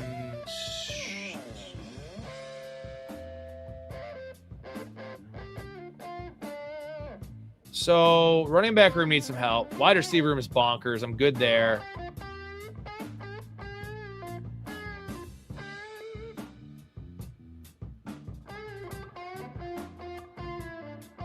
Naylor, no. None of these fucking clowns. Let's go with... I think we have enough early season stuff with Dobbins and White. Let's go with some upside here in Tank Bigsby or Marshawn Lloyd. I think Lloyd's ADP is only going to rise. That's the play. You know what? Let me get some Lloyd in my life. I don't have a lot of Lloyd in my life. This is a newer tournament. His ADP is only going to rise. Could be some good early season stuff from Lloyd. I need that early season opposed to Tank Bigsby. Who is this year's Javonte? I don't think there is one, but it has to be a 10th round pick. I mean, I think the easy answer, it could be Chris Rodriguez. If Tootin's just bad again. Jordan Mason could be the play for a couple of reasons. Aaron Jones is just a dinosaur, and just Jordan Mason, like Kevin O'Connell doesn't really produce great fantasy running backs. That's an option. Kyle Monungai, I think, is a good option as well. And yeah, obviously Swift would need to be hurt, but there's a world where this becomes a true 50-50 and the Bears offense just smashes, and Ben Johnson always has great running attacks, right? It's always a top 5 running attack, rushing attack. It was the second half of the year last year as well for Chicago.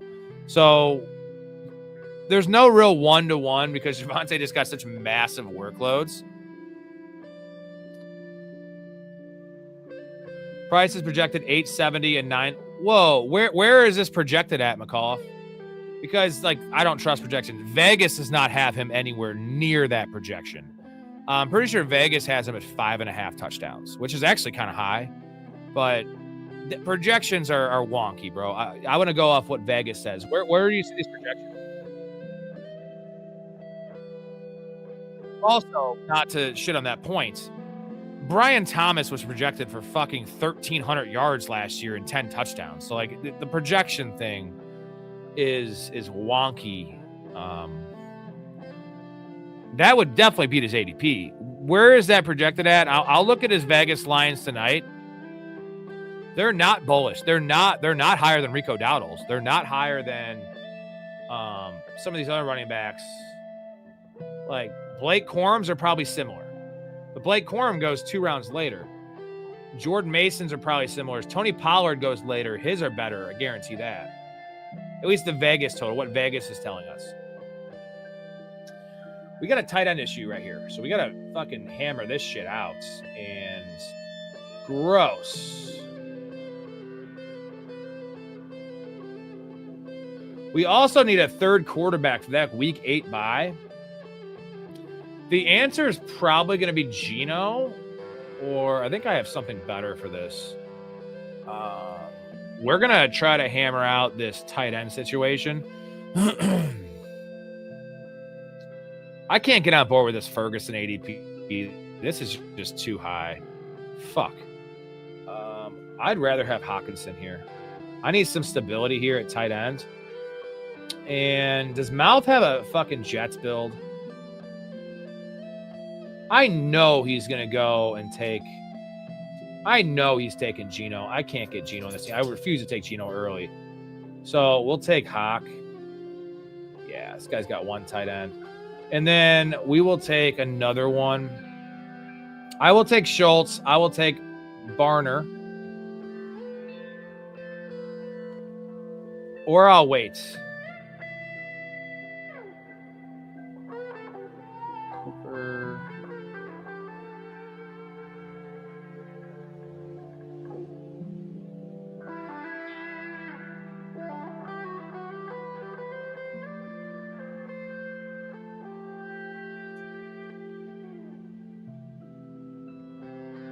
We need this tight end to be better. We'll take AJ Barner. I have so much Hawkinson, dude. So much Hawkinson, bro. Hey, man, you know I put my money where my mouth is. Last year, I had so much Javonte Williams and so much Chris Olave and so much George Pickens and so much Tucker Kraft. Tucker Kraft is my most drafted player. I also had a lot of Justin Fields. That one didn't burn me because I had Trevor Lawrence and Matt Stafford everywhere as backups, because you always want to back up a scrambler like Justin Fields. But yeah, I'm not... I'm never. No, I don't want. I'm so confident that Hawkinson beats his ADP. I don't want variety. I'm only at like 33% Hawk, 32% Hawk, which it was up to 41%. And if he gets hurt or he sucks, like, it doesn't really kill my team.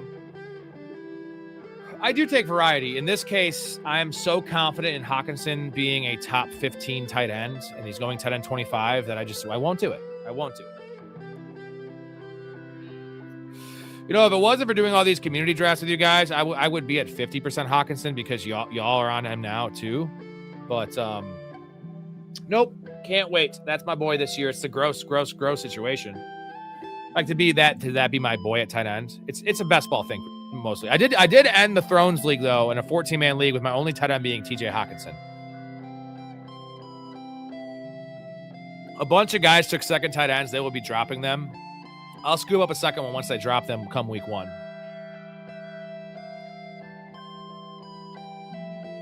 Yeah, Kraft is fair in 7, man. Kraft is fair in 7. Kraft goes earlier, dude. Joe Pisapia took him in the 4th round in the Thrones League. That's a 14-man league, end of the 4th round. So essentially, like, that's the same as like end of the 5th in a 12-man. I'm not as bullish on him as obviously last year, who was my most drafted player, but.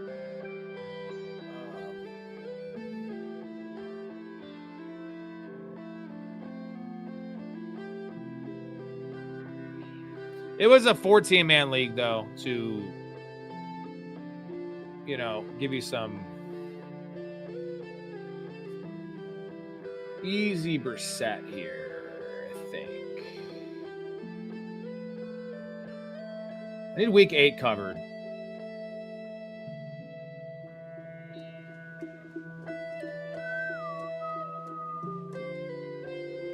Actually, I don't need early season stuff. This wide receiver room is so stacked. Puka, Neighbors, Rice, Burden, Metcalf.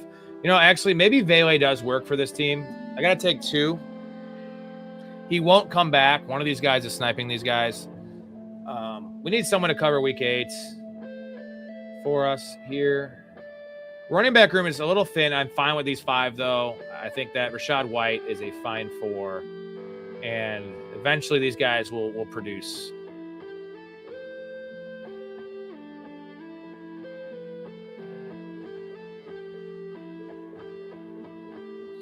Tua's winning the poll? Come on, man. Get out of here. Tua, wow. 57 votes in the poll. Tua, 47%. Penix, 44. 9% for Strand.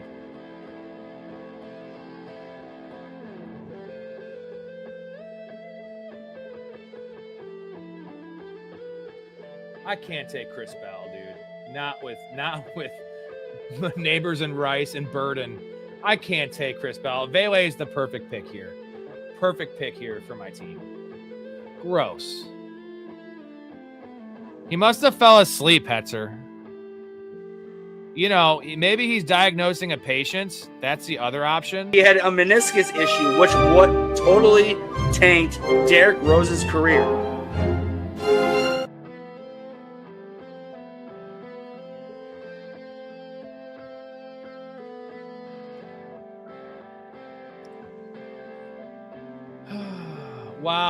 Wow. Someone takes fucking Vele, dude.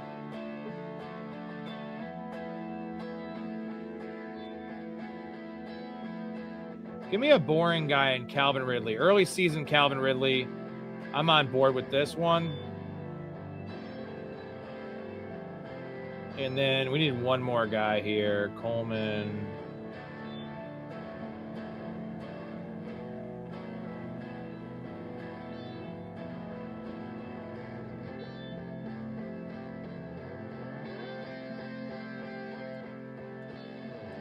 Early season Cooper Kupp.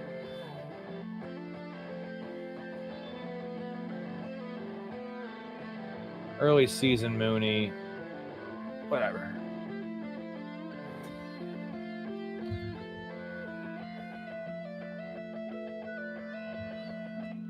No problem, Dynamite. Appreciate you tuning in, man. What was it about, Hetzer? Price is 724. So 724 is the yardage total. That's high, dude. That is as high as Travis Etienne's. I see it, I guess. Not for me, man. That's what makes fantasy beautiful. We don't have to disagree. Don't have to all agree on these things. I'm wrong, as you know, not as much as other people, but I'm wrong. A decent amount in fantasy. We all are. We're weathermen, dude. I want my bad takes. I want to be barely bad. My good takes, I want to smash. That is the difference, right? It's like aim small, miss small. So, yeah, my misses are usually small misses. Like, and Price is concerning for me because it could be a giant miss. I am fading the fuck out of him. If he smacks, then I'm going to look like it. Whatever. You know what? We can't get them all, right? Yeah, projections are like, unless it's like a guy I really trust, like, a Yahoo's projections and shit. Yahoo's those are made by idiot. Those are terrible projections. They're also never banking an injury or anything else. Like, no, I go off Vegas lines. Those aren't projections either. That's what they're putting the line at, which is where they want to get action on both sides. So I much prefer looking at what Vegas is telling us. And what Vegas is telling us is 724, 699, 750, around that range, which is actually pretty high, dude. I'm telling you, that's high for a guy that has a questionable workload. But it's not that high. You know, it's not 900 yards. It's not Quinshon Judkins numbers. The problem is he goes right next to Quinshon Judkins sometimes. Like, give me Quinshon Judkins in a round earlier.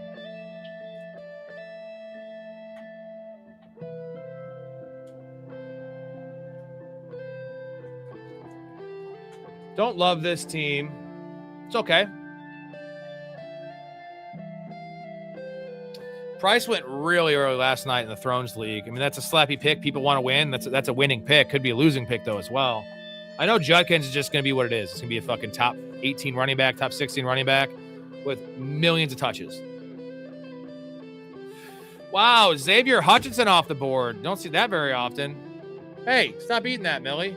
Come here, Millie. Say hi to everyone. Come on. Up here. Come say hi. Come on. Come on. Up. Hi. Oh, say hi. Say hi. The other one's too big to get up here. He's just too big and old. Aren't you just a sweetheart? You're the best dog. I'm gonna take you guys out in a little bit, okay? I'm almost done. Yeah, you want to talk? All right, come on. Down, and go lay down. Go lay on the couch. Go lay on the couch. All right, time to do this. Let's go. We are gonna go in order. Ow, dude, your head. Fuck, Millie. Let's go with my team first. Don't love this team. I guess we'll see how it grades out. Jackson Dart, Brock Purdy, and Jacoby Brissett had to take a third quarterback there because of the bye week situations. Great value on Brock Purdy, 117. Digging that. Quarterback room's pretty strong. Running back room is the issue. Cam Scatterbo, Henderson, J.K. Dobbins, Rashad White, Marshawn Lloyd. These two guys should get me through the beginning part of the season, and then this is banking on Cam Scatterbo, very aggressive running back room. The receiver room, though, is pretty bonkers. Puka, Neighbors, Rice, Burden, DK as a 5, Ridley, and Jack Bash. Needed some floor here, early season stuff, at least from Ridley. Likely Hawkinson and Barner. So we have a triple stack with Jackson Dart. Not really the quarterback you want. I mean, Cam Scatterbo is kind of a stack. And then we have Malik Neighbors and Likely. You know, this is not the quarterback you want to stack. Brock Purdy is unstacked. It's not the best team. I don't know. It's fine. The receivers are badass. It's a risky fucking team. Puka, Neighbors, Rice, and Burden all have injury issues right now. And then, you know, Henderson has uncertainty. There's uncertainty all over this motherfucking roster. But I wanted to go more aggressive on this team, and it's a very aggressive team. It's could do a lot of damage if I make the playoffs. If I don't make the playoffs, I will say Jackson Dart, the Giants play the Cowboys in the championship round. That's a great game. I should have probably taken Ryan Flournoy on this team to get the exposure to that. I was not thinking that far ahead. I'm kind of lit right now. Let's get to McAuliffe's squad. Herbert, Jared Goff, and Malik Willis. Really, really, really strong quarterback room there. Etienne Judkins, Price at 65. I do like that value. Tank Bigsby, Ray Davis, and Brian Robinson. See, the biggest problem I have with Price, everyone tells me about Price, and what I always see with these Price teams is they take one extra running back because they're uncertain about it. That's my biggest issue, especially in best ball. And redraft, I'm more on board with it. I see this all the time with the Price team. This should be a 5 running back team, right? This should be Etienne, Judkins. This is a good, solid 3 if everything that we think is going to happen, or the Price guys think, comes to fruition. And Bigsby and Davis is more than enough. Brian Robinson, I don't hate you for that pick. I just feel like that's too many handcuffs when you already have 2 studs and potentially a third. Maybe you did that because the Week 11 buys, but good running back room. St. Brown, A.J. Brown, Ladd McConkey, Quentin Johnson, dual. I like this thing with the Chargers. Tyson, Coker, and Tesla. Greg Dulcich and David Njoku. So this tight end room is very, very concerning. I wish you had Dulcich instead of taking. You could have done this, but if you didn't take Quentin Johnston, take someone else, and you could have taken Njoku, Gaston, and Dulcich. Now we're in business. That secures your tight end room and also gets you that same stack. But, yeah, tight end must have just gotten ripped away in this draft. Not that bad of a team, though. You're bought in on a really good playoff schedule there in Justin Herbert. Quarterback room is really strong. I don't hate it, though. I really don't hate it. Montana, we have Joe Burrow, Jordan Love, and Bryce Young. Very strong quarterback group. You can almost argue Joe Burrow and Jordan Love are enough. Maybe you have some Bryce Young stacks. James Cook, Kenneth Walker, Rico Dowdle, Blake Corum, Mike Washington. Chef's kiss of a running back room right there. This is how you fucking do it, man. 2 studs. Your bridge guy here is going to have some big weeks. Blake Corum, who is the lottery ticket of lottery tickets, and we'll still have some games of like 2 touchdowns, even with Kyron being healthy. Yeah, you heard that first. And Mike Washington, let's go. We have T. Higgins, Ted McMillan, Christian Watson, Stribling, Trey Harris, Flournoy, Kean Coleman, upside central back here. Love the top three. These are two of my boys right here, Ted and Christian Watson. Kincaid, Gatson, and Freiermuth. Hell of a team from Jedi. This is a balanced team right now, man. I see why you took the third quarterback. You didn't need much else. Nothing else at running back. Maybe another receiver, but I endorse most of these picks. Tight end room's pretty solid. Really good team. Oh, this is Montana. Really good. Montana's a fucking... He's a problem in these drafts. You know what? Montana didn't have the first pick, and he actually performed. Hell yeah, Montana. Hell yeah. Just accept the fact that you're white trash, all right? Take a look at yourself. You can't do backflips. You don't know karate. You're white trash. You're white trash too, dude. Look at those shorts are white trash. Do not call the shorts white trash. Dennis told me about these shorts, and they're not white trash. Look at this. Look at this. Look what I can do. What is white trash about that? Don't call me white trash. I feel like if I had that kind of mobility, I'd be capable of almost, well, pretty much anything. Really good team from Montana, per usual. The Dirty Milkers. Ryan squad. Josh Allen, Bo Nix, and Kirk Cousins. I don't think I like the Kirk Cousins pick unless you have a lot of stacks.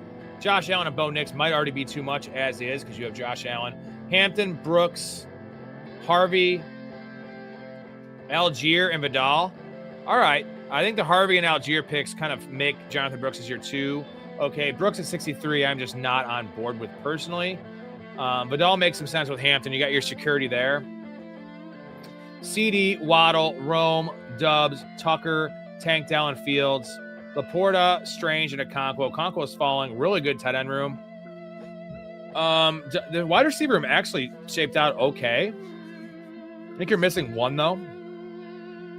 And this Kirk Cousins pick needs to go to running back or wide receiver. If you took a running back instead of Tank Dell, right? Or took a running back instead of Trey Tucker, and then you get that other spot, something there. I think the running back room's a little light. And I just don't, the Kirk Cousins has never seen this lineup. He's only playing 6, 7, 8 games.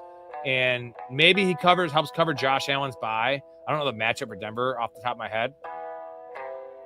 But I think Josh Allen and Bo Nix are enough. That is probably the pick that I don't like on this team. Other than that, though, it's pretty secure everywhere else. I do like the running back room. I don't like the Brooks pick, but Harvey and Algier are pretty solid. Just not loving the running back depth. Just give me one more guy, Milkers. Jedi squad, Lamar and Kyler Murray.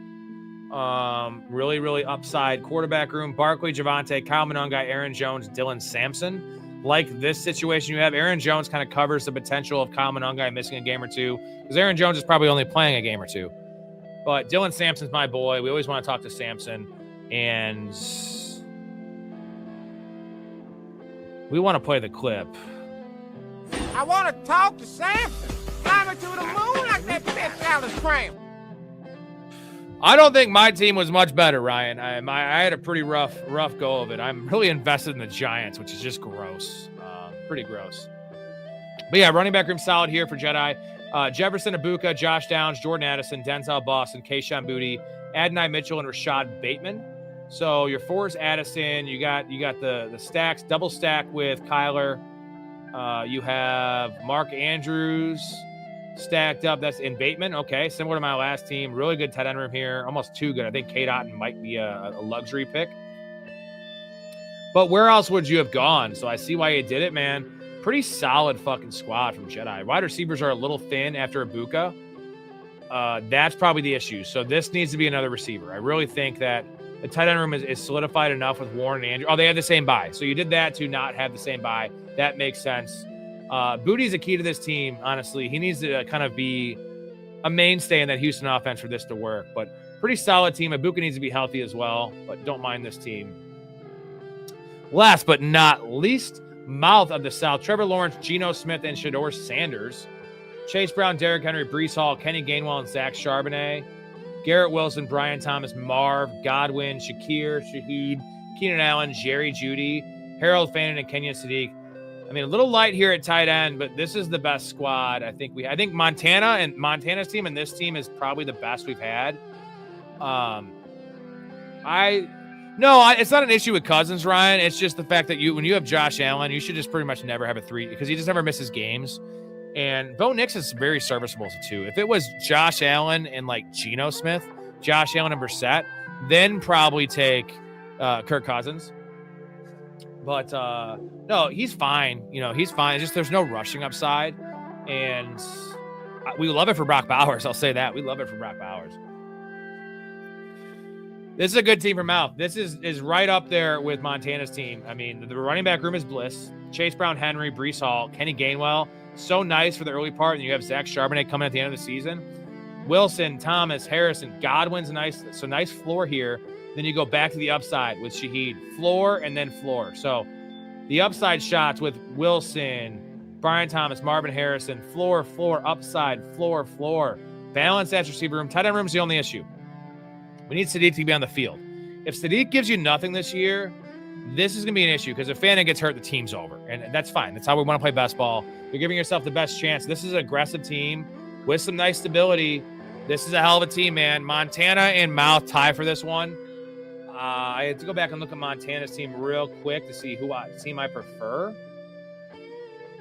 Burrow, Love, Bryce Young. I love this running back room. Man, it's a tie. It's like literally a tie. What's up, Montana? We were just talking about who had the best team. You and Mouth had the best 2 teams. Your team's fucking baller, bro. Montana, teams are always baller, typically because you're always drafted from the fucking 1 hole. But this was not the 1 hole. This was the 9 hole. And look at you. You know what? Look at you. Let's all give Montana a round of applause for his first draft pick that was not in the top 3. Fantasy Dog says Mouth by a hair. They're both A-grade teams. They're both really, really good teams. Yeah.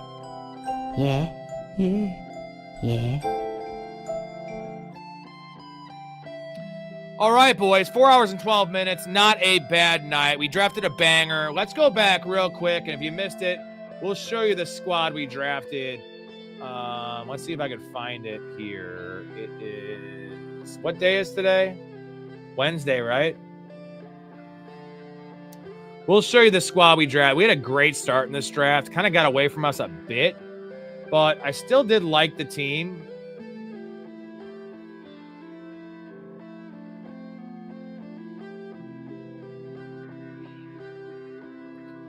We had the 9 hole here.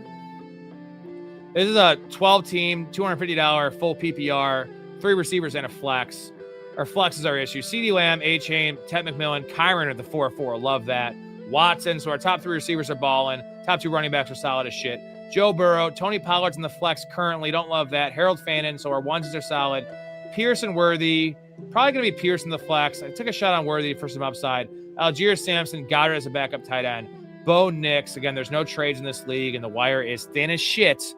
So solid team. Not my favorite I've drafted. Probably more on the bottom end.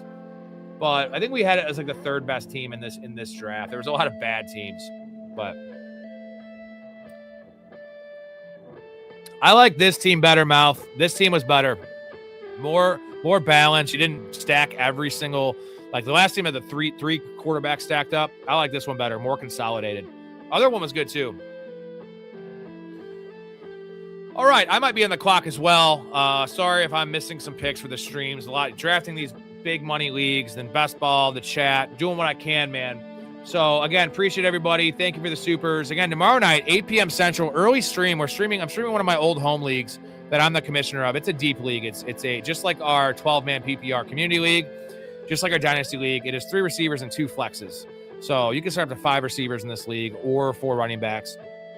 $250 league with it's a 12-man league with all my buddies, all my ex-coworkers from Elgin Country Club, and then some other friends. Chaz is in there. Chaz is in the league. Nick O is going to join us for the draft just to hang out and talk. It's 8 p.m. Central. That'll probably take around 2 hours, hour and 45, and then we'll probably do some underdog afterwards. Fancy Dog, Jonathan, Mouth, Connor, appreciate the super chats, and Connor with the super Fancy Dog, the super stickers. Appreciate that. You're awesome, Fancy Dog. You guys are all awesome. Let's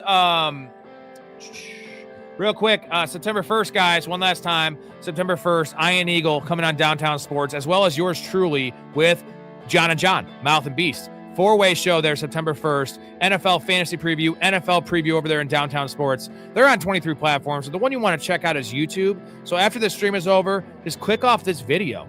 Go search Downtown Sports. I'm going to look at, we need 50 subs for them soon. They just moved over to YouTube. So don't be like, why do they only have 50 subs? Because it's a new channel on YouTube. YouTube is very, very watered down with all this crazy shit everywhere. This is the channel you want to check out because Ian Eagle is a regular guest on their show. I'm a regular guest on their show. We have 45. We need 5 more subs. So 5 subs tonight. Everyone watching, please do that. Let's get 5. Can we do that for me? Just for me and for Mouth and for the community. Thank you. Tomorrow, 8 p.m. Lastly, one more shout out to all the homies in the Patreon, in the community. These guys are all OGs. We just hit the cutoff for OG. Doesn't mean you lose too much if you join now. These guys are all cost controlled, but you know what? I'll probably maybe make some exceptions, but check it out. Link in the description for the Patreon. If you're going to do it though, make sure you hit the promo code PRO because you're going to get 50% off your first month. Whatever tier you want to get into. If it's the first tier, it's $5. Guess what? It costs you $2.50. If you want to go all the way up and be a fanatic, it's $22, but you only have to pay $11 for the first month. You get all this awesome stuff as well as a lot more stuff and access to the bets, boys. 96 and 58. Every year, we have our 2 first bets released for the first 2 games of the season. That's the Patriots-Seahawks game and the Rams-Niners game. Those 2 bets are out, player props. I'm not going to release them here because you guys got to get in to get those, as well as 6 different NFL futures, player props, NFL futures. We went 4-1 last year on those. I think we're at like 65% since we started the show on the futures. I much prefer the game-to-game stuff. You're going to get those, as well as a lot of other stuff. Check it out. Give it a try. Join the community because these guys are all awesome. Appreciate everybody in here. Maybe my 50 sub. If they join the community now. Oh, H status. Yeah, OG status. Yeah, 50 a sub. 100%. 100%. That was my last underdog. Later, boys. Later. Appreciate everybody. We'll talk to you guys in the Discord. I got some slow drafts to do.